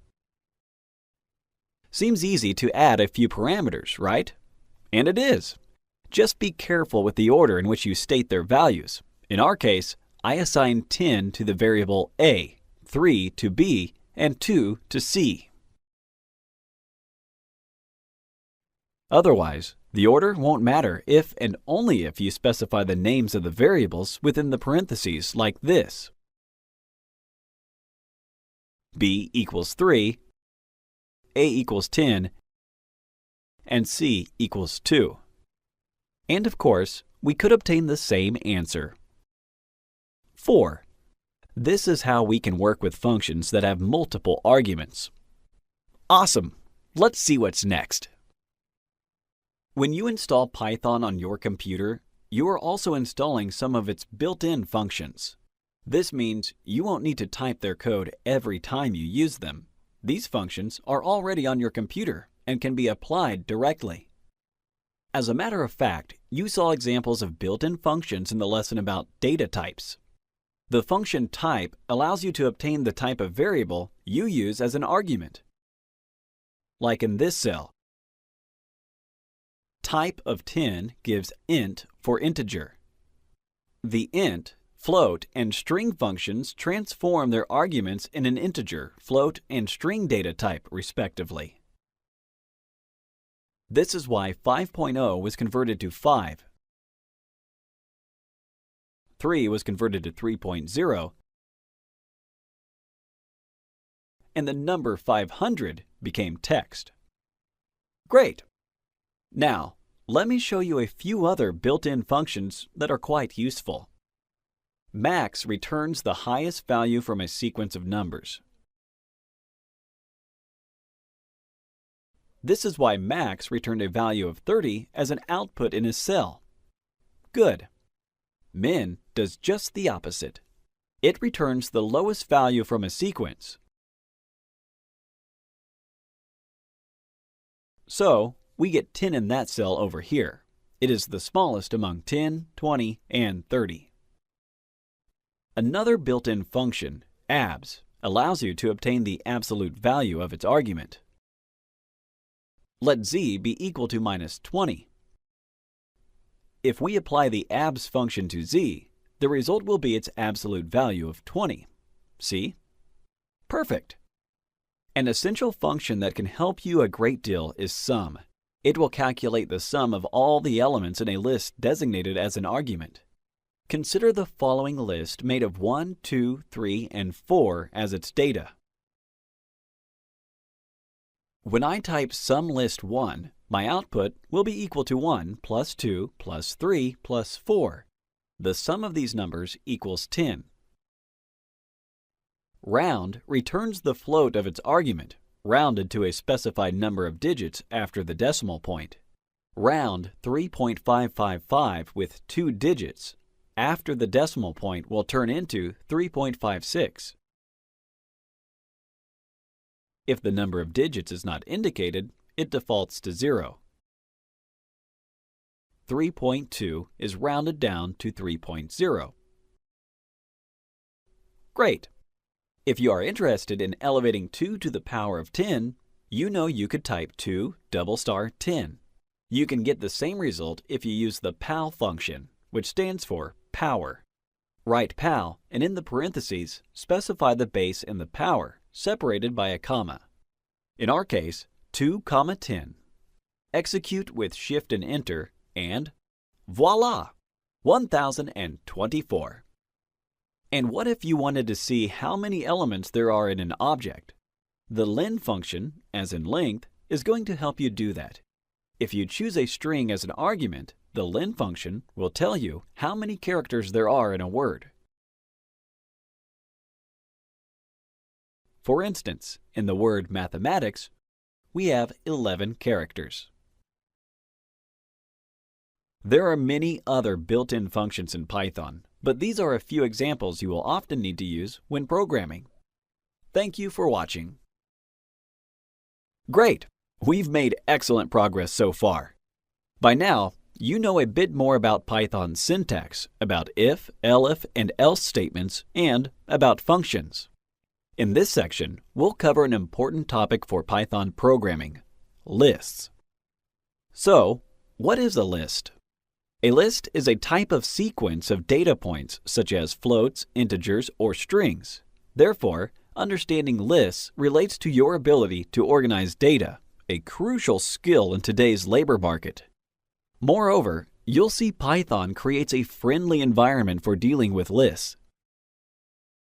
Assume you wanted to create a list called participants that contains the names of John, Leela, Gregory, and Kate. Follow the rules about creating a generic variable, but be careful about 2 things. Place the strings within square brackets and make sure you use quotation marks. Precisely. These brackets indicate the elements inside form a list and not some other type of a sequence. Good. We see the participants list has already been prepared. Am I going to be able to extract the name of one member of the group? Of course I can. Do you remember how we extracted the letter D from Friday? Using brackets after the word Friday. The logic here is the same. I'll write the name of the list, and in brackets, I'll indicate the position corresponding to the name I am interested in. It is important that I don't use parentheses or braces. For instance, let me extract the name of Leela. As programmers, we start counting from 0. So, 0, 1. 1 should be the correct position. And it is. For the sake of argument, in such a situation, a computer scientist might say you have accessed the list by indexing the value 1. This means you have extracted the second of the elements in this list variable. Okay, nice. In addition, there is a way to get to the last element from your list. Start counting from the end towards the beginning. Then, you need the minus sign before the digit, and don't fall in the trap of thinking we begin enumerating from 0 again. To obtain Kate, we have to write -1. To obtain Gregory, we need -2. Okay, Now, let's study a key feature of lists: replacing or deleting items in a list. Let's assume Kate had to quit for some reason, but Maria could replace her. Here's what we can do. Across the value at position number 3, which currently refers to Kate, and assign it with the string Maria. Let's check if our intuition was correct. 100%. Amazing! Another scenario. Unfortunately, Gregory got a better offer somewhere else, so he quit as well. There's nobody to replace him, but we must adjust our list accordingly. The del keyword could deliver the required result. Type del, then correctly index Gregory's position by typing participants 2. And voila! Important to note is that deleting an element changes the indices of all successive elements. After removing Gregory, Maria's position shifted one place to the left and is now at the second position. There is no element at the third position. In our next lesson, we'll learn what to do if we have to add a new person to our list. Thank you for watching. So, a new name, Dwayne, needs to be added to the participants list, and we'll use a method called append. Think of the terms method and function as interchangeable, because in practice, methods work quite like functions. However, the technically correct term to use in this situation is method. Here is the syntax that allows you to call ready-made built-in methods that you do not have to create on your own and can be used in Python directly. After the name of the object, which in this case is the participants list, we'll put a dot called a dot operator. The dot operator allows you to call in or invoke a certain method.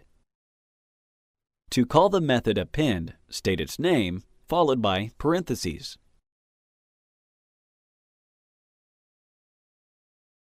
To insert the name Dwayne in our list, we must put the string Dwayne in inverted commas between the parentheses. After we execute the cell, we should have Dwayne added to our group. Shift and Enter. Correct. Great.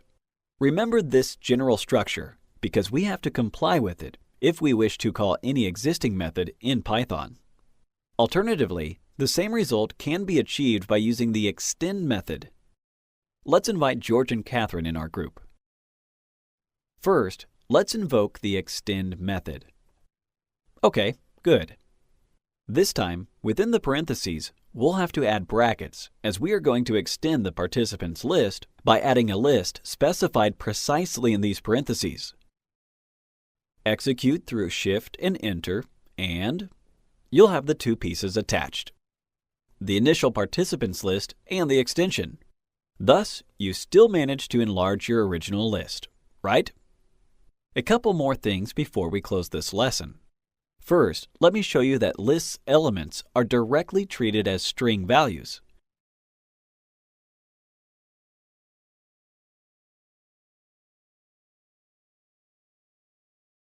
After printing this command, we can see the first participant in our list is John. It was not necessary to put any quotation marks around the participants element to do that. Perfect. Finally, the len built-in function counts the number of elements in an object. For instance, if our word is dolphin, this function tells us it is composed of 7 letters. More importantly, though, this same function can be applied for obtaining the number of elements in a list. Applied to the list we have here, it shows us the list entails 6 members. Awesome! To summarize, observe how a built-in function takes the object participants as an argument, while when we are calling built-in methods, they are applied to the participants list with the help of the dot operator. The different syntax helps you distinguish between the two. By the way, lists can be sliced too, but more on that in our next video. Thanks for watching. In this lesson, we'll introduce you to another very important concept: slicing. In the future, when working in Python, you'll typically have to deal with data that is quite big. Many of the problems that must be solved will regard a tiny portion of the data, and in such cases, you can apply slicing. Imagine you want to use the participants list we saw earlier to obtain a second much smaller list that contains only two names, Leela and Maria. In Pythonic, that would mean to extract the elements from the first and second position. To access these elements, we will open square brackets, just as we did with indexing, and write 1:3. The first number corresponds precisely to the first position of interest, while the second number is one position above the last position we need. In our case, 2 plus 1 equals 3. Correct. We can say we just sliced our participants list to obtain a new one with the names Leela and Maria. I know this piece of syntax seems a bit strange, but it is not that illogical. Let's get the first two names from the list, John and Leela. In this case, you don't need a number at the beginning, and you can start by typing a colon. Okay, so by typing :2, we get exactly the first two elements. Very good. And how can I obtain the last two? One way would be to indicate the fourth position, corresponding to George, and leaving nothing after the colon. This would mean we will extract all the elements from the fourth position included to the end of our list. Another way to obtain the same result would be to put a minus sign in front of the number 2. Thus, Python will revert the direction of counting, starting from the end towards the beginning. How many elements are we asking for? 2. Let's execute. And here's the output. We've obtained George and Catherine in a new list. Perfect.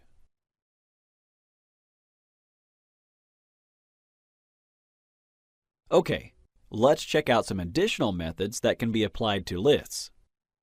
Assume you know Maria is in your list, but you don't know her position.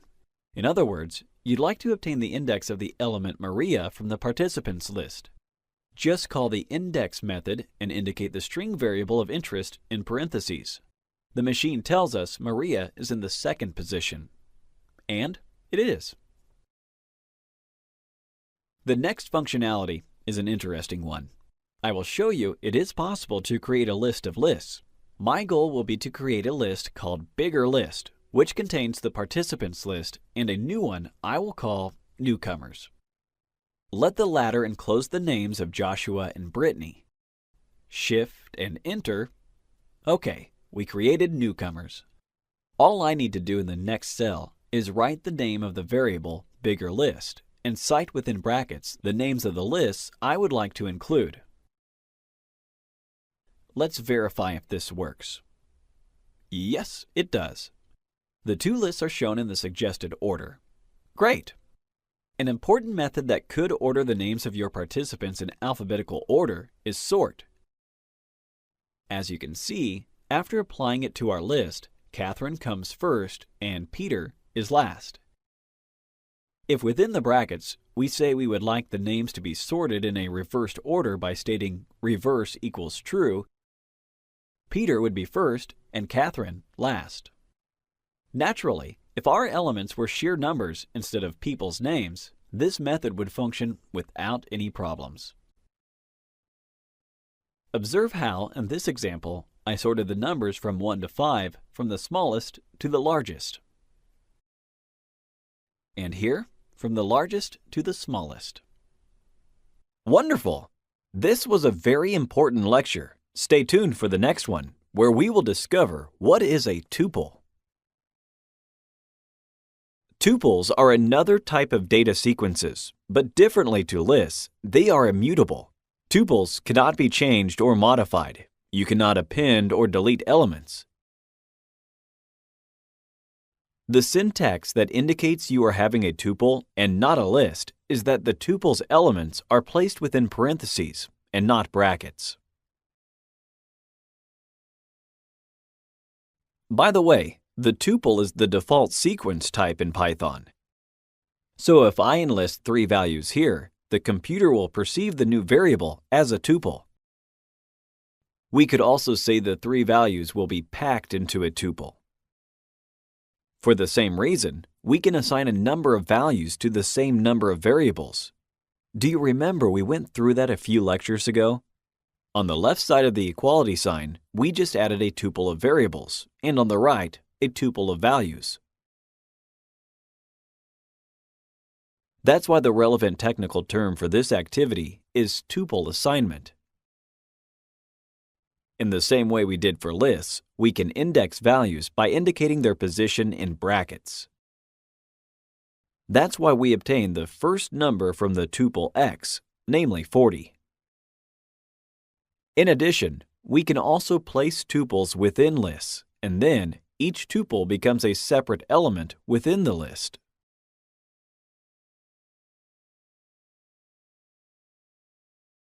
Tuples are similar to lists, but there are some subtle differences we should not overlook. They can be quite useful when dealing with different comma-separated values. For example, if we have age and years of school as variables, and I have the respective numbers in a string format, separated by a comma, hence the name comma-separated values, the split method with the proper indication within the parentheses will assign 30 as a value for age and 17 as a value for years of school. We can print the two variables separately to check the outcome. Everything seems to be correct. Awesome! Last, functions can provide tuples as return values. This is useful because a function, which can only return a single value otherwise, can produce a tuple holding multiple values. Check this code. I will input only the length of the side of a square, and as an output, the squareinfo function will return a tuple. The tuple will tell me the area and the perimeter of the square. This is how we can work with tuples in Python. Thanks for watching. Now that you know what lists and tuples are, you will more quickly understand what dictionaries are about. Dictionaries represent another way of storing data. Each value is associated with a certain key. More precisely, a key and its respective value form a key-value pair.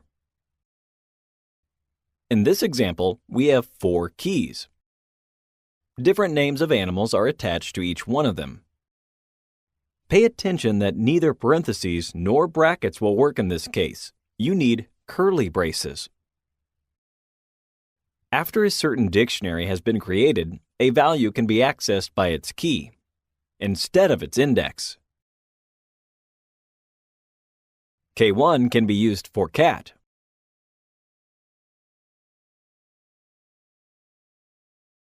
while K3, a mouse. Similarly, as we could do with lists, we could add a new value to the dictionary in the following way. The structure to apply here is dictionary name, new key name within brackets, equality sign, and the name of the new value. The value we'll assign to key number 5 is parrot.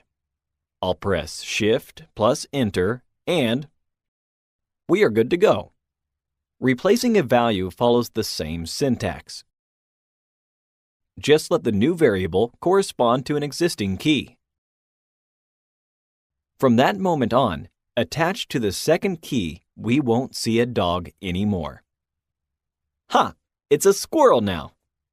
You feel a list should be able to take part in a key-value pair.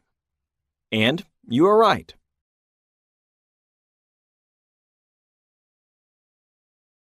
Let's turn to another example. Say, only Peter works in Department 1, but 3 people work in Department 2, Jennifer, Michael, and Tommy. Shall we verify? Right. Therefore, our second element is a list.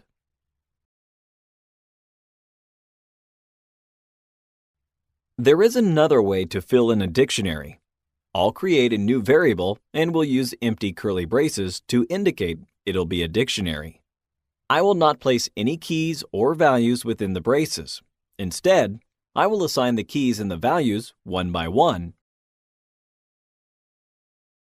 And at the end, my dictionary will be full.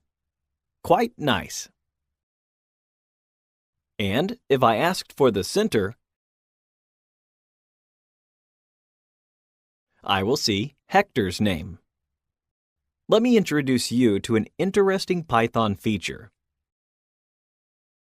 If the get method gives us the name of the small forward of a given team,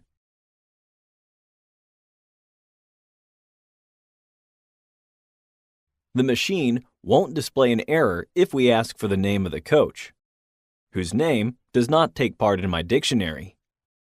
None is the default value Python returns in cases where an object does not actually exist within a given dictionary. Now, you can imagine that dictionaries could do a great job, sometimes. For instance, when using companies' names as keys and their prices on the market as values, right? Bravo! You are going deeper into programming. Remember, things will remain quite abstract unless you take the time to practice and apply what you've learned in these lessons. So, roll up your sleeves and do the exercises attached to this lesson. Thanks for watching. Iteration is a fundamental building block of all programs. It is the ability to execute a certain code repeatedly. In this section, we will focus on a few examples of iteration processes in Python. To begin, we have prepared a list called even. It contains all the even numbers from 0 to 20. Imagine we want these numbers printed out, so we can write the following. For in and even, colon, which would mean for every element in the list even, do the following. Print that element. In this case, in is called the loop variable. It is not required to have called it in. Any other name would have worked fine. The phrase print, open parentheses, in, close parentheses, acts as the body of our loop. Don't forget, it should be indented to run the loop properly. The operation in the loop body is performed once for each element in the even list. Now, let's go over the steps implied by this piece of code.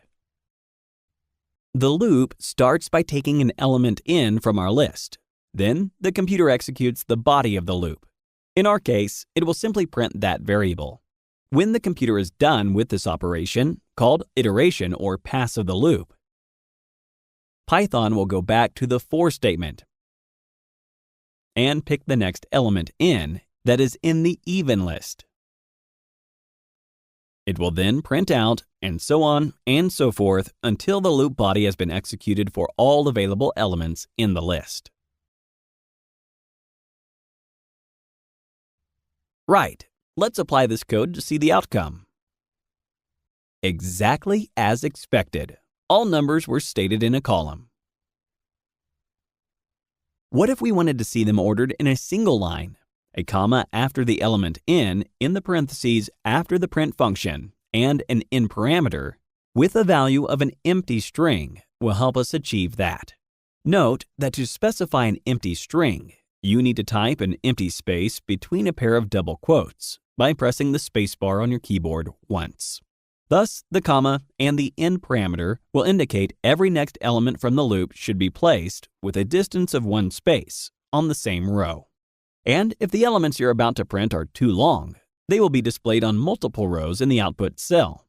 But you don't need to worry about that at the minute. This was a short but important introduction to the concept of iteration in programming. See you in the next video, and thanks for watching. Later in the course, we will need to randomize data points and lists with data points. And that's when we'll be able to use Python's built-in range function. It can help us by creating a Python range object, which actually is a mere sequence of integers. The syntax of the function is the following. Type range, and in parentheses, mark a start, stop, and step value. The start value will be the first number in the list. The stop value will be greater than the last value in the list.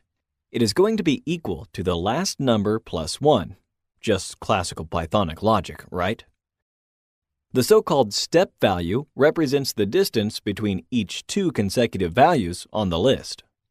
The stop value is a required input, while the start and step values are optional. If not provided, the start value will be automatically replaced with a 0, and the step value would be assumed to be equal to 1. You could also remember the stop value as most important, the start value as less important, and the step value as least important. For this reason, range of 10 will provide a sequence of 10 elements, starting from 0, implied after not indicating a start value, and ending at the 10th consecutive number, number 9. Python, however, will not display the sequence in the form of a list. Instead, it will show this as a range 0, 10. Which stands for a range object with a start value of 0 and a stop value of 10. To display the sequence in a list, we can take advantage of the Python built-in list function, using this very same range function as an argument. In that case, we will obtain a list containing all integers from 0 to 9. The trick that was just introduced to you is something you will need to have under your belt if you are using Python 3. And want to check the values generated by a given range function. Also, remember that Python 2 will handle the situation in a different way. It will directly create and display the sequence as a list, as opposed to a range object. We will show how this can be done later in this lecture. And that's pretty much all you have to know about the range function in Python 2 or 3. That said, let's take a look at two other examples.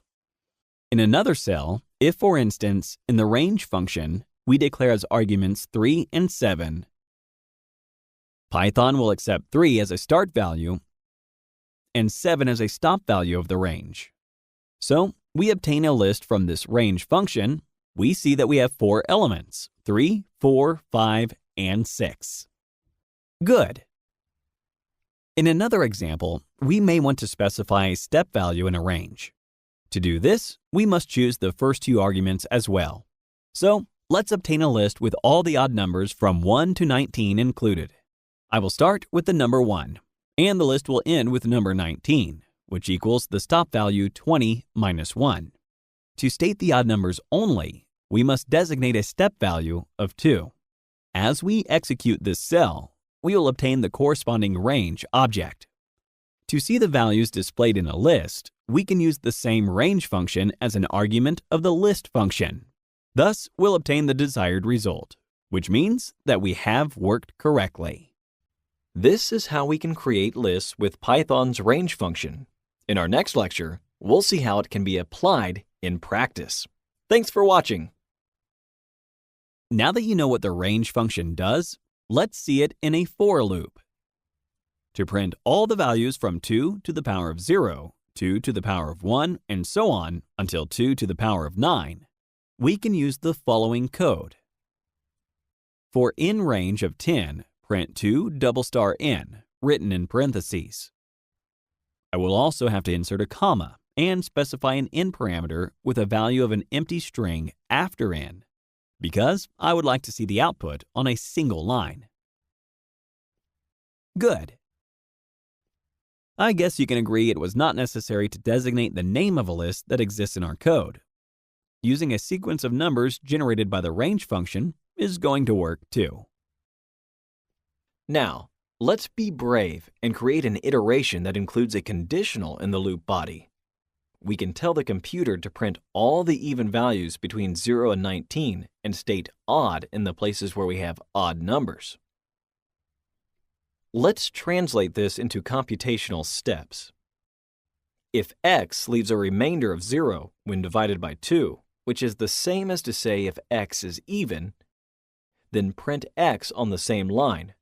Else, which means unless x is even, or if x is odd, print odd. Lovely! This is an example of a combination of an iteration and a conditional in Python.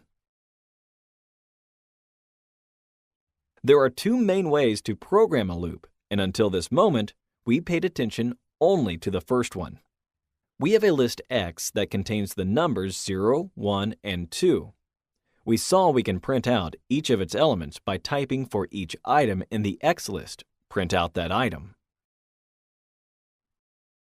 The second way finds its practical application in more sophisticated codes. Its structure takes advantage of the range and len functions in the following way. For each item in a range that goes through the elements from the list X, that is, len with an argument X, print out each item. If we do this, the variable item will loop through a new list created by range, and that has as many elements as the X list itself.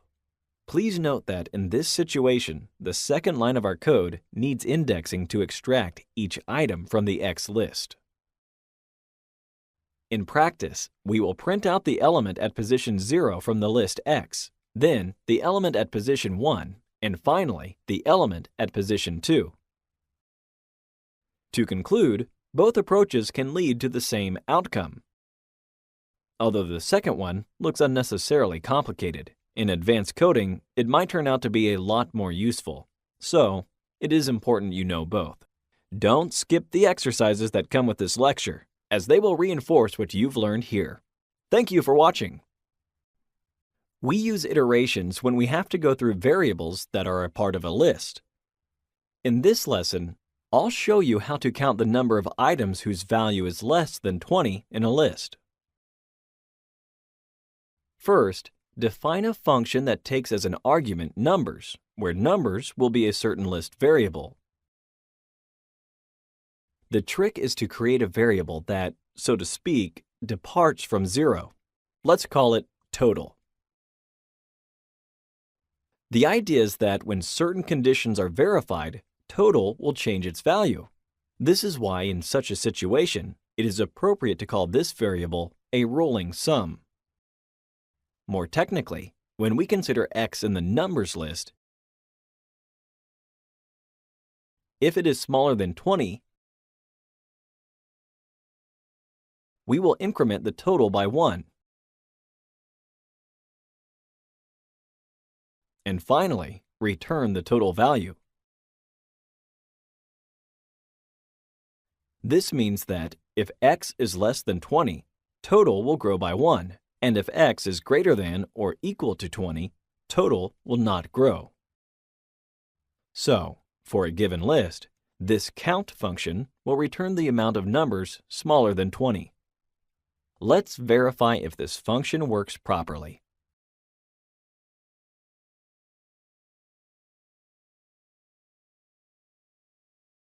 In this list, we have 4 numbers that are less than 20, right? Let's check that out. Great! Now, if I add 17, for example, somewhere in the list, the outcome will adjust accordingly. 5. Exactly. Perfect. By the way, look how the whole if statement is indented even more to the right. This allows us to separate it logically from the rest of the code in the cell that refers to this function. If you are eager to know how to iterate over a dictionary in Python, and I am sure you are, you will see this in our next video. Thank you for watching. Hi there. Let's explore the capabilities of the Anaconda Assistant. This tool is so powerful that it can even help us start solving a particular programming problem if we find it challenging. To illustrate this feature of the Anaconda Assistant, let's click the plus sign in the top left corner of the screen to create a new notebook. Then we'll task the Anaconda Assistant with a clear and concise challenge. Create a function that takes a list object as a parameter and that counts the number of values in it smaller than 20. Wait for a couple of seconds, and brilliant! We obtain not only a solution, but also a suggestion for an argument value to use with the function. Let's run both pieces of code in the notebook. First, create the function that performs the required task, and then apply it to a list containing the values provided by the assistant. As you can see, it works correctly. Perfect. Now, let's compare the structure of the new function to the one we discussed earlier in our lecture on coding in Jupyter. In terms of structure and functionality, both functions are identical, right? Okay, right. This means we can be quite happy about the assistant's output and our own work. The only difference between the two functions is their variable and function names used within them. So let's use this as an opportunity to see how we can continue our conversation with the AI assistant in such scenarios. Remember, try to always be as precise in your communication with it as possible. Suppose our task now becomes renaming all object names from the piece of code we just obtained to match those used in our lecture. For instance, we can directly write and execute rename function to count. Good. What else do we need to do? Change the input parameter name from LST to numbers. Click Enter or the green button to submit the request. And again, we obtained a good response. In fact, I can address 2 necessary modifications with a single request. As usual, I'll try to be as precise as possible. I'll ask about changing the iterator variable name to X and the count variable name to total. Execute, and we end up with the code we used in the lecture. Did you notice how using the correct terminology helped us proceed with a single request? Let's run the last 2 cells we obtained to execute the function with the desired name and apply it once to a sequence called myList. Here's a moment in which we need to be very careful. This is also where our experience as programmers can play a key role. While we may generally be satisfied with our work in this Anaconda notebook, sometimes asking too many questions may lead the assistant to a point where it contradicts itself. To illustrate my point, I'll intentionally ask a vague and confusing question, contrary to the principle of concise and specific inquiries. I'll ask several times if the function just created was meaningful. If you check the responses attentively, you will notice that they are not identical, and that the AI tool might start having doubts. Therefore, we must carefully read what the assistant suggests and spot potential errors. If a mistake has been made, you can start a new chat or go a few steps back. To do the latter, press the bin icon associated with the questions you'd like to disregard until you get back to the point where you're comfortable continuing. After going back a few steps, I can ask the assistant if it could find an alternative solution to the initial task. Perhaps by using a while instead of a for loop. To do that, I'll type and execute the following request. Can you create a function that has the same purpose and structure, but uses a while instead of a for loop? Note that the models generated a function using essentially the same variable names as where we resume the conversation. For instance, the function name is count, the parameter name is numbers, and so on. Run the newly obtained code from the chat to confirm you're satisfied with the work. Great.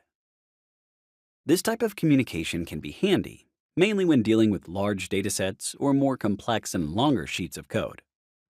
In such situations, you could remove parts of the conversation to return to a point when you were satisfied with the AI's output and proceed from there.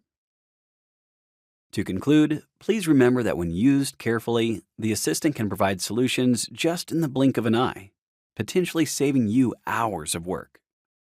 As you can see, this is only possible if we ask the right questions. To do this effectively, we need a solid understanding of programming in general, and Python in particular. The more we know, the further the AI assistant can take us. Therefore, it's essential to acquire a broad range of Python skills and engage in as many exercises as possible to optimize the use of this prompt generator. To help you with the latter, you can download the guidelines we've provided as a resource for this video. This will do for now. Thanks for watching.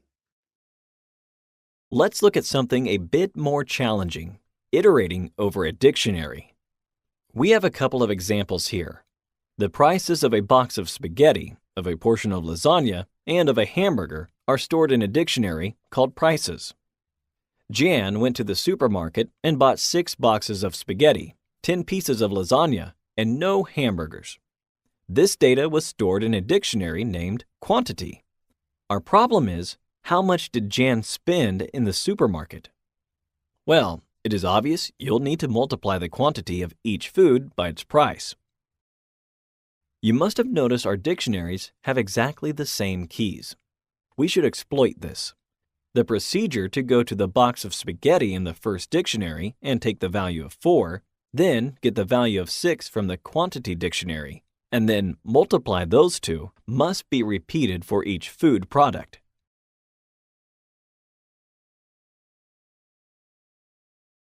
That must ring a bell. I am sure you probably think the same. We need a loop. Okay, that's clear. But what are we going to do with it? What is the loop's body going to contain? Before anything else, some variable must account for the amount of money spent, right? Let's implement a well-known trick. I'll create a rolling sum called money spent, which will initially assume the value of 0. So, we can start by iterating over each item in prices, I in prices for short. At every step of the loop, I would like the money spent variable to grow by the product of the price and the quantity of a certain good I.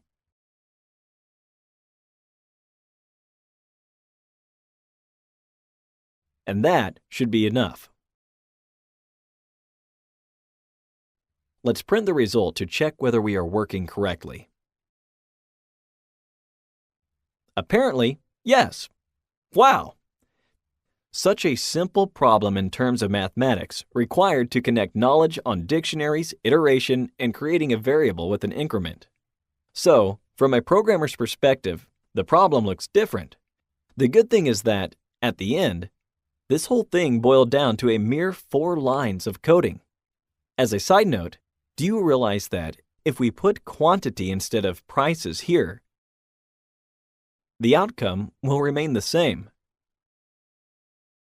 So, what is the conclusion? It does not matter if you loop through prices or through quantity, because the two dictionaries contain the same keys. And this is the reason this loop works correctly too. This section was a bit more complicated, wasn't it? The exercises you will find after this lesson will be more challenging, so it is quite important you solve them. Thanks for watching. In this lesson, we'll explore another impressive functionality of the Anaconda Assistant. Rather than seeking code creation or debugging, we'll tackle this from the reverse angle. To begin with, we'll input a code snippet that's functioning correctly. It consists of 2 dictionaries, a variable, an iteration containing the 3 elements, and a print function. By clicking on the Anaconda Assistant icon at the top of the given code cell, we can select from 3 options. The first one offers to clearly explain the mechanics used behind each part of the selected code. This feature can be very useful if your colleagues have given you complex programs and you need to understand their work. Now, imagine you're in the opposite situation. You've already prepared a functional program to pass on to your colleagues. Suppose your code doesn't contain any comments, which is essential to add to your work when you're part of a team. In such a case, choose Add Comments to the selected code. If you're satisfied with the clarifications, click Replace Selection. This will immediately apply the generated comments to your notebook code cell. It's now clear how we can obtain explanations and comments. But we can also choose the Refactor the Selected Code option. What does that functionality stand for? It's similar to the code explanation we just obtained, but also includes suggestions about cleaning it of useless segments or simplifying it. In other words, this feature can be convenient if you want to improve your code's interpretability. But there's a hidden risk. You might obtain suggestions involving unfamiliar tools. In this example, the assistant suggested using list comprehension, a great Python tool we'll focus on later. So we'd better take it one step at a time. First, advance your Python skills before optimizing the use of this assistant, right? There's nothing wrong with consulting the Anaconda assistant when you need an explanation of an error you've encountered, or if you're stuck in your coding. So feel free to use it whenever necessary. I hope you enjoyed watching this video. See you in the next one.